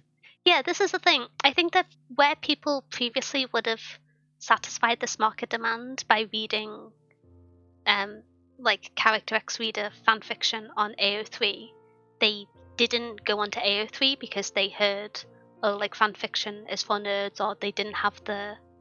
Fanfiction developed a reputation outside of people using it in the late 2010s, and so there's like a generation of people who never went on to read that, and so when they encountered that for the first time in romantasy books, they were like, oh gosh, this is what I want to read when I should be going to bed. And that's like a part of life. This is an era we all go through, I think, for varying amounts of time. Sometimes you revert to the path of just wanting to read yearning for 20,000 words, probably longer. I've read so much fan fiction in my life. The worst thing is when you start reading a fic and you get like 30 chapters in, and then you check when it was last updated, and it was last updated 2 years ago, and it isn't finished, and it ends still in the yearning. Yeah. I've been hurt before. They didn't even get to hold hands. That's me with like, you know what's been hurting me like that now recently is manga and manhwa that end like that, especially romance manhwa, where like the whole idea of romance manga or manhwa is like the will they won't they, and then they just end on the fucking will they won't they, and you're just there like, no, but do they kiss? What? That's not what happens. Yeah. And then they're like, no, but there's like a novel for it. And then you can read the novel, and it's like 200 more chapters of will they, won't they? And then the novel ends! Yeah. It's messed up. It's messed up. I will say one thing in defense of book talk, which is I do think the separation of this isn't like the most edited writing, I think, which is one thing which is a hindrance for book talk, of it being largely self-published and editors doing a really good job to increase the experience of reading a book. I think it's something that is hard to notice until you see when it's not there when reading books, because so much of media historically has been not independently published. The amount of books independently published have increased so much in the last 5 or 6 years. Yeah. But I do think the kind of like discussion of like it's a valid thing to not like book talk, and for it to not be the type of book that you enjoy or the type of story that you resonate with. And I do have criticisms of the genre and how it's presented, but that doesn't mean that like to sort of like, I think it can also tie in with the classic trope of demonizing sexual content aimed at a primarily woman's audience. And as much as that might not be like someone's personal genre, or they might not be the target market, I think that's like a historic trope, and like Yeah. it can not be your thing without being bad. And sometimes the criticism of one ties in with the historic demonization of the other. And so, although I don't like book talk, I feel like I always have to go back after ragging on it and say disliking a genre because it is like vulgar in the way that people would historically condemn it and aimed at women. Yeah, that's like not the particularly. It's certainly not the thing that I would count as a substantial criticism towards it. Yeah. That not being content you enjoy, very fair, but like that's not innately a bad thing, and should be remembered. I agree. I think a lot of it's something that happens in a lot of different areas on like discourse online, but I feel like the problem with it is there's some valid discourse for some of it. 50 Shades of Grey deserves a lot of discourse for how it portrays a lot of things. A lot of things. But then it also like, becomes to that part where it's like the Puritans in an extreme, like, it's like, dude, just shut up. That's not what we're talking about.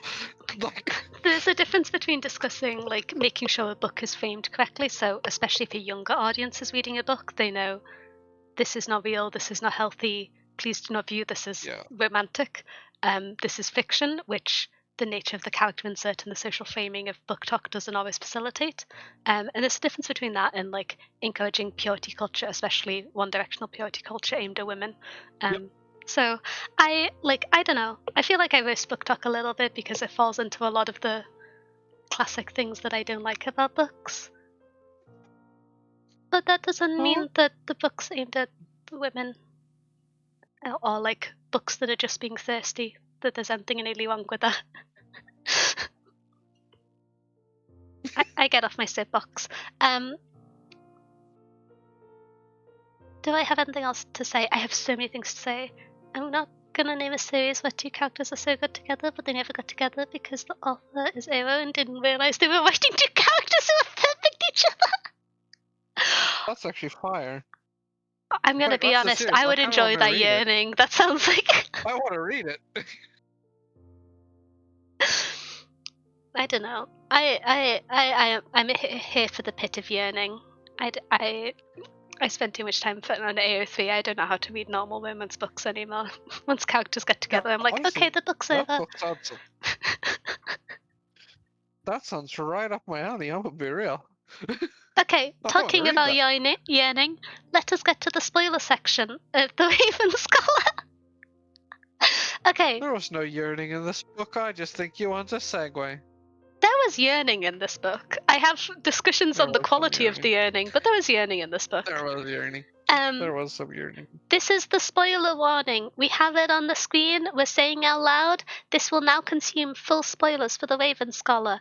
If you would like to read this book blind, if you have not been here so far and haven't heard the description, this is a mystery book. We will be reading quotes and discussing the plot in depth. This isn't like a mild spoiler. We will be going in a lot of detail. Please run away if That's a you mystery book. don't want to be spoiled. And it's a mystery book, so it will ruin some stuff for you if you not the mystery part of the mystery. Yeah. I think it's a book where its experience would be hindered if you read it not blind. So this is the warning. It's going to stay on screen. Naturally, people will click into streams at various times, but I'm doing everything I can to make sure no one gets spoiled. Take care of yourselves. Ooh, books. If you want to dip out now, feel free to say goodbye or just run away. But yeah, book time. Bye-bye.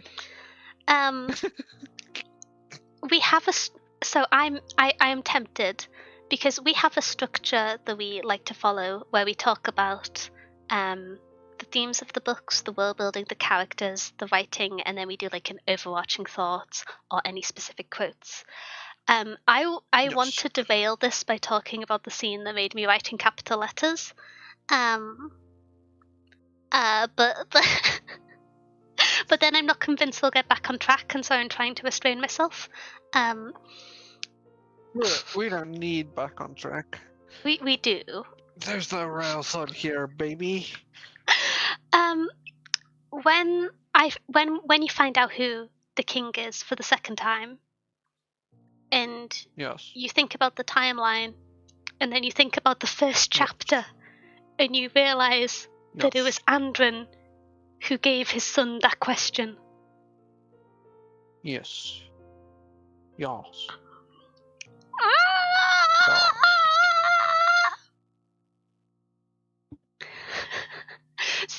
I experienced so much emotional damage from this. Context for those who may have forgotten in the 800 pages or didn't read the book and just want to hear us yap about it. In the first chapter, you follow the perspective of Andren's daughter, who, along with the son and the mother, are going to see the king because it's their 16th birthday, and they have been given this tentative sentence because when they were children, their father tried to overthrow the current king, and this is naturally bad, but because they were children when it happened, they weren't given a harsh sentence. And at the end of the meeting, because of a kerfuffle that doesn't add too much detail to the story, the king realizes, the king turns to the son and says, "Your sister could arguably have betrayed the throne. Previously there was the chance for one of you to enter the Tiger Monastery and train, and this would be a high honor for them, and it would also give them the chance to someday become their king or queen as the father intended. But I cannot allow this gift at the same time as forgiving the crime, because the daughter knew to some extent about the father's plan to betray when she was a child. Would you rather still retain the chance to attend the college and fulfill your father's dream, and have your sister be exiled and banished and killed in like a horrifying way, or would you like to rescind your chance to someday train for the throne and have your sister live?" And the brother chooses to have his sister be killed and have the chance to take the throne, and that becomes Roku one of the contenders. And then you find out on like page 700, when everyone is already deeply messed up by this decision, that the king who was asking that question was actually their father in disguise. And so he incriminated his daughter in his crime, faked his identity, faked his death, blackmailed his wife into helping him retain his place on the throne, and then forced his son to sentence his daughter not just to death but to banishment, to exile.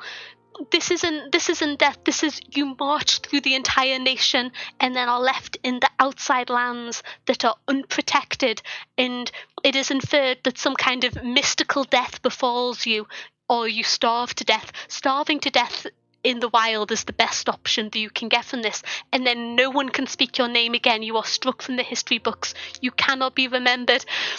and he got his 16-year-old son to choose to do that to his sister.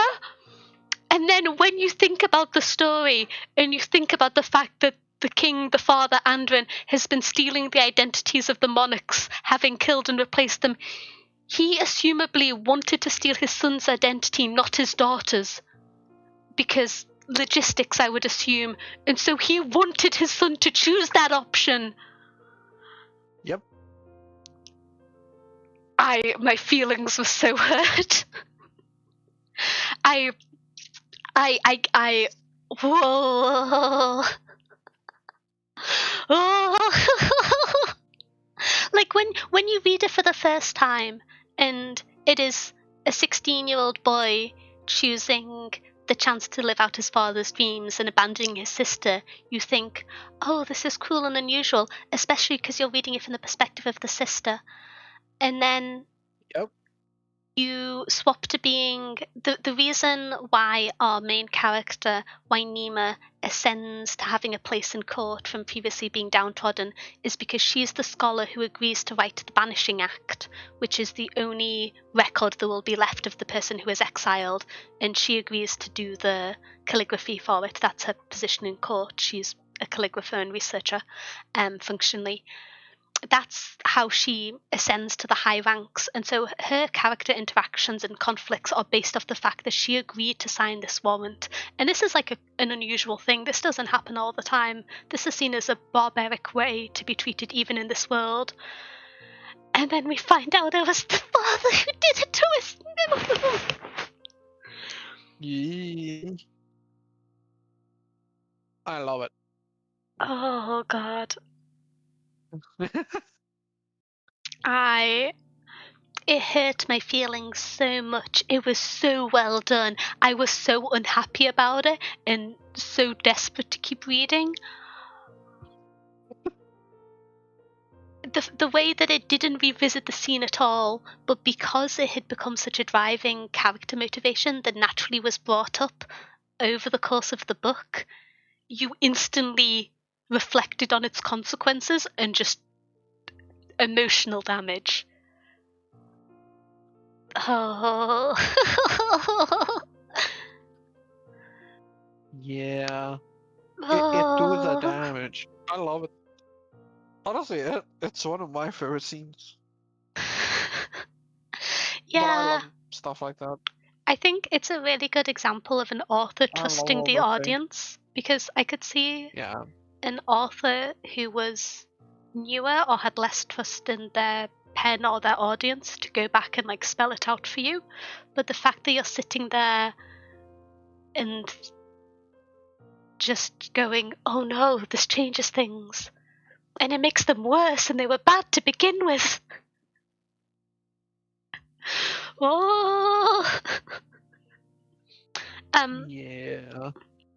But anyway, that was a highlight of this book for me. Actually, I really liked it too. It's such a good moment. It's devastating. Yeah. Asshole human. I love it. Yeah. It's so good. But no, I do agree. It's like, that's where the Arthur does trust you a lot, and it's so good. But I just like the drama. Yeah. Father of the Year award. He manages to get worse, I'm going to be honest. He does get worse. That's the funny part, is he gets worse after this. When you find out that his wife, who's Ulissa, she's one of the side characters, she's one of the most interesting characters to me. When you find out her motivation, because she has been openly trying to kill her son for the entire book, she has been campaigning for him to die, and then you find out at the end that the reason she's trying to get her son killed isn't because she blames him for the death of her daughter, who she's not allowed to mourn, because the cruelty of her banishment is that she's erased from history. You can't mourn her. You can't comment that she's gone. And so Yep. you read the book thinking that the mother hates the son for killing his sister and not allowing her to grieve, but it's because the king intends to. I'm going to explain a bit of the story for those who haven't read it and don't mind spoilers.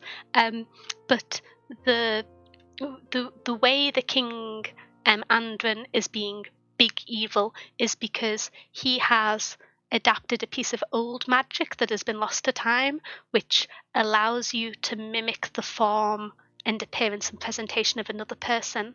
And partially due to it being lost to time, its precise nature has been eroded, or Andrin simply doesn't care because he wants power so desperately. But the spell, the song, steals part of someone's soul and grafts it onto yourself to allow you to steal the likeness.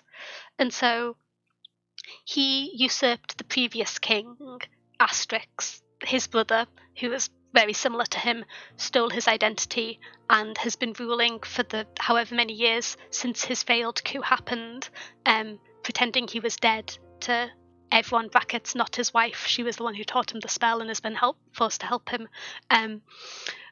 But the reason the mother was so desperate to kill her son was because she knew if he won and took the throne that Andrin wouldn't let him succeed him. He wasn't trying to set it up for his son to take over in his place. He wanted his son to take the throne and then steal his soul and continue to rule, but with his son's face instead of his rivals. And just keep his son alive to continue stealing his soul. It was so well written, and I'm so mad. Oh. This is such a good book. Yeah, there's a lot of moments like that that's just so good. Because you read the book I love it. almost empathizing, because Ruko, the son, not a chill guy.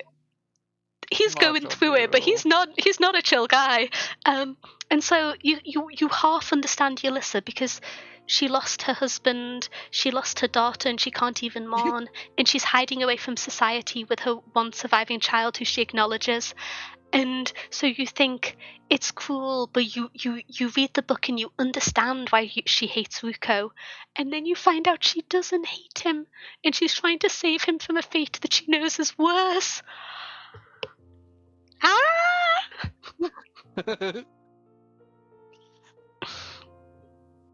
It triggered all the right emotions. This book made me feel so profoundly invested without. Yeah. This was a very good book. Ooh. And then you have the added. I'm gonna stop talking about specific points because we should attempt to follow the structure. But oh my gosh, this book was so good. A lot of this book is really good. Yeah. Though I will say, we can talk about it. Do we want to go for order? I don't think we're going to talk about themes a huge amount. I'm going to suggest we go characters, then world building, then themes will crop up as we discuss the two. And then we can go on to specific quotes and story elements. I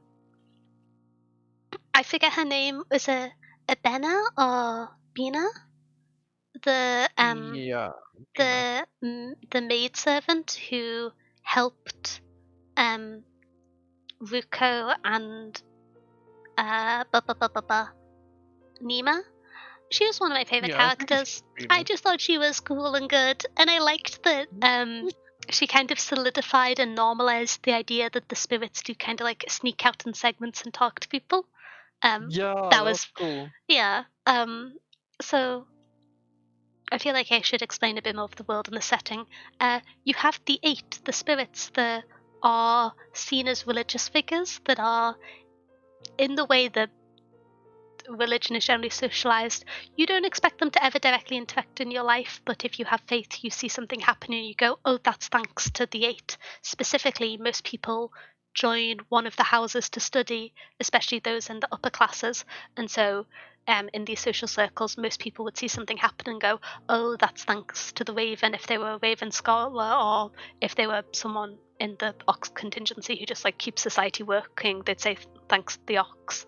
And so you have that framework, and then you realize as the book goes on, the eight are real, and they're annoying. And that sounds silly, but like I love having tangible, imperfect gods in stories. And so Same. to have one of the main characters being a segment of a god and have it be a whiny, entitled nerd is so fun. Agreed. I love how shamelessly imperfect the gods are in this book.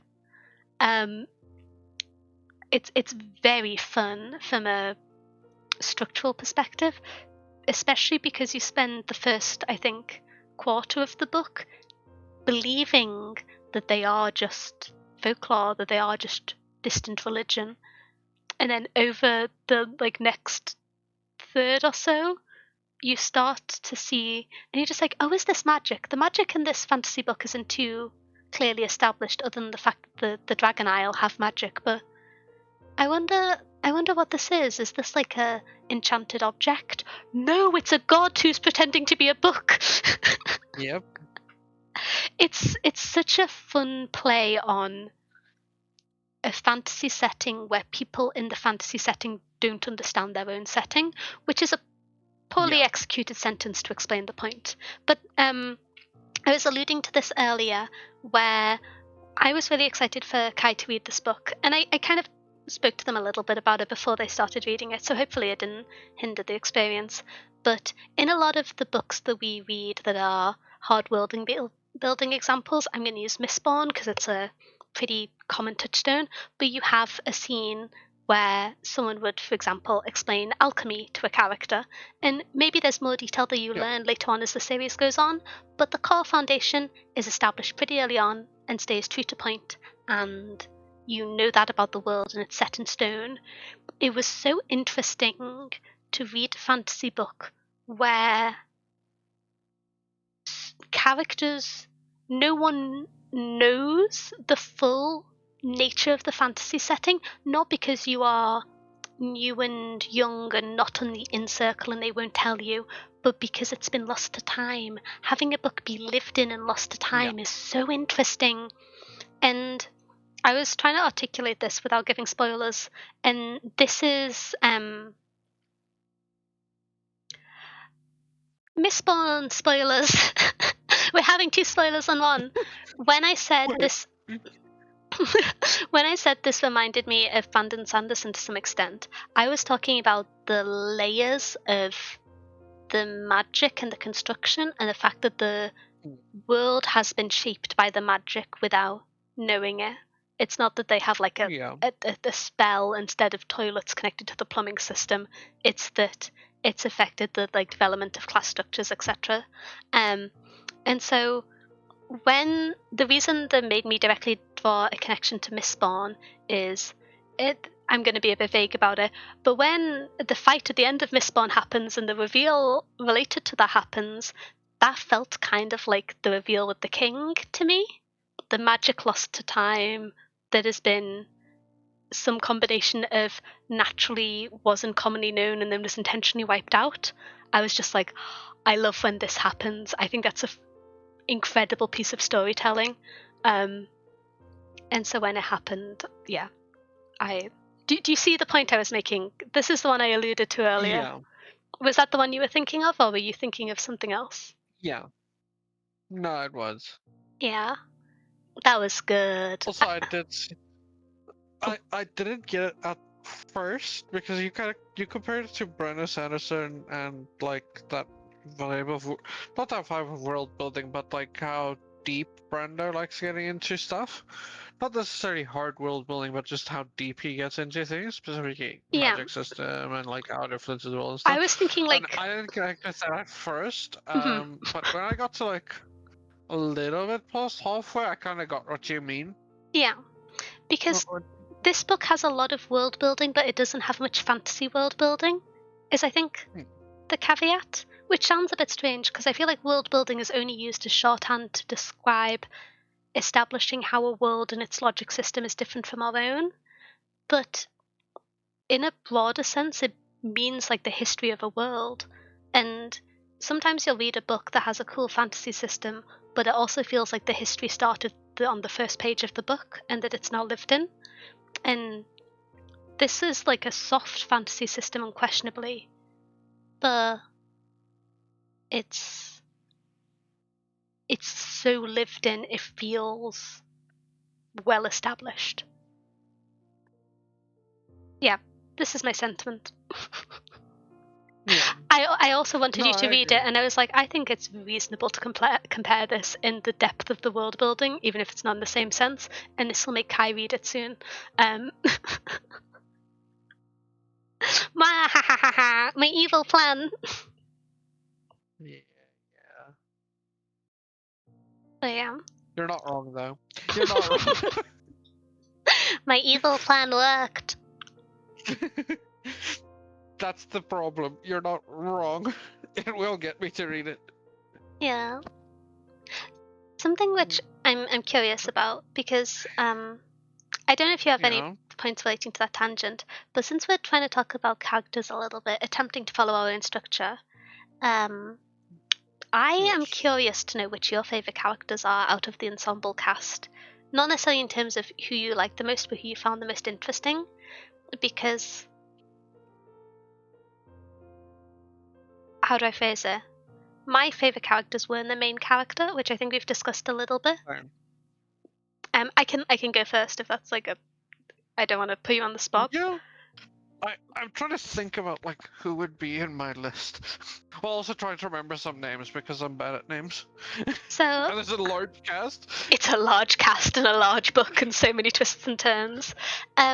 In terms of most interesting characters, I don't like Andron, but he was an incredibly interesting character. Yeah.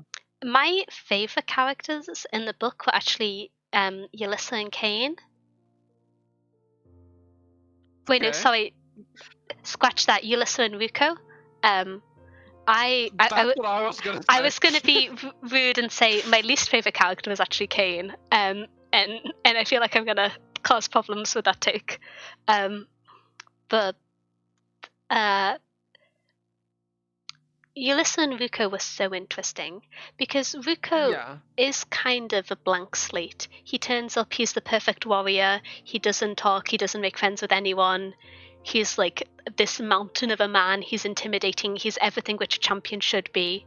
And then you see a few interactions, especially with him and Bina, and he's just so visibly brittle and desperate to be what he gave up everything to become.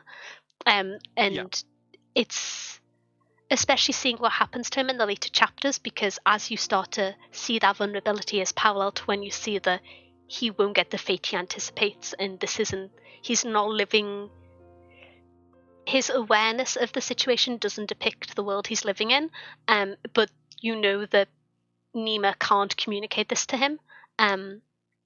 It's so heartbreaking and it makes it so engaging. Yeah, I was a big fan of his depiction. I think he was the character who I strangely was most interested in where they ended up, despite the fact that for the first half of the book he was staged as the protagonist and we never saw anything from his perspective. I don't know, it was very interesting because you become invested in his outcome partway through when you hear the depiction that when Ruko sits on the throne, this book has a prophecy. Places have prophecies. Yeah. I've been known to do that with stuff. Sometimes you need to give a slightly skewed description of a book your friend will like to get them to read it. Sometimes it happens. But when the like driving motivation for Nima to be invested in the trials and to not prioritize the murder mystery is because she meets one of the gods, the Raven, and he tells her that if Ruko sits on the throne, we have seen a vision of the future that the prophecy will occur, and the prophecy is essentially that the 8 gods can only save humanity so many times, and on the next time they are called down from the heavens, they've had enough of saving humanity, and this time it will destroy the world. And you find out partway through the story that this isn't rumor, this isn't legend, this has been forced into being by a deal that a previous monarch made with a god, because you can make magically binding promises, which is like slightly scuffed over by folklore, but it's like a very cool threat, because you have this whole religion about, I forget the exact end of the phrase, it's like, hail the 8 and may they remain hidden is the call and response you see throughout the book, because the culture worships the 8 as their deities for saving the world in the past, but they never want to meet them, because when the 8 return, it will signal the end of the world. They will only return to destroy it. And it makes it all the more interesting when you see these fragments of the 8 sneaking back into the world and interacting with characters. And it makes it such an interesting experience to watch people respond to it. That was such a fun piece of world building. But oh my gosh, my heart just breaks for Ruko, especially because he went through the entire tournament thinking his mother wanted him dead. Yeah. And she, I reminded me of that. Yeah. And that was the first time he'd seen her since the day he decreed that his sister should die. Yeah. He left that day.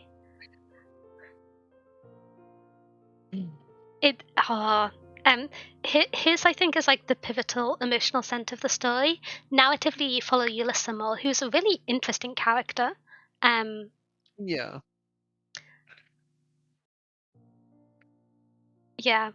It's kind of wild when you just have her backstory slightly exposited to you, and it's like, so my parents were previous monarchs. They made bad decisions, didn't respect local workers and trust their expertise, ended up shipwrecked on a sacred island, and then I was left abandoned by my mother to live on the island, brackets. There was angst going on that made that a more reasonable, although still heartbreaking decision, which never got to be revealed. That, brackets angst. I realised that wasn't mentioned in the content warnings for this book much, which maybe I just missed because it's long, but if you haven't read the book and you want to read it despite seeing all the spoilers, there is a really tragic depiction and discussion of miscarriage in this book, because Ulysses' backstory is that her mother and father, who were previous monarchs, arrogantly went out in a storm, became shipwrecked on the Dragon Island, which you're only allowed on if you're a dragon person. We don't know how that works. We'll find out in later books, I assume. But they said essentially that you may leave the island, but you can't all go. One of your wife or your daughter has to stay behind. And so the king's getting ready to heartbreakingly depart with his wife, but the wife is pregnant, but is only a few weeks onwards pregnant and hasn't told the king yet. And so she chooses to leave behind her daughter with the knowledge that if she stays, she'll be staying there with her unborn child and therefore be dooming 2 people instead of 1. And so she chooses to leave Ulysses behind, but then due to the trauma of the experiences loses the baby she was carrying and can never bring herself to tell the king why she made that choice. And so the king hates her for the rest of his life. Everyone in this book suffered in such original ways. And then Ulysses grows up surrounded by magic, because the Dragon Isle is the only place that still has magic. Asterisks, we don't really know. And that's how Andrin learns the spells, because she just rocks back up to the rest of the kingdom and goes, "Hi, you're a powerful merchant. Will you marry me in exchange for my political safe haven? Thank you." It's infernally a 17-year-old just walks up on this man's doorstep, just being "Would you like my title in exchange for paying for my livelihood? At some point I'll have an heir for you." kind of a wild event to occur, but like it tracks with Ulysses' personality in the rest of the book. I just feel like I should draw attention to the fact that she just. This was Andron's first red flag that he agreed to marry her. He got worse later on. Yeah. Yeah. It is a wild thing. The fact that you find all this out after having very limited knowledge of Ulysses at like page 600 was kind of wild, but it was so well executed I didn't notice it at the time, being like a big dump of information. Because I was just so invested in each thing that happened. Oh, actually, you find the story about the parents leaving her behind earlier on in one of the Raven stories, I think. Yeah. And then you hear the second part of the story from Ulysses' perspective about growing up on the Isle in the latter third of the book. At the same time, you get the snippet about her daughter actually being a dragon priest. Or dragon kind. Yeah, I think. Yeah. I feel so bad for the is it the Traveler is the name? The dragon contestant? Yeah. Oh, interesting character. Not a like massively Very cool developed character. character, but an interesting character. I will say, Yeah, very. I saw a take about a review on this book online, which was like, it was so silly. We didn't get to see anything about the Traveler die when he was such a cool part of the story, and I was just like, there was literally like it was a short chapter, but there was literally 2 pages describing him dying in Ulysses' arms. Like, what else did you want? I know the fight was from Ruko's Yeah. perspective, but I saw the criticism by a few people, and I didn't really understand it. I know that the like dying blow was told off camera, but to me that was. It feels very easy to say that was a metaphor, but to me that was symbolic about how this was the accumulation of plans that have spanned beyond the knowledge and the expectation of the conflict. The fact that the like setting blow happens, moves before, and then the cogs are just moving inevitably to the conclusion. To me, that was like an intentional. It makes sense it's not happening on page because it's depicting how these characters were determined to be here long ago and are no longer acting on their own accord and just following the path they've been forced to. Yeah. But like maybe I am enjoying a book and applying a metaphor in place of something that could have been a cool narrative point missing.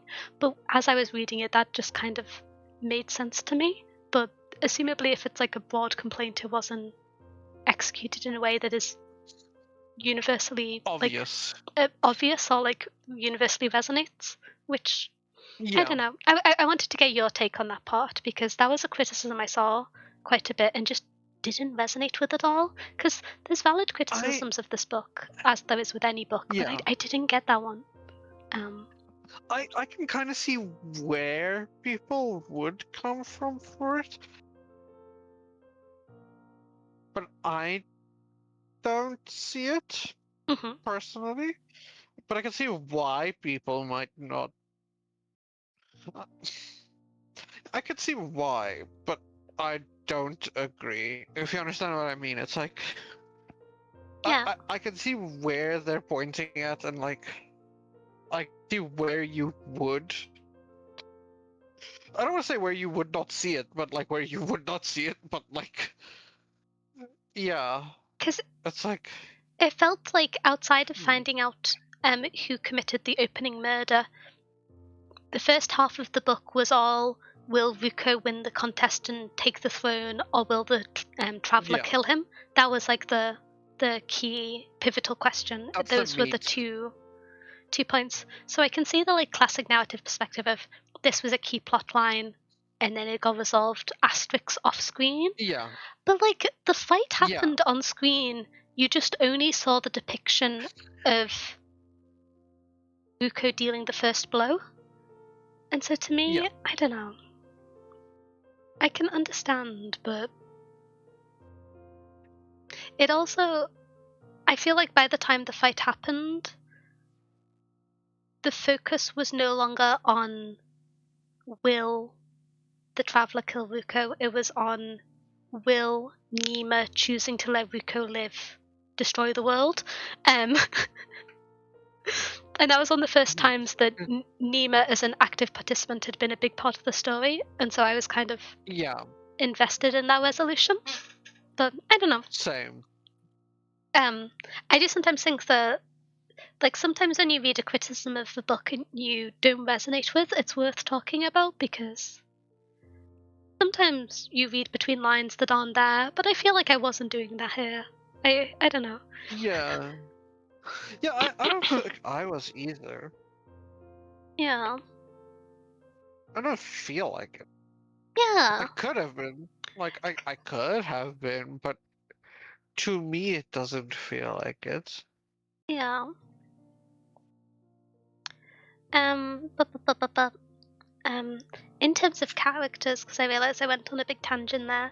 But yeah, Ulysses and the Traveller were very interesting.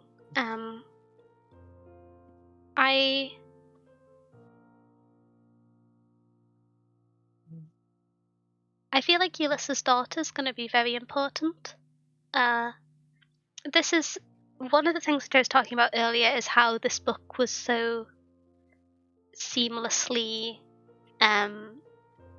integrated and flows into the second book. The one asterisk I have to that, if I felt like Ulysses' daughter was entirely set up, and she was the only character who felt like she was only set up. But that is one thing I'll mention. But, like, you know what, fair enough. But it made sense why she was introduced like this, but Yeah. I was a bit confused by Andron's response to her, because he seemed eternal, question mark, at the end, when she had become the new bearer of the dragon eye, which, given my previous significant emotional response describing how he treated his other daughter and his son, felt a bit strange. But, like, I'm not going to pretend to understand that man. Maybe, I don't know.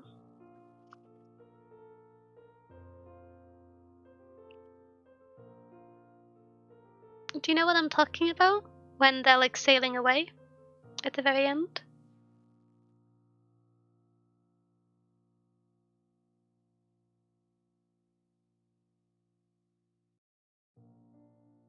Library to hologram?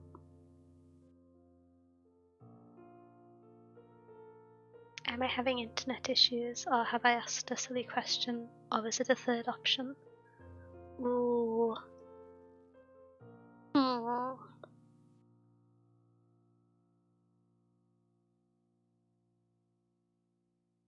Where is... I think I'm still on the internet. Okay. I think, oh yeah, I can hear you. Oh, okay. I couldn't hear you for like 2 minutes if you were responding. I was. Oh. I asked my, like, open-ended question of if you also found it strange that Andrin was paternal to his youngest daughter, and then I didn't hear anything in response. Sorry. No, I said yes, I did also find that. Huh. I don't remember what I said fully. But yeah, that was like the one thing which I thought was like any character inconsistencies. But that man is crazy. Yeah. That man is, like, being driven crazy by having different parts of people's souls grafted onto him and living beyond his lifespan. So maybe asking. Dude is literally going insane. Yeah. The being torn apart by the fact he now has more of a soul than a human should have, and that his soul does not fit together. Yeah. That was kind of crazy, and so I was kind of confused by that. But I also don't think that asking Andren to be normal about his children is fair, because he's been shown to have such detached values and goals from standard moral outlines that it would be, I don't think it's possible. yeah. But I just assumed that meant that he was like very detached and egotistical and self-centered, and that was like framed with how he treated Ursa. But maybe Yeah. he thinks he's like, I don't know. My one assumption was that he thinks he can control his daughter, and therefore just views her as like another political pawn in the same way that he replaced his rival's old inner circle. But Yeah. and so it's more so he's doing what he's trying to fulfill the role she wants because he wants her to follow his instructions rather than sincere affection. But Yeah. Yeah. I could see that. I could see that. That's like the only way We it can- made sense to me. But I can also kind of see just the idea that he is just, yeah. the other one I saw is that it could be Ruko asterisks. We Cool. don't know what the insanity is caused in world by having parts of people's souls attached onto you. And there's some description that he became more like the old bear king over time, or particularly he mirrored some behaviors of the old bear king's brother who was stealing. And we don't know how much of that is people misattributing his behavior to the brothers when they were both merchants versus thinking. There was a period of time in the book when you didn't think it was Andrin on the throne. Instead, you thought it was Bersin, the true king, who had died, and his brother was just good old-fashioned identity theft, no stole stealing involved, pretending to be the king. And you thought that for most of the book, so that was an adventure because you already thought you'd unmasked the monarch. It was like a true Scooby-Doo double mask situation. The But mask under the mask. Under the mask. yeah, it was the janitor who was actually the doctor all along. But yeah, Who was actually a teacher. yeah. The part of me wonders because Ruko feels like he was set up as such a central character, and his end in this story is heartbreaking. But the story narratively treated it as if his soul's been split, he can never recover. He clearly has some sense of self left, but Andrin intends to keep him such a way which has, at least for the previous people's soul he's stolen, driven them insane. And so, to me, it felt, in terms of kind of like the situation you're in, that Ruko is going to have a tough time being a person again. Yeah. And so, Absolutely. but he also feels like such a key emotional focal point of the book. And because so much of the duplicity and the cruelty of the characters wasn't revealed until the final part, I can't tonally identify whether or not in the next book there's any chance for Ruko to exist as a person again. Or if this was the book of watching him think for a fragment of a second he had succeeded and then have his very self be stolen away from him, brackets by his father who he thought was dead and was his hero. I'm so mad at Andrin. I'm so mad at Andrin. And so I don't know. I hope that Ruko continues to be important as a character because he has the. This is the thing I was confused about because the book ends with like a few pivotal moments. One of them is the vision that the Raven and Nima has seen where Ruko brackets Anderson pretending to be his son. All my homies hate Anderson. Called the Eight and enacted the visionary prophecy that destroyed the world, and instead of it destroying the world, he locked the Eight away, which, first of all, I love man-made gods. That's one of my favourite tropes. Second, I love when something tangible and reasonable and explained is lost to time and becomes mystery.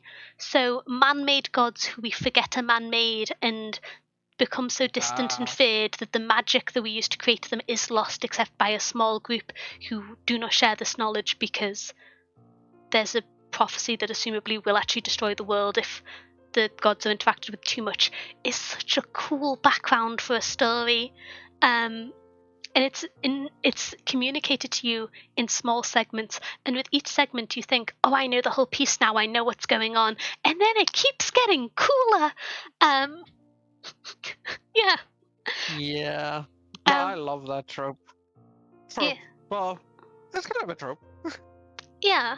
Well, it's like a stack of tropes, but that's just what a story is, like really. a group of tropes. Yeah. A grouping. I really like the prophecy was true, asterisks. They did come back to destroy the world, but the gods weren't as mighty as we thought. Very cool. Yeah. Very cool. Very good. Round of applause. It is very good. But I will say, this leads to some of my questions of the 8 returned, but it is inferred that Sol is still with Nima because she held on to him. Which, that moment was heartbreaking. You're not meant to like Sol as a character, and I didn't, but No. I thought he was very interesting. But I cried reading that segment. Okay.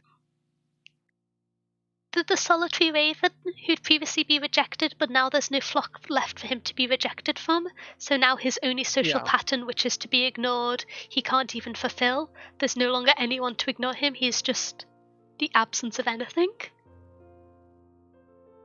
His whole life purpose, his existence, his identity was in the fact that he was rejected from the group, and now the group is lost and he is nothing.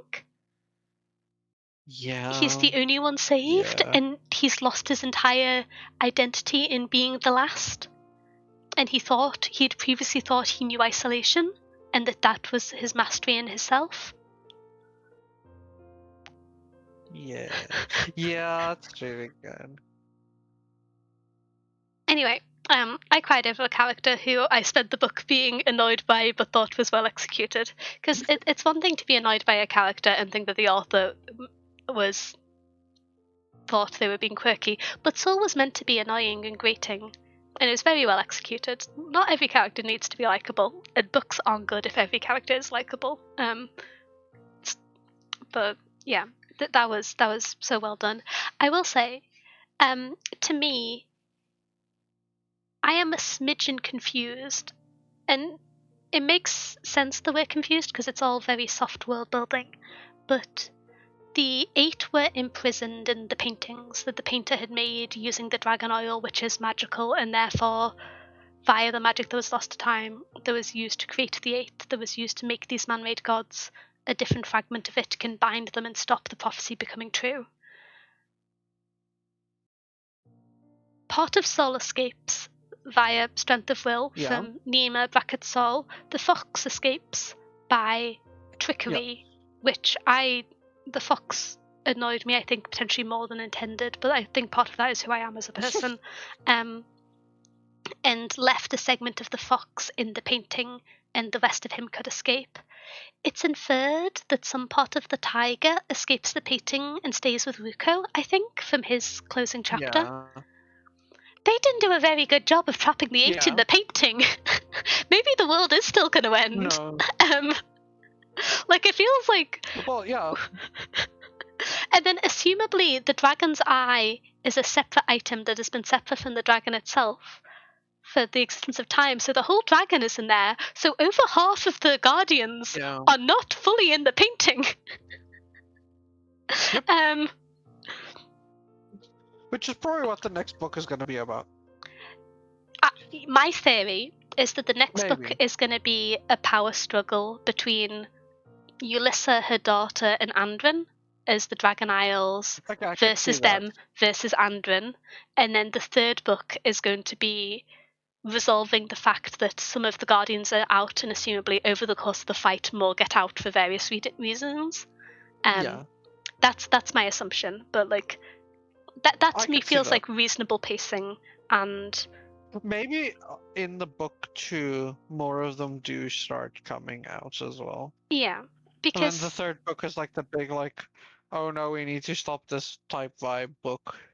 yeah, I don't know. I'm assuming the next book is going to mostly be Cain versus something to do with the dragons, because it's called the Cold Fox, and Cain is the last Yeah, one of 2 surviving members of the Central Fox clan, and contains most of the fox spirit.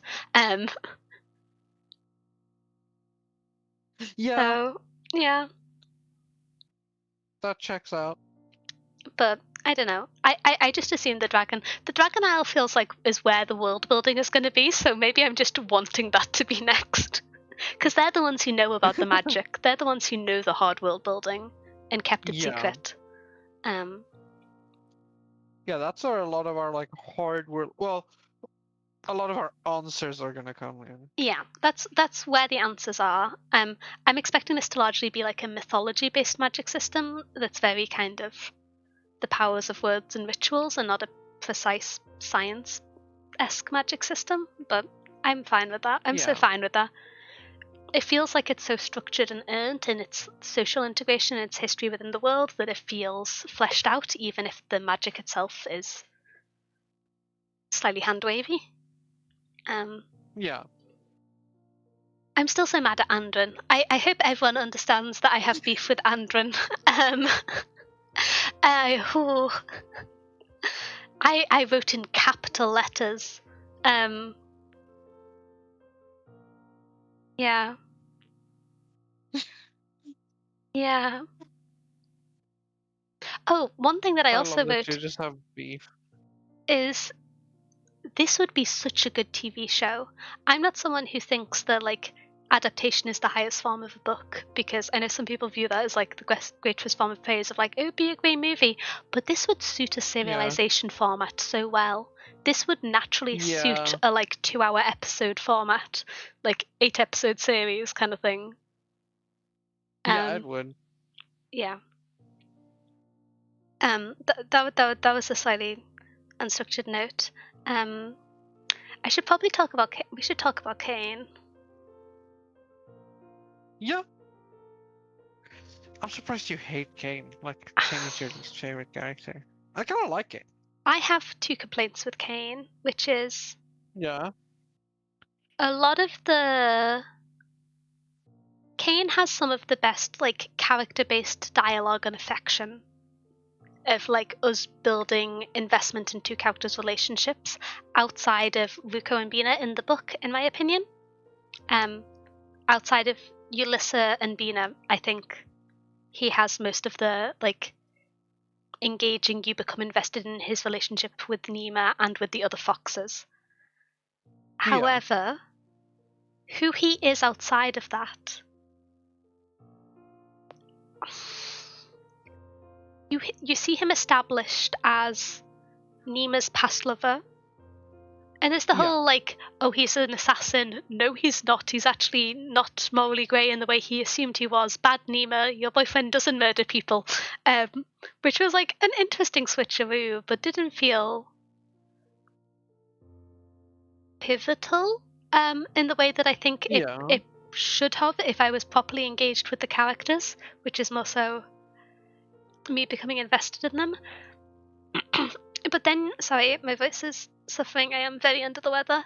But then you have the fox, and you have established in the mid-book quite solidly that Nima cannot take on the entirety of the Raven because the guardians are powerful, these gods are powerful, and if a whole guardian possesses a person, it will kill them.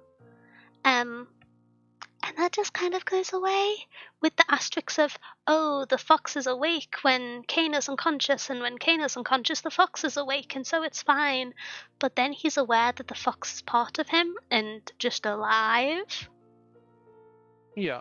And so that felt a bit strange to me in terms of the one thing that I would maybe say is it's not necessarily a plot hole, but I didn't understand that because it was such a pivotal point that the whole Raven could not be part of Nima, and if it were to be, she couldn't know of it because the knowledge of it would drive her mad. And then the book Yeah. ends with Cain and Nima cuddling, brackets also the fox. So that was a bit confusing. But then you also have the idea that the reason Cain excelled at joining the foxes and so naturally fits into them is because he has had the fox deity itself be part of him since he was a child.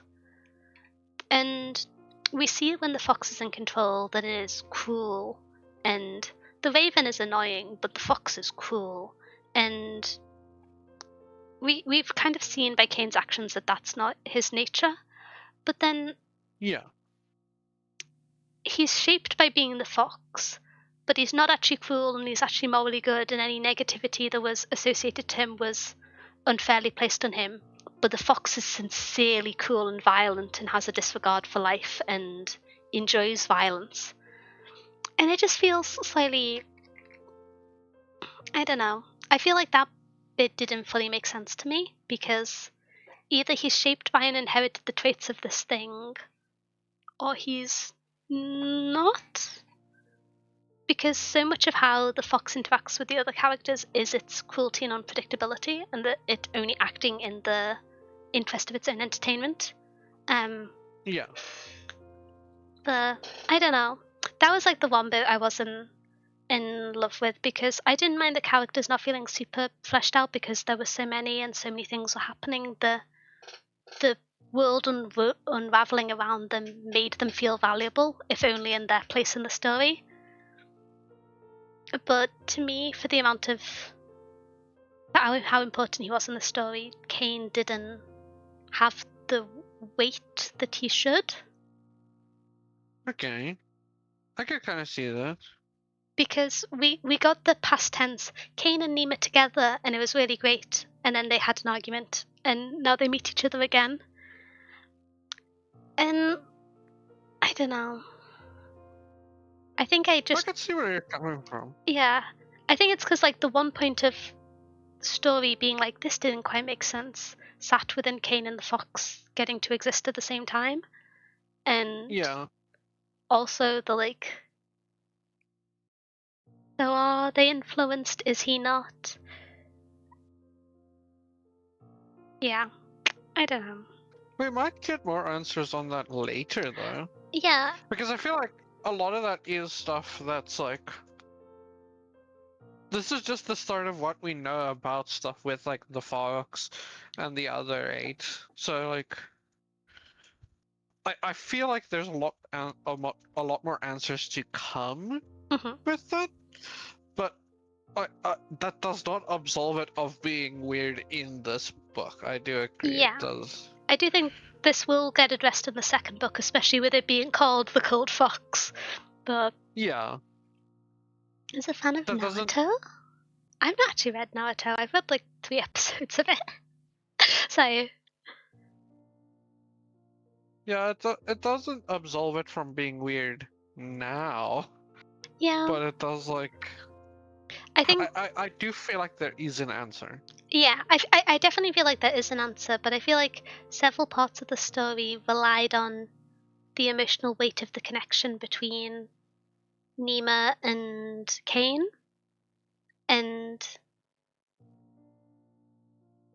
there were several connections in this story between characters who less time is spent with and are less likable than Cain, but I don't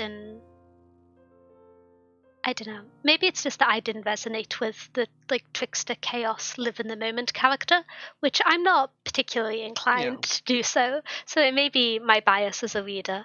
But yeah. The Not a very Denya character right there. not particularly. I don't think he would make lists or automate databases. I feel like yeah. um, but yeah, it might have been my bias as a reader, but I didn't resonate or feel like Cain was established in a way outside of his like class or party archetype. You know how we were talking about how the types, the houses, whatever the phrase is, were used to shorthand for character development quite a bit. Yeah. I think my real complaint is that for being the third most important character, with it being Nima, Sol, Cain, brackets Yeah. Ruko,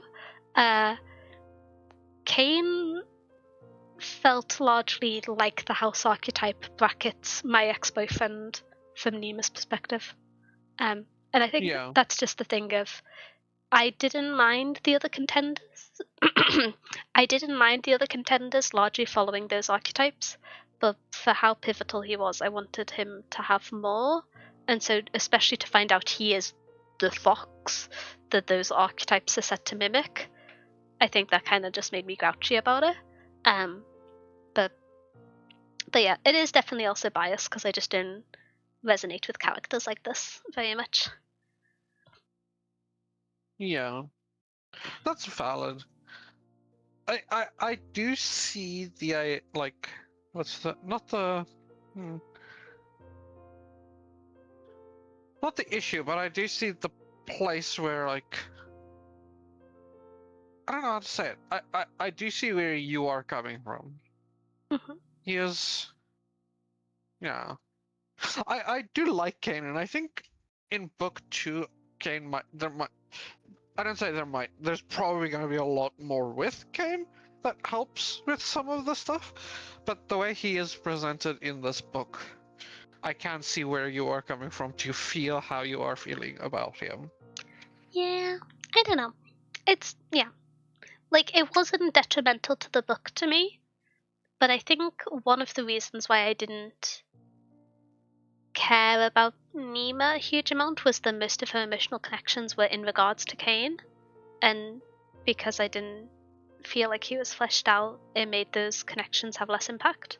I was like giggling and kicking my feet for them when they finally got together again, but I will giggle and kick my feet at yearning paying off. This is who I am. Um, Yeah. so yeah. Characters who I liked. I like the engineer. I forget his name. He's there at the start. He's there at the end. It's almost 3 a.m. I don't remember names, bro. It's almost 3 a.m. Yeah, it's 2:30. Okay, well I've still got like 2 pages of notes to go through, so um I don't remember that guy's name. I'm gonna be so for real. I don't remember his name either, but he was really cool and I liked him. He is cool. Sorry, cool engineer buddy man. That's your name now. I don't remember your name. I don't remember at all. Yeah. Honestly, I need to reread this book just so I can note down the names and what they are. Just engineer man. So many Name. people to me are like house and then relation to two other characters to identify them. Part of this is me being really bad Same. with names, but No, but there's also just too many of them. yeah. There's so many characters in this book. Okay. I am gonna quickly talk about the one thing which, as I was reading the book, I didn't feel good about. Yeah. I always feel like whenever I'm being negative about a book in any way, I have to add, I love this book. You can rate a book 5-star and like not think it's perfect. I don't know, maybe 5-star books are supposed to be perfect. I really like this book. This is one of my favorite books I've read this year. But when we were getting the Kane exposition, I had one Yeah. thought whilst I was reading the book, and then a second thought kind of a little bit later on, which was, it feels almost strange for Kane to be reading this whole story without interjecting at any point. Because up until this Yeah. point, there'd been various methods of communicating folklore. Thank you for the hydrate bun. I'm going to go on my tangent and then hydrate. But there'd been various methods, from Nima reading stories to describing paintings to listening to songs that were used to communicate aspects of the story that none of the characters would have natively known. Oh, hi, Vodka. And thank you for the hydrate as well. I hope you're having a good day. Or good morning for you, I suppose. Oh, and a stretch. I'm going to outsource this one to Kai. That's a lie, I'm stretching anyway. But Okay, I drank again for you. but the Kane as a character sitting down and reading like a 20-page story without any interjection felt a little bit out of character for him as someone consuming media. And I almost wish that at a few points in the story there had just been him like thinking about putting the book down, being scared, and then seeing something else that pulls him back in, like some kind of demonstration of like the fox curiosity and his like difference in attitude, because we don't see him at any other point in the story be someone who wants to like sit down and read a long story. And so that felt a little bit strange to me. Yeah. The one thing which I have as a quote is when the fox and the raven are having a conversation in that story of exposition, and you've had this like long little story, and you're finally you've kind of assumed from where the story is going that the fox is in Kane and he doesn't know it yet, even though you're still just talking about the fox finding out that it has to stay within the human land. And the raven asks the fox a question, and the fox just goes, "The fox will not be pinned down." I had beef with the fox from then on. Not from like a storytelling perspective, it makes sense, but I was just like, there was so much setup for exposition and world building, and then this annoying little creature hit me with the fox will not be pinned down, and it makes complete sense. But I am not a fox. I will say, from that interaction and story, there was the line. Let me find the exact quote. I wrote it down somewhere. I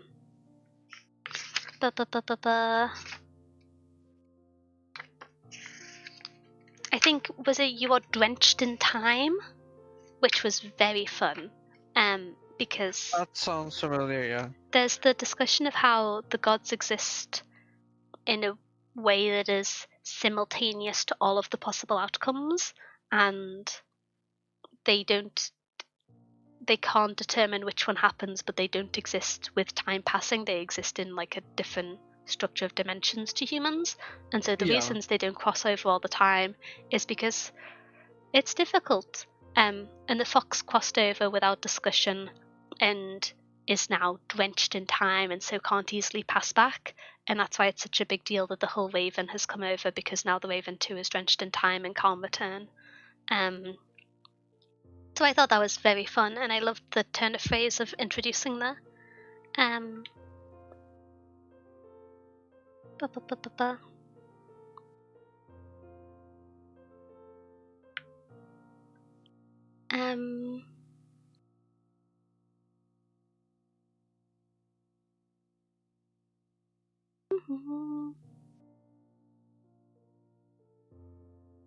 I just have more capital writing angry notes about Andren. I'm gonna be honest, I'm very angry with Andren. No, I couldn't tell from the earlier conversation. But yeah, You hate that man. I had so Valid. much beef with that man. Valid. It was so well written. Valid. Valid. It's very valid. Can we talk about Nima's vision in the dragon trial? Yeah. I fear Kai is sleepy and this is going to be me shouted excitedly.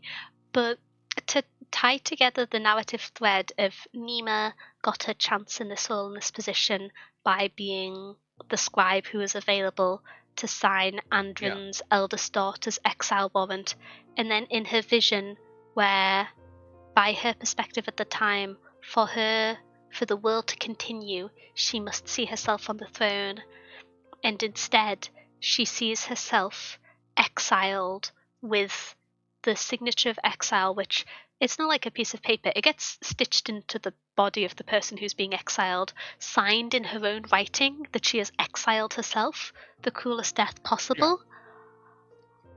Oh, Yeah. I have a theory about that. Yeah. Which is, I think potentially there's the discussion about how once part of your soul is taken, it's permanent.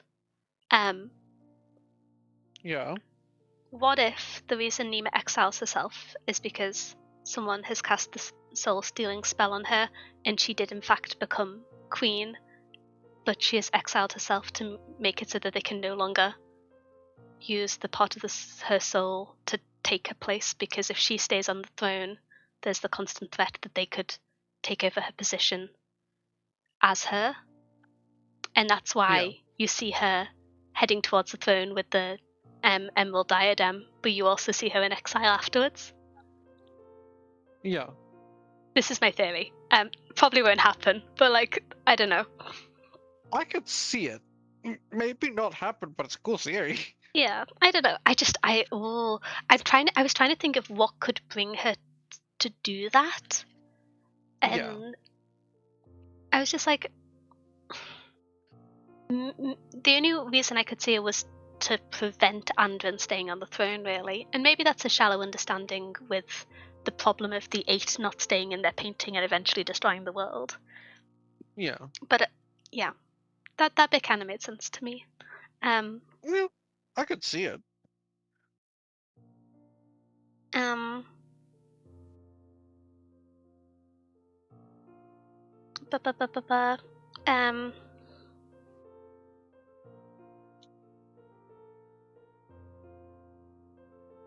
I have a note here. That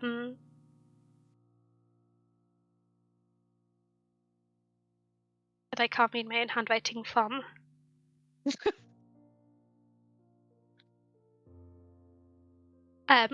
This is me with bad handwriting being very sad for the solitary raven. My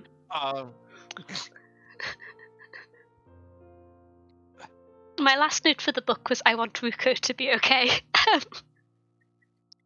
I don't think I'm getting my wish. I don't think you're getting your wish either. No. Yeah. In fact, I highly doubt you're getting your wish. He has some of the tiger with him. True. I still don't think you're getting your wish. Yeah. Wait, I've just realised I had a separate set of notes that I wrote on.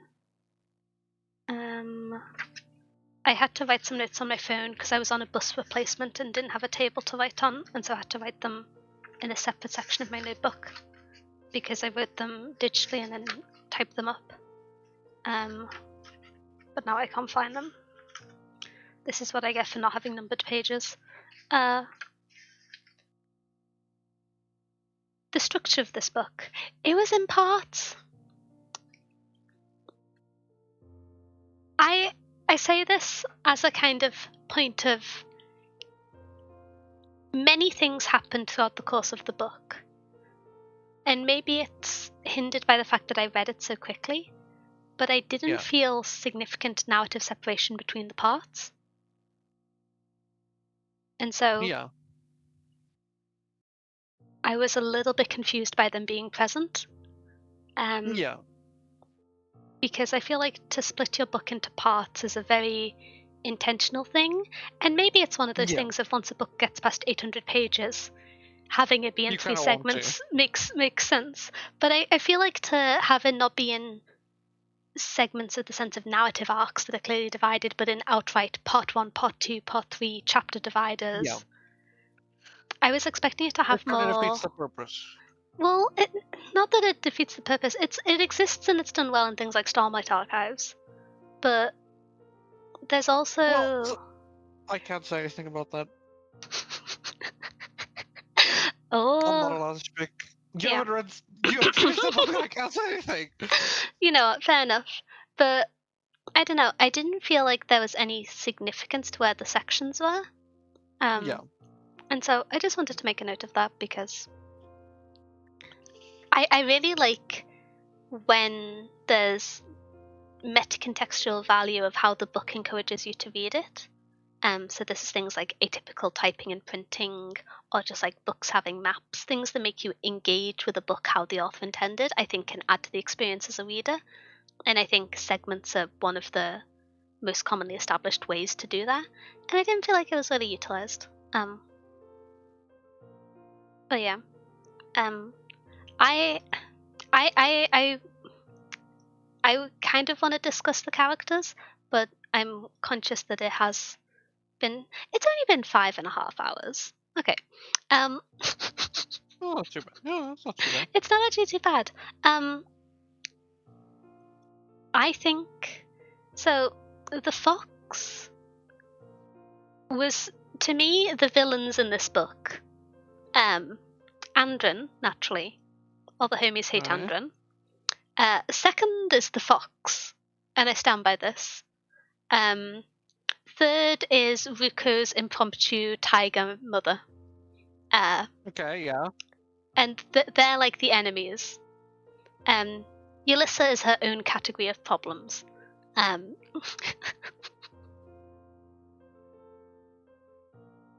scared of the fox. Part of me was like, I'm really sad the Raven's going to be on his own, but thank goodness that fox is stuck in a painting. I hope Kane's okay. Glad that fox is gone. Oh no. But yeah. It's fair. I could see it. I like the fox, but I understand that's a.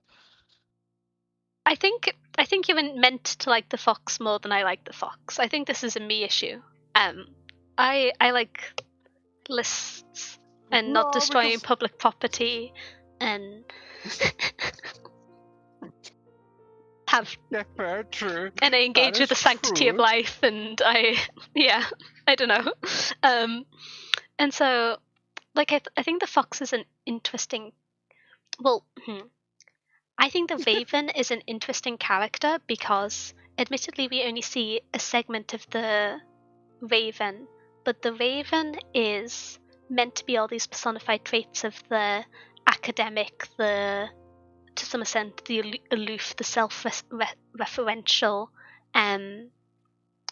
the character that pontificates unnecessarily.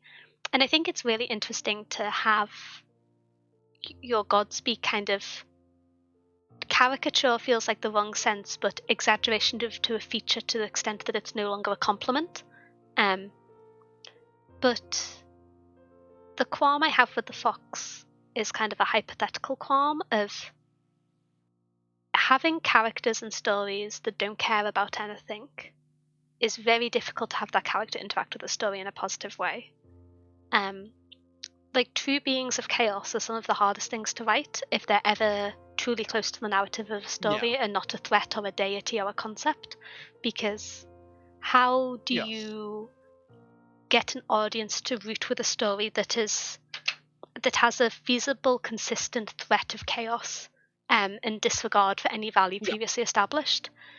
And especially if you want people to like that specific character that at any point can just cause chaos. And this makes me a bit nervous about the fox, because the fox didn't mourn when its entire temple was destroyed.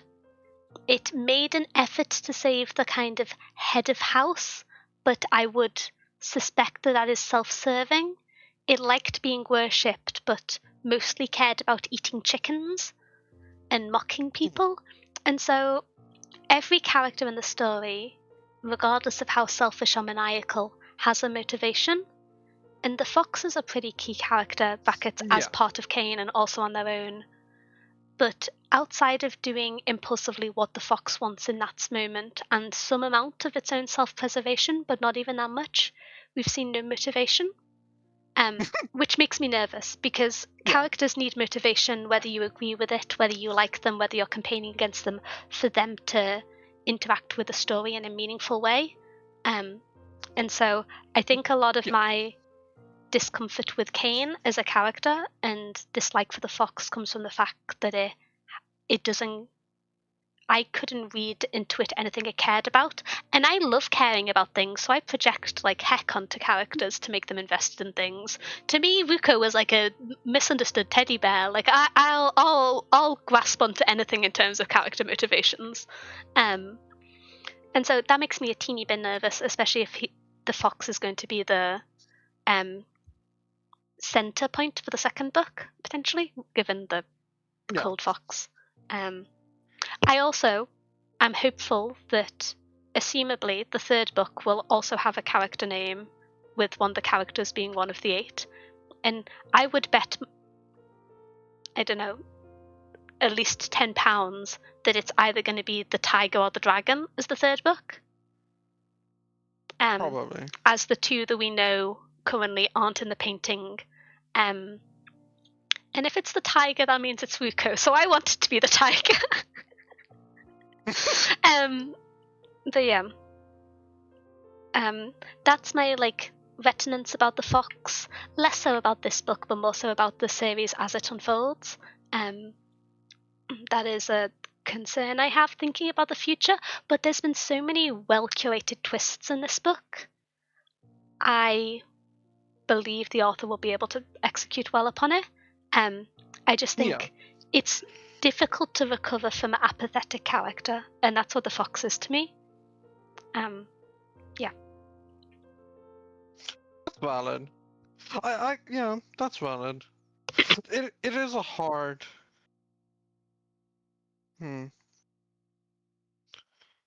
It is hard to recover from an apathetic character, especially one where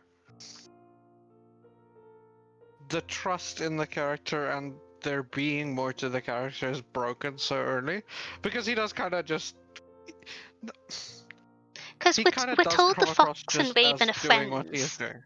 And I don't understand why the raven is friends with the fox. I could understand why the solitary raven is friends with the fox, but the whole raven is friends with the fox. And to me, they're not friends. To me, the raven is getting mocked and is treating it as friendship, which feeds more into my joy of pathetic gods. But yeah, it's interesting because I feel like maybe I am projecting too much of the character depth and value of the raven onto the other of the 8, because the raven to me and the solitary raven by extension are so interesting because they are an abstraction of a concept that is supposed to be the personification of this figure, to the point where it is no longer this aspirational characteristic and is now almost a caricature, but a complex caricature. A bit of an oxymoron, but to it's now a can't get too much of a good thing depiction. But the interesting part of it is the ways in which it becomes a negative by its extremity isn't the first assumption. So it's not that the raven is too arrogant, or that it struggles to communicate because it's 10 steps ahead. Maybe that's because we're seeing it communicate with Nima and she's on the track with it, but it feels like there is subversion of expectations in the flaw of the raven that feels lived in within the kind of personifications and extreme versions of the traits it embodies. Whereas if you were to think of what is the failing of the fox house, you would say everything's a joke and they don't care about anything. But that seems to be the sincere fault of the fox. So I can see her doing a switcheroo and it does care, but for the whole fox party to have been killed on page and the deity to not be affected feels so strange. Yeah, I can see where you're coming from. I do hope that it changes, though. Yeah, to me, the fox either has to not be a main character or it has to care about something. That could be its own survival, and its own survival is meaningfully threatened. As long as there's some consistent rational basis for it to care about something. It's all good. I'm just nervous because there isn't currently. But that makes Yeah. sense because it's the end of the book, so not everything's going to be resolved. Oh, Yeah. Yeah. And it's not a book, for lack of a better place, focused on them or that. wait, my brain's smooth. Have I been calling Ystala Yelissa the whole time? Maybe. This is what I get for not listening to audiobooks. I don't remember. I think you have. But I think I have too. Oh.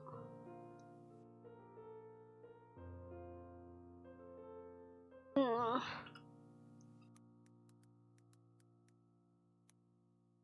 Because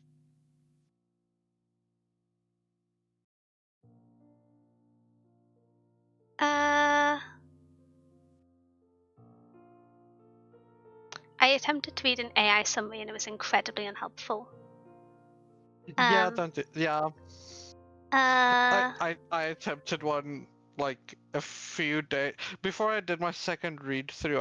Attempted one to find out something and it didn't help at all. I think my handwriting is bad, and I wrote down Ystala and read it as Yelissa because I know someone with the name Yelissa, and therefore it made more sense.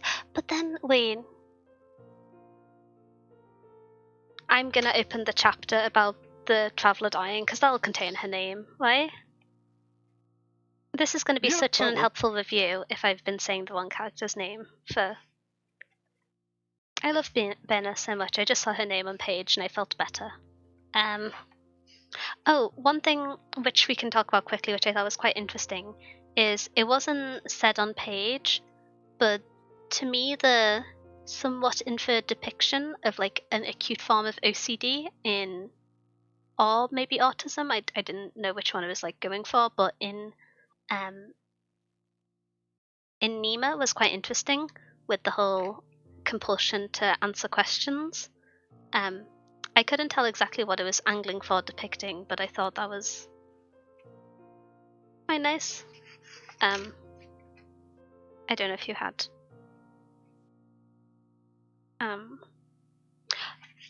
No, it is Yalissa. It's spelled Yasila, so I don't know if Oh yeah. Yalissa. Yeah, you're right.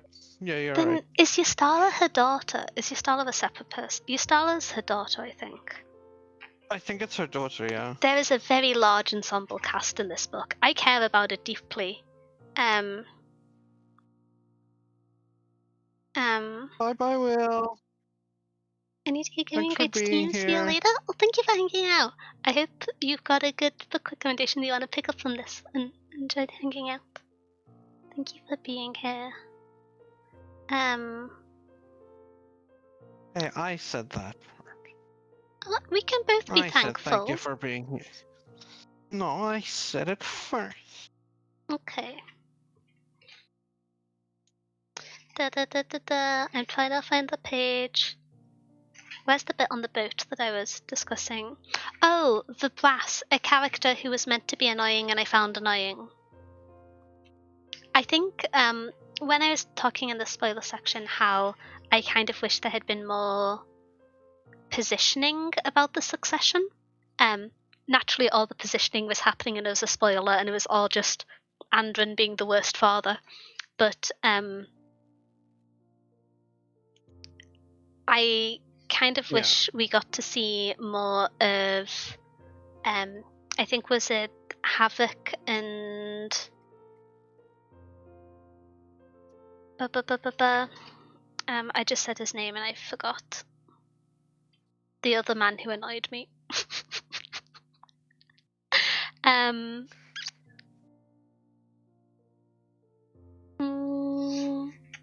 I'm trying to think through character's name. Gedwin is Brother Berson's brother, who was then the target of the spell. Andwin is the king, who is the father of Yuko Yastala, and the daughter who died early on. Fen is the name of the engineer. I'm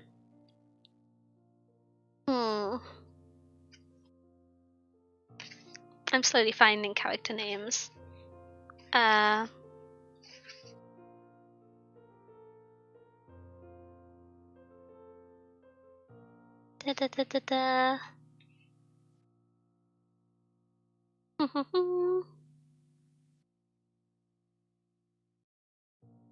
Oh yeah, Nistala is the daughter. I don't know how in my dyslexia I imagined it was also spelled with a Y. I think it's because the capital Y and the capital N kind of look like the same letter. Yeah.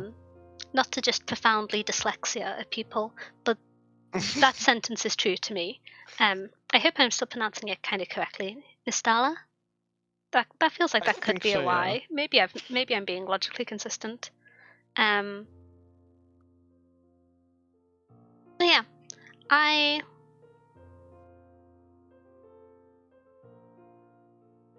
like this book a lot. I'm excited for the second book. I'm nervous about the Same. fox. I am invested in the ability the author has to make a story unfold, I think. Yeah. Yeah. I want the characters to... It's going to be quite interesting because a lot of the things about the first book that I think facilitated structure and also are close to its point of criticisms won't be the case in the second and third book, because we're no longer going to be on an enclosed environment with the fact that we're no longer stuck in the royal island at the time of election. So we're not going to be... the murderer won't be amongst us. We're going to have the open empire to some extent. And we also are not going to be in a story that is structured periodically by the trial format. And so there are going to be two big changes in the framing of the book. And so it's going to be interesting seeing that transformation and how that shapes the storytelling. Because although not key present points that are brought up page to page, that shapes a lot of how things unfold in this book. And so it's going to be interesting to see it as a framework outside of that, because the trials kind of facilitated the potentially overly large cast of supporting characters, which reasonably established, but it would have been nicer to have a smaller number in more depth, I think. But it would have been awkward because, I don't know, they're all potential heirs to the throne. They all need some amount of attention. It's a good book. I'm scared of chaos creatures, and I want a sequel, and I want Riku to be okay, and he's not going to be okay. Hi, Prince. I want Riku to be okay. He might be okay. Part of his soul might still be okay. If they're quick enough, he might have some soul left by the end of it. True, that's the future we need. Oh. No, that's not the future we need. You're like, please no. Maybe they can get some of his soul back. Probably not. Probably not. But we're going to find out more about the Dragon Isle. They'll know about things. We know very little about Nistala's perspective, which makes her very interesting. Because we know that she doesn't trust... We know that by Ulysses' perspective, Nistala doesn't trust her father and is only cooperating with him upon her instructions to establish her own power. But we don't... do we ever actually see Nistala's perspective? I don't think we do. Wait, is the chapter which she puts on the dragon's eye told from her perspective? It was the brass I was being annoyed about. Oh no, it was told from Nistala's perspective. Ulysses' perspective, not Nistala's. Okay. So when she took the Eye of the Dragon from Jadoo, we still didn't see her perspective. Interesting. I'm very excited to hopefully see more about Nistala next book. She's the leader of a nation, so I'm assuming she's going to be important. Probably. Hopefully. Yeah. Oh, it's gonna be a It would be year. cool. Yeah, But it would no, be cool. I didn't realize that you also just made me realize, yeah, we never saw her perspective, so maybe we don't see her next book Well, I'm as like a thinking perspective character. maybe we don't see her next book, but I'm also thinking maybe she doesn't want what her mother wants, because Hmm. Ulissa has abandoned everything to try and have the best possible outcome for her children, and she's not having a good time because upon this path she decided the best outcome for one of them was death. And Yeah. Ruko isn't having a good time. That's an understatement. Some of Ruko is left alive. Some of him is having a not okay time. The other half He of him remem- is. the other half of him is the monarch? Question mark. Yeah. Ruko's not having a good time, but No. it's interesting because Ulyss's motivation the whole book, as becomes clear in the final few chapters, is she just wants the best that she can get for her children. She doesn't care about anything else left. And I think that's a really compelling character motivation, especially given her backstory of seemingly being abandoned by her mother. I would assume that the weight and the extent that she goes to that is because she has experienced that abandonment and she just wants what's best for them, and that's why it's going to such extreme lengths. Although, admittedly, extreme circumstances going on. All the homies hate Andrin. But it's interesting because Nistala has unquestionably suffered throughout the course of the story, whilst all of her children have been having a bad time. Ruko's slightly his fault having a bad time. Recently, not his fault having a bad time, but for a while it was his fault. And so it's interesting because Ulyssa didn't want Nistala to be sent to the Dragon Isle because that would have been a mirror of her mother abandoning her on the island, which, by her perspective, ruined her life and was heartbreaking, etc. So she was never going to let the dragons take Nistala. But is Nistala happy with that decision? We never see her perspective. I can see a world where we get partway through book 2 being told from Ulysses' perspective, and then psych, Nistala hates her. I can see that being like a pivotal plot point, if that makes sense. Because I could see that. she's been going through it. She has been burning alive with magical fever that she is meant to be on the Dragon Isle since she was a child. And Yeah. she has. There's also the question of she has so many of the markings of a Children of the Dragon, and Yeah. we don't know if the additional markings are caused A, by the fact that she ignored the call for so long, B, if because she is from this descendant bloodline of the early monarchs that this was always going to be the case and this happened to be it, or C, if this was the case because of something Ulyssa did. I'm excited for there to be problems in this area of the story. I feel like we still don't have the full picture, and I'm excited. I'm so excited to not know what's going to happen. I have complete faith in the author. Brackets. I'm scared of the fox, but I have complete faith in the author. Yeah. I also have complete faith in the author at this point. I would be real. Honestly, And I like Fox. I think I'm going to put a tiny caveat there of I have complete faith in the author to have a detailed and unfolding narrative that pulls together plot points. I haven't seen a character who we followed through most of the story. It's interesting because the best character development to me, and I think to some extent from what you've said, wasn't the main perspective characters, it wasn't Nemo and Cain. We were most invested in characters like Ulysses and the Traveller. And maybe some amount of that is because they were the pivotal points in the story. And so, although not active in the present to the extent that Cain and Ruko and Nemo were, they had more of an establishing force. But I don't know. It's interesting.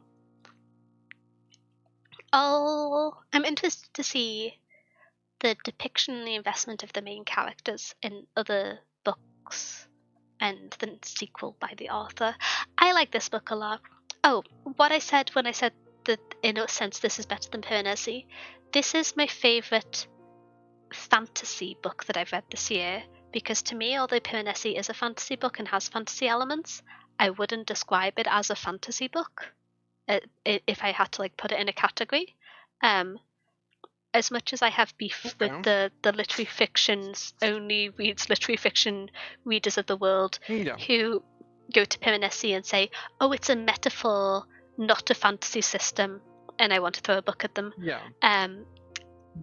I wouldn't, if I were to say, this is the best fantasy book I've read this year, and then say Piranesi, I feel like that wouldn't be a good way to recommend the book, because I feel like people would go in expecting fantasy with like capital letters, the power of cool, and a dragon, and they would get an incredible book, but not emblematic of the genre.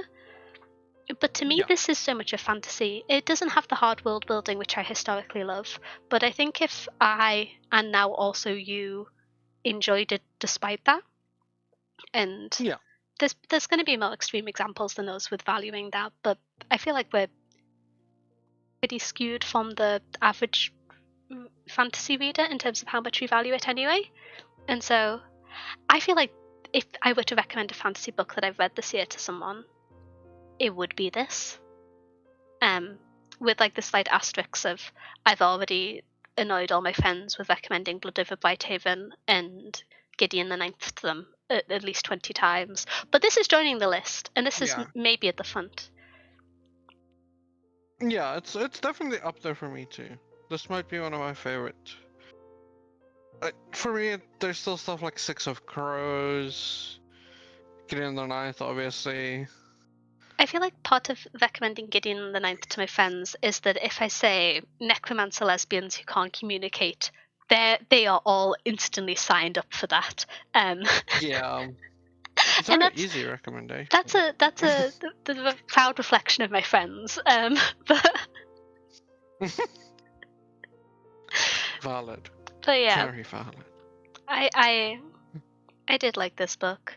I liked it a lot. I did too. Big thumbs up. I agree with you though. I kind of want to see, because of how the main characters, and I call the main characters, but like how the main characters were treated in this as almost like a point of view, not a main character to a large degree, where they didn't get a bunch of like. I am curious on how the author is treating, now taking these characters that are here, specifically characters like Cain and stuff, and turning them into main characters in a large way to try and but to like then progress their stories and where they are and to move with them now. I am curious about that. If they're just gonna do, it'd be interesting if they stayed as spectator characters almost the whole book. But I don't know. I feel like even as spectators, after enough time, you would get more development just by proxy of time spent. Yeah. Even if it's just you learn more, there would be some movement in them. It's interesting because the author clearly has an ability to drive emotional attachment to characters, because sometimes you finish a book and you're not invested in the main characters, but you're also not invested in the side characters. And like, I cared about Nima. I just cared about so many of the characters more, which is a slightly unusual point, because normally if an author can execute well on a side character, they also normally choose to execute well on the main character.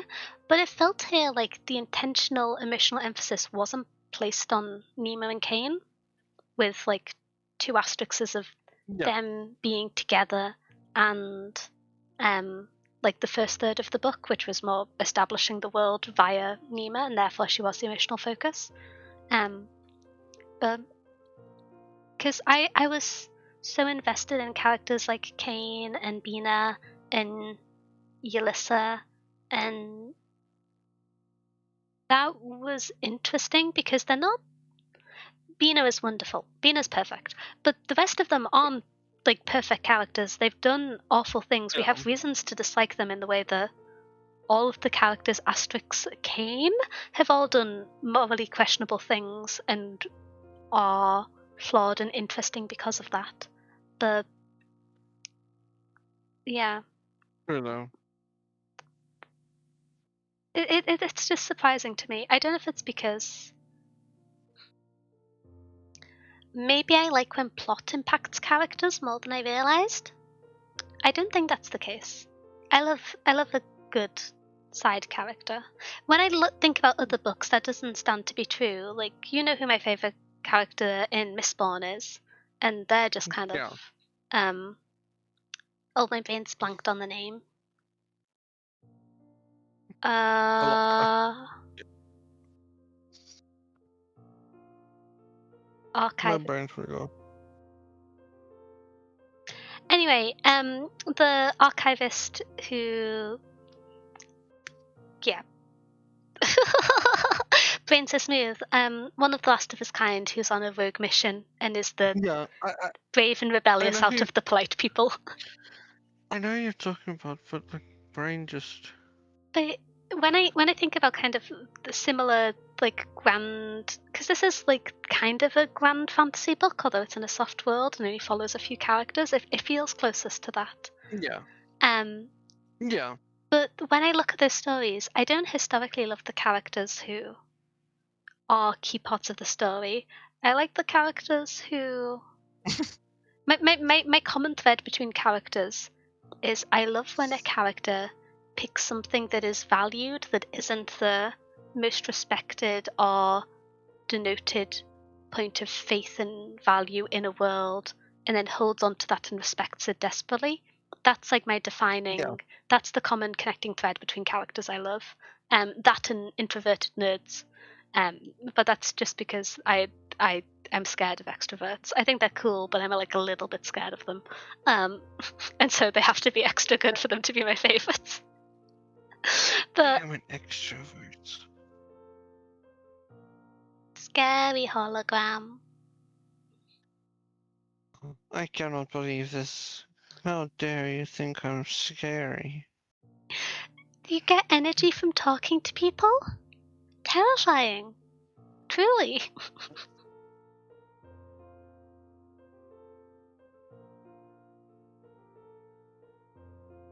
The mouse is not a person, allegedly. The hologram is sleepy. Okay. But yeah, so it's kind of interesting because I feel like there's some communal. If you're speaking, your mic is cutting out, I think. No, that was my fan picking up, sorry. Oh, okay. I I couldn't turned tell it if on that because it's was. hot as hell in my room right now. Seasons. Sorry, I was thinking about the globe for a second and I was confused. Yeah, here it's turning summer and I'm dying of the heat. While all of you are like, oh, it's getting winter. I had the a weather snow. warning yesterday. I sit got with blown over trying to get onto a train. I can get some nice hot chocolates and sit in front of the fire. And I'm here like, please let me peel off my skin so that I'm cool. Would it make you feel better if I I told am you my dying central of heating is heat. broken?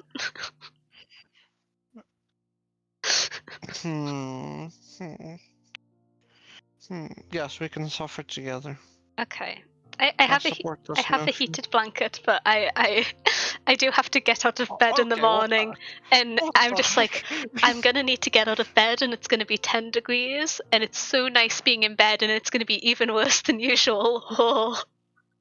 Yeah, yeah, that makes it even worse, honestly. Honestly, yeah. Okay. Oh well. Closing notes before Kai falls asleep.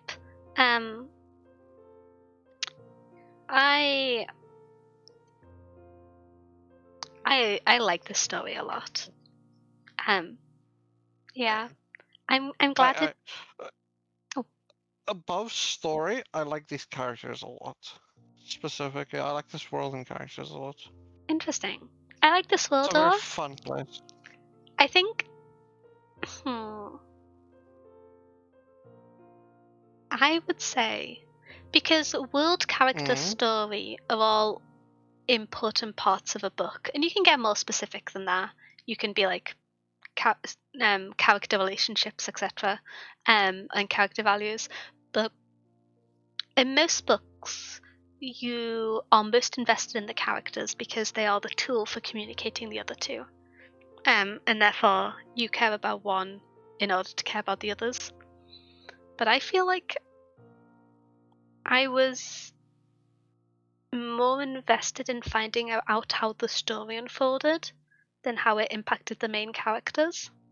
Because and this was my sincere understanding of this book at some point, around 3/4 of the way through, I falsely assumed that Nemo was going to die at the end of this book. Okay. And I think maybe that skewed my reading of it a little bit and made me detached from her more. But Yeah. I, Maybe. I, I don't know. It didn't feel like the narrative was focusing on her. Because you did kind of get, we talked about it with the swapping perspectives, a shift away from her as the focal point from the story. And to me, that felt like the world is being built and contextualized, and this has been the character who's the vessel for establishing it. And we're drawing back from establishing her more. And to me, I was like, oh, is this a sign she's not going to be part of the story anymore?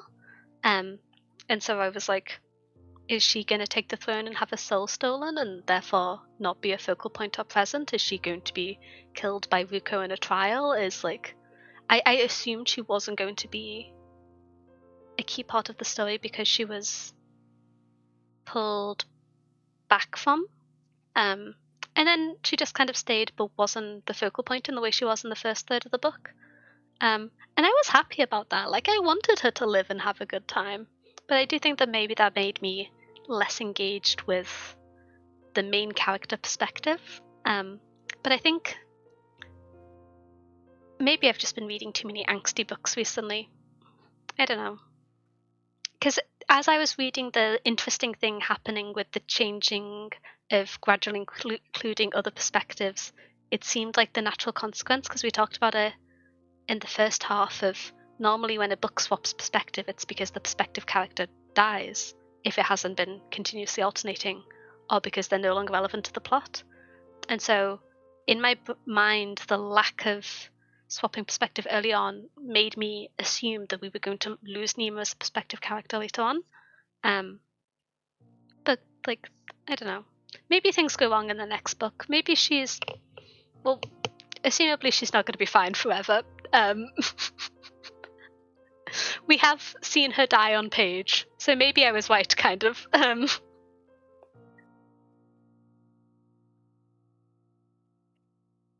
Because we watched her watch herself die in the Raven trial, in the Dragon trial. But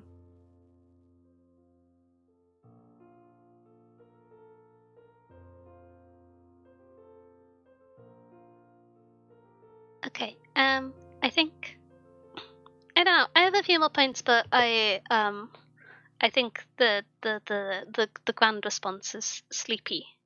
Um, I really like this book. I really like this book. I know we tend to use the spoiler section for discussing any like gripes or minor details of the story that didn't make sense to us. There were so many good details and touches. The challenges in the fox trials and the catacomb were so interestingly done. And part of me is silly and sentimental and would like to pretend that Kane knew that Nima had previously been locked in the catacombs, and that's part of why it was planned that way, because he knew she would be relatively okay with it. This is my reality. I will not be swayed into thinking otherwise. Um, uh, yeah. The running, I think if I were to request a trial being cut from the book, because we kind of talked about how they added to the length and the content without including a huge amount of story, I think the natural one is the tower trial. I don't know if you have an opinion on that, Kai?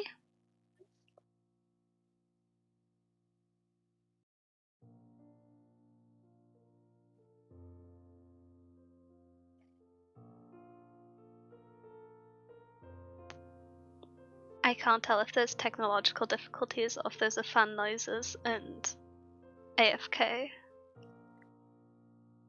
Am I having internet issues? Is this a me problem? I'm gonna assume that there's a connection issue and just kind of wrap up on my own unless there is a subsequent interjection. But yeah, I thought the Ox trial did a good job of establishing Nima's character and her intellect, because outside of being associated with the Raven, which was like the nerd class, we hadn't seen much to justify that in text. She was kind of book smart entirely, but not in a way that directly affected the story or paid off in grounding our knowledge of the world as its results. If anything, the story intentionally kind of pointed out how her book smarts weren't relevant, how she studied niche fairy tales and folklore, which to me was endearing, but yeah. And so I liked that application where she just sat down and did paperwork instead of carrying a heavy thing. The trial which I think was most relevant to the story was the trial where the Raven just was not a good friend to Nima, the solitary Raven, where it tormented her into not collapsing to the extent that she, I think in text, assumably almost died, experienced some form of heat stroke and or general suffering. She was forced to drop out of that challenge, and people have historically died in challenges, and that was accepted. So the Raven, once again, not the best friend, but very interesting as a character. That trial, I think, was the most important narratively, although we did get like a nice Easter egg in the Fox trial of the grounding in the context of Fox 1 and Fox 2. And then the sign from the shop, which I believe was related to one of the characters. I can't remember who. There's so many characters, and none of them are having a good time. Andron's having a good time, other than the fact that he's going insane and aging atypically and is experiencing torment because when he looks in the mirror, he's not himself. But I think he's having the best time in the book, honestly. Oh wait, no, the fox is having the best time. Yeah, the fox is having the time of its life. Okay. This isn't going well for me in terms of characters that are my favourite having a good time, but sometimes that's a good point for a book to start. I continue to be emotionally devastated by Andron being the one who gave Riku the choice. I hurt my own feelings rereading that chapter after finding that out. But oh boy, I hurt my own feelings.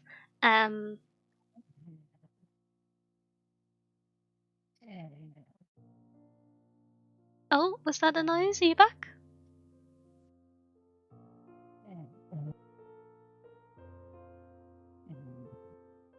I'm gonna just assume there's connection issues. I'm gonna mute the mic in case there's stuff going on that end, and so it's not on stream. I'm not 100% sure what's going on, but hopefully everything is okay.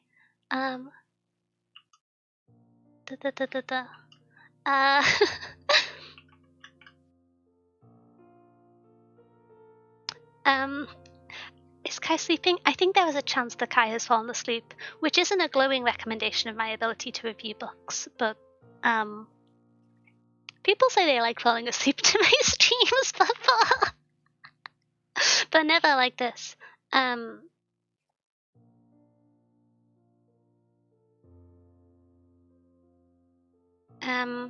Oh, I loved the battle fans. Love an unconventional weapon. Big fan.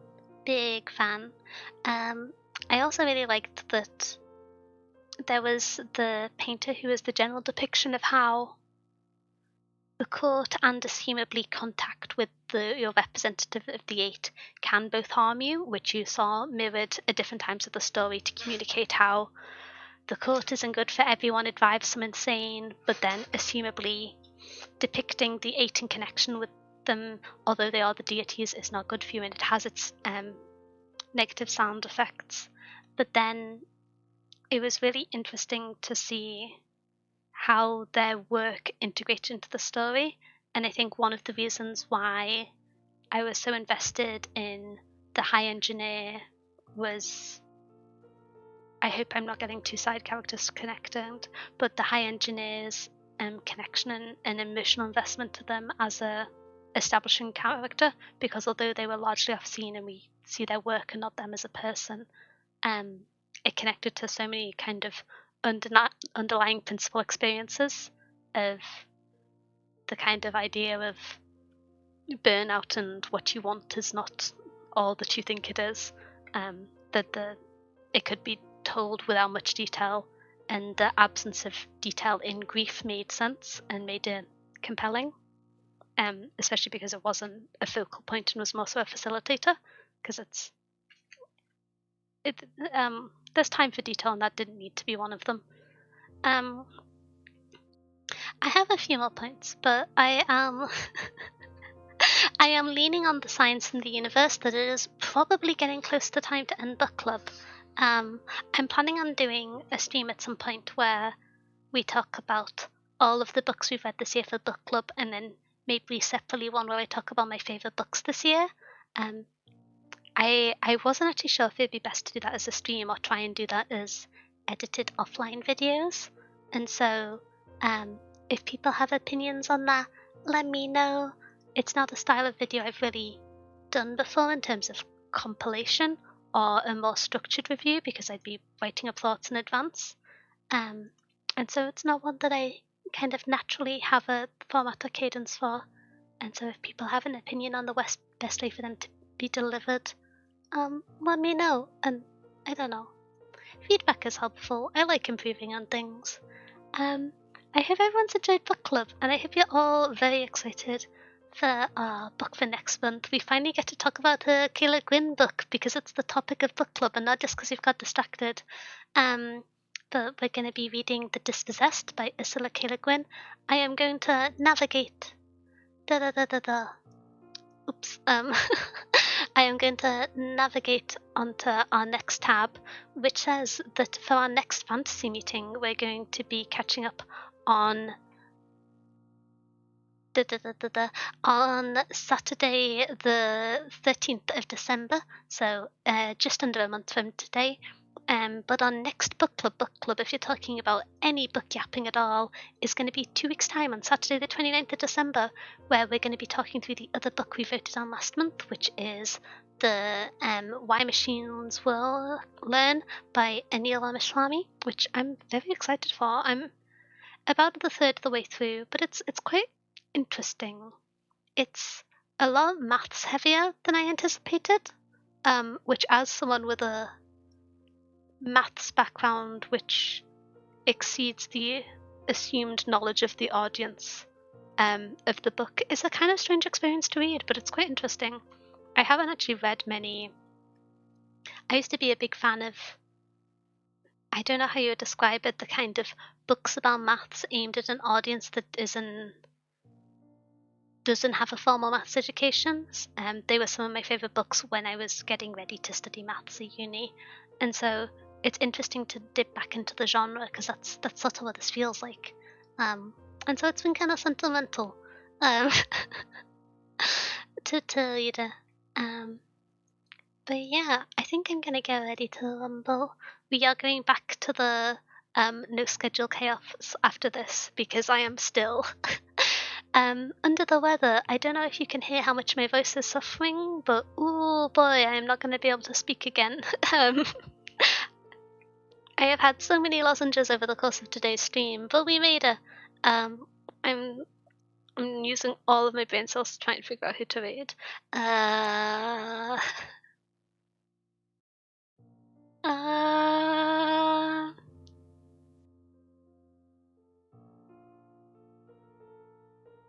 Oh, I'm not doing a good job of thinking in full sentences. But yes, the next stream isn't necessarily planned. I have aspirations to either do a stream of some sort playing Civ. I kind of want to try and start a deity run on Civ. But the issue is, if you're trying to win on deity, you can often tell on turn 50 whether or not you stand a chance. And I feel like me just restarting and fumbling it is probably not going to be the most engaging. But I'd quite like to do something like that as kind of background brain smooth stream content. Can I send you the link for the story I was talking about? Oh yeah, sure. I'm sorry if I missed that whilst we were yapping about the book. But I'm always excited to read about stories. Okay. But yes, I don't know when the next stream will be. I would quite like to read through the current Arknights event because I love Miss Catherine. You gotta love a cat that is even cooler than an average cat. Thumbs up cats, especially ones that don't try and eat mice. The coolest of cats. Okay, I am going to actually wrap up rather than continue to be distracted. And we're going to get ready to raid to Booabel, who is currently playing some Hollow Knight, which I forgot that my raid messages don't work. Ah, technology. I need to set up a Nightfall replacement. I'm going to add that to my to-do list and remember it this time. But in the meantime, I'll send the raid messages myself. Let's go! Apologies that the ending was a little bit scuff. I realize that book club books are not the kind of average stream I do, but I hope it was nice to have a little break from the hiatus. And I hope that you enjoyed the Raven Scholar and you enjoyed the yapping about it. Or maybe you got a good recommendation from between the nominations. Thank you all for being here. It's nice to hear you yap again. I'll be back again. I'm gonna try and do 1 to 2 streams next week, but I'm not saying that anywhere in hard writing because I'm very busy, and so I don't want to commit to it and disappoint. But thank you all for being here. I hope you have had a good day, a good stream, and I hope you continue to have a great weekend. Thank you for being here and being cool and enjoying books. I hope you continue to do so, and I will see you later on. Keep an eye out for the announcement post for the book in case you want to submit any books for next month, and also to be excited about it, because the more excited you are, the more people find out about the book club, and books are cool. Okay, bye. See you later. Bye. Okay, now I'm gonna unstream. I think the way it's happened. Yeah. Bye bye. Where's my controls? I've forgotten how to stream. Bye bye.